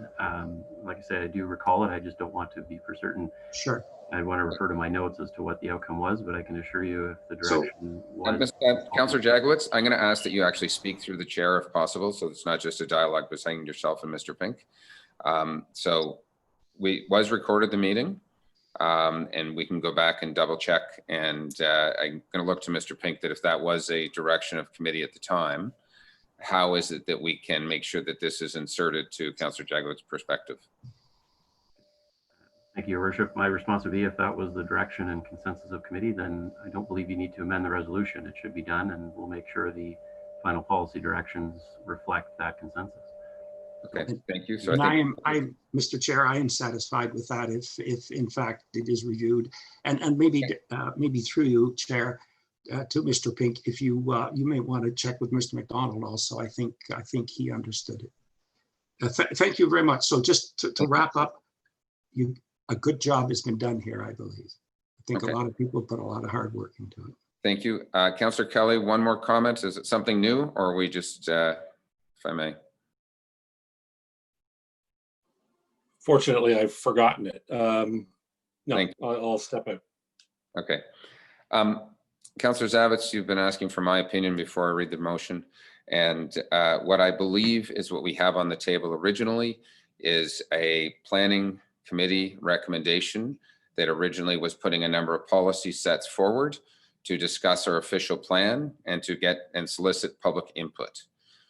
The public have been definitely asking for resort policies to be added in, and the concern of our staff, the concern of district staff and everyone, is that when we were to put in resort policies, that it would hold up potentially. Number one, there's a staff time issue, but number two, that it will hold up all the good contained within our official plan.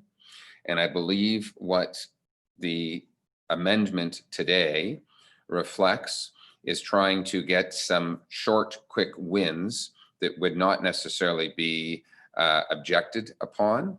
And then also with an understanding that this council will start a process under staff direction no later than Q1, but hopefully this fall, with some timeframes, with probably a subcommittee to be able to move a resort policy forward to work concurrently with the district, not letting them lead, not letting us lead. But the reality of what we continue to hear from staff and our CAO is that for us to go out and do our own thing entirely in absentia to what the district is doing would be foolish and may cause us more problems.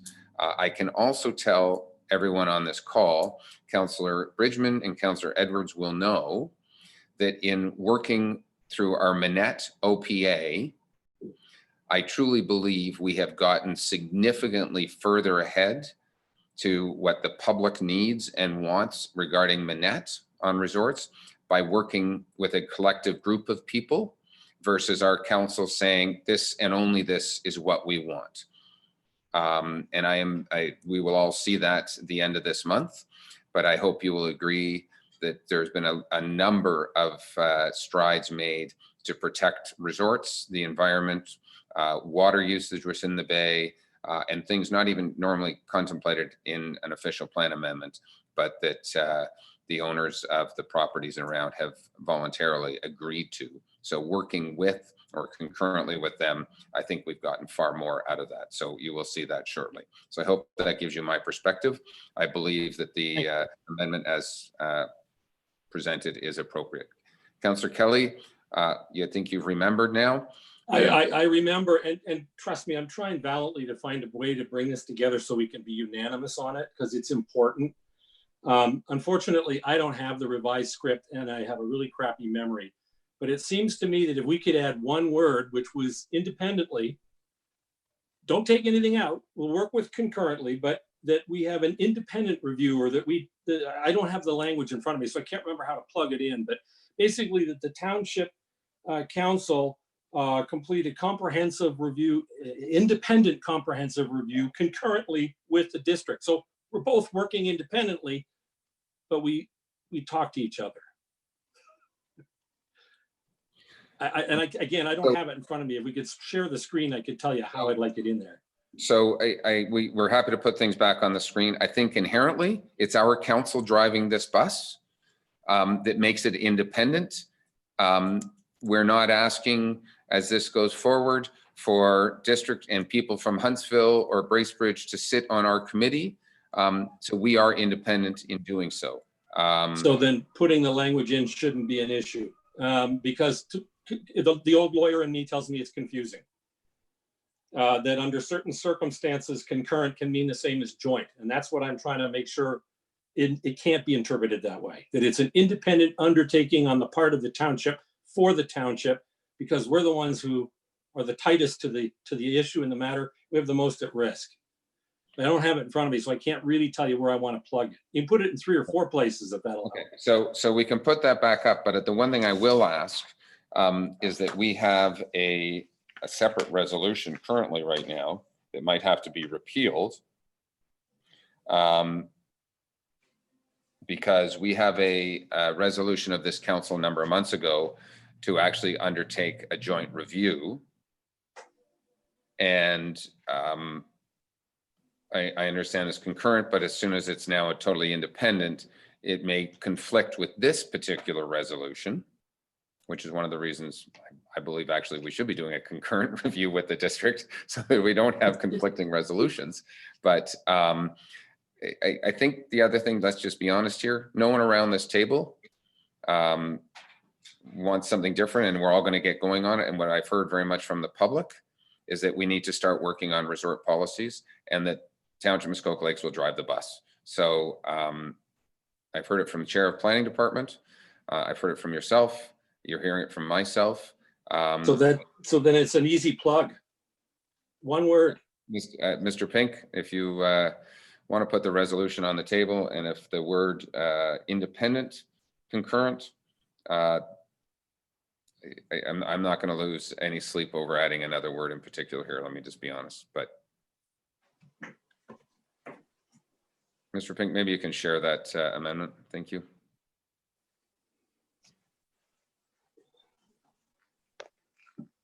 And we're talking about adding the word independent.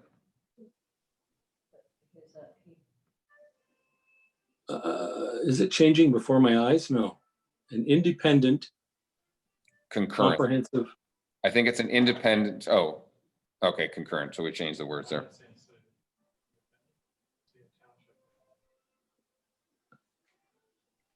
So an independent comprehensive review concurrent with the District of Muskoka of the commercial resort policy set to be undertaken, and which shall commence no later than, I'm good with that. I would support that.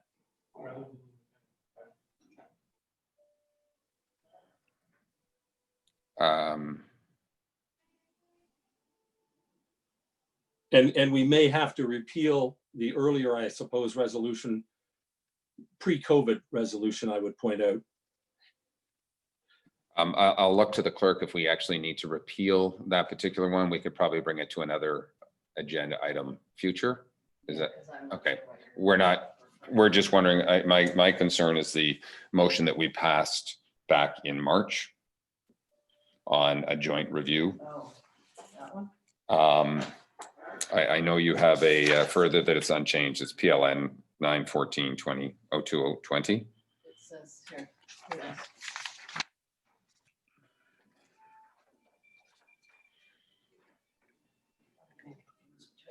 Right. So the question is, do we have to repeal this because we're slightly going in a different direction based on this new recommendation? So we're going to leave that, park that decision right now, if I may. And then I'm going to read this resolution. I think we've debated this. Moved by Councillor Kelly. Okay. Seconded by Councillor Roberts. Whereas Township Muskoka Lakes is currently in phase 3, policy directions of the official plan review work program. And whereas the waterfront residents of the Township Muskoka Lakes have expressed their concern to Township Council about the need to enhance existing township official plan policies to ensure that resort commercial uses remain commercial as opposed to multiple residential in nature. And whereas the current resort commercial policies in the township plan could be enhanced through inclusion of a policy which identifies where resort commercial uses are under condominium ownership, to establish an appropriate amount of personal use for unit owners in an effort to balance their needs against the public interest of ensuring that resorts continue to remain as commercial operations, making an important contribution to the economy and the waterfront character of the township. Now, therefore, as an interim measure to address the community concerns regarding waterfront character, be it resolved that an additional policy direction on commercial resorts as circulated at the council meeting of August 12, 2020, be endorsed for the purpose of public consultation, and staff are hereby directed to include it with other policy directions in circulation for public stakeholder comment. And further, that in order to address the above concern in a more fulsome manner, upon adoption of the official plan amendment for Resort Village of Manette by Township Council, and independent comprehensive review concurrent with the District of Muskoka with commercial resort policies that be undertaken, and which shall commence no later than Q1 2021. Councillor Edwards. Yeah, the only thing is, I would like it sooner than later. When you're looking at the first quarter of 2021, from now, it's over 6 months. And I don't think the residents or the taxpayers want us to wait that long. So if it can be moved up from that, that would be fine.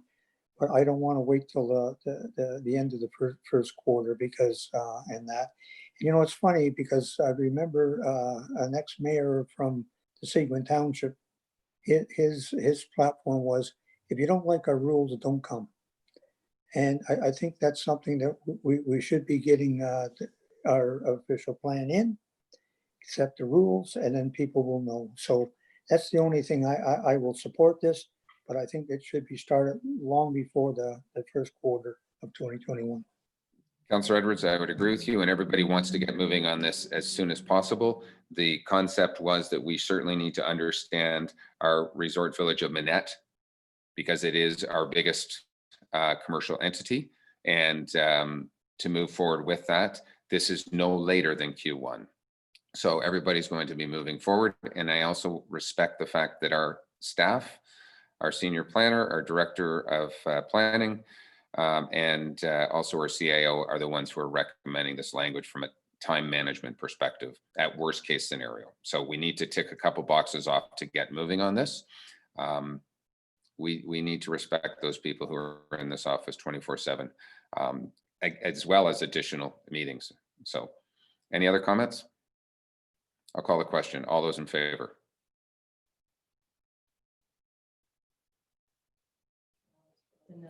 There's Danelda. There we go. That is unanimous. Carried. Thank you very much.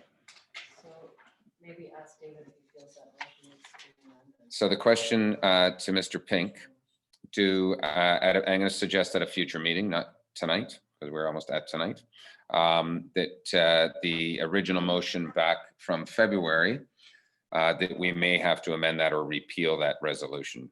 David, do you think we need to, or we can just work under this new direction? Your comment. I would interpret this new resolution as superseding the old, but I would look somewhat to the clerk whether as a formality it needs to be repealed, and if so, I can certainly do that at the next meeting. Or okay. Bring that forward for your consideration at the next meeting. So we will have the clerk circle back and we will deal with it next meeting if required. Okay, thank you. So council, we're going to try and roll our way through here. I realize we've had a few breaks already. I'm going to ask your indulgence. If you need to take a individual break, please do so. But you may be on the next docket for a mover or seconder. So we've worked our way through that. Thank you very much. And I think we now need to move to some zoning bylaws. We've done McAskin. Oh, there's a few bylaws before that, I'm told. Where am I going to? Deeming bylaw without a mover and a seconder that I need to add here. Kelly. And Mazan. So I'm going to read this. Moved by Councillor Kelly, seconded by Councillor Mazan. Be it resolved that bylaw 20-2065 to deem lot 11 on Plan M 85 Cardwell, Thomas, roll 1, 2, 37, not to be a lot on a plan of subdivision. Be read a first, second, and third time and finally passed. Any comments? All those in favor? Madam Clerk, unanimous. Thank you. Advisory Council. So we are putting some new people to our advisory committees. Moved by Councillor Evers, seconded by Councillor Hayes. Be resolved the following bylaws be read a first, second, and third time finally passed. Bylaw 2020-70 to amend bylaw 2019-65 to establish and appoint members of advisory committees for the Township of Muskoka Lakes. Bylaw 2020-71 to amend bylaw 2019-64 to appoint citizen members to the community center boards for the Township of Muskoka Lakes. Any comments? All those in favor?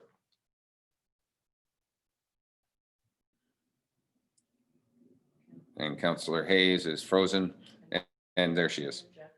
And Councillor Jagowitz, you're in favor? Yes, he is. Thank you. Thank you. Thank you all. Parking vehicles? The pool application. Okay.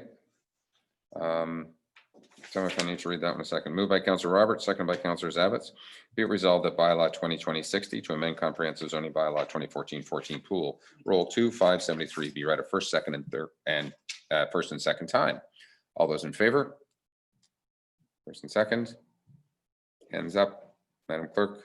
Let me see everybody. I think we're all, yep, there's Ruth's hand. Thank you. Moved by Councillor Bridgman, seconded by Councillor Edwards.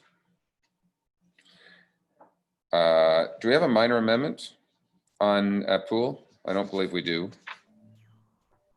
Mr. Pink or Mr. Allen, do we have any minor amendment on pool? No. No, thank you. Moved by Councillor Kelly, seconded by Councillor Mazan. Be it resolved that bylaw 2020-60 be read a third time and finally passed, and that is pool. All those in favor? Everybody's there. Thank you. Carried. We do not need closed session. Thank you. I think we are getting there. Are we good?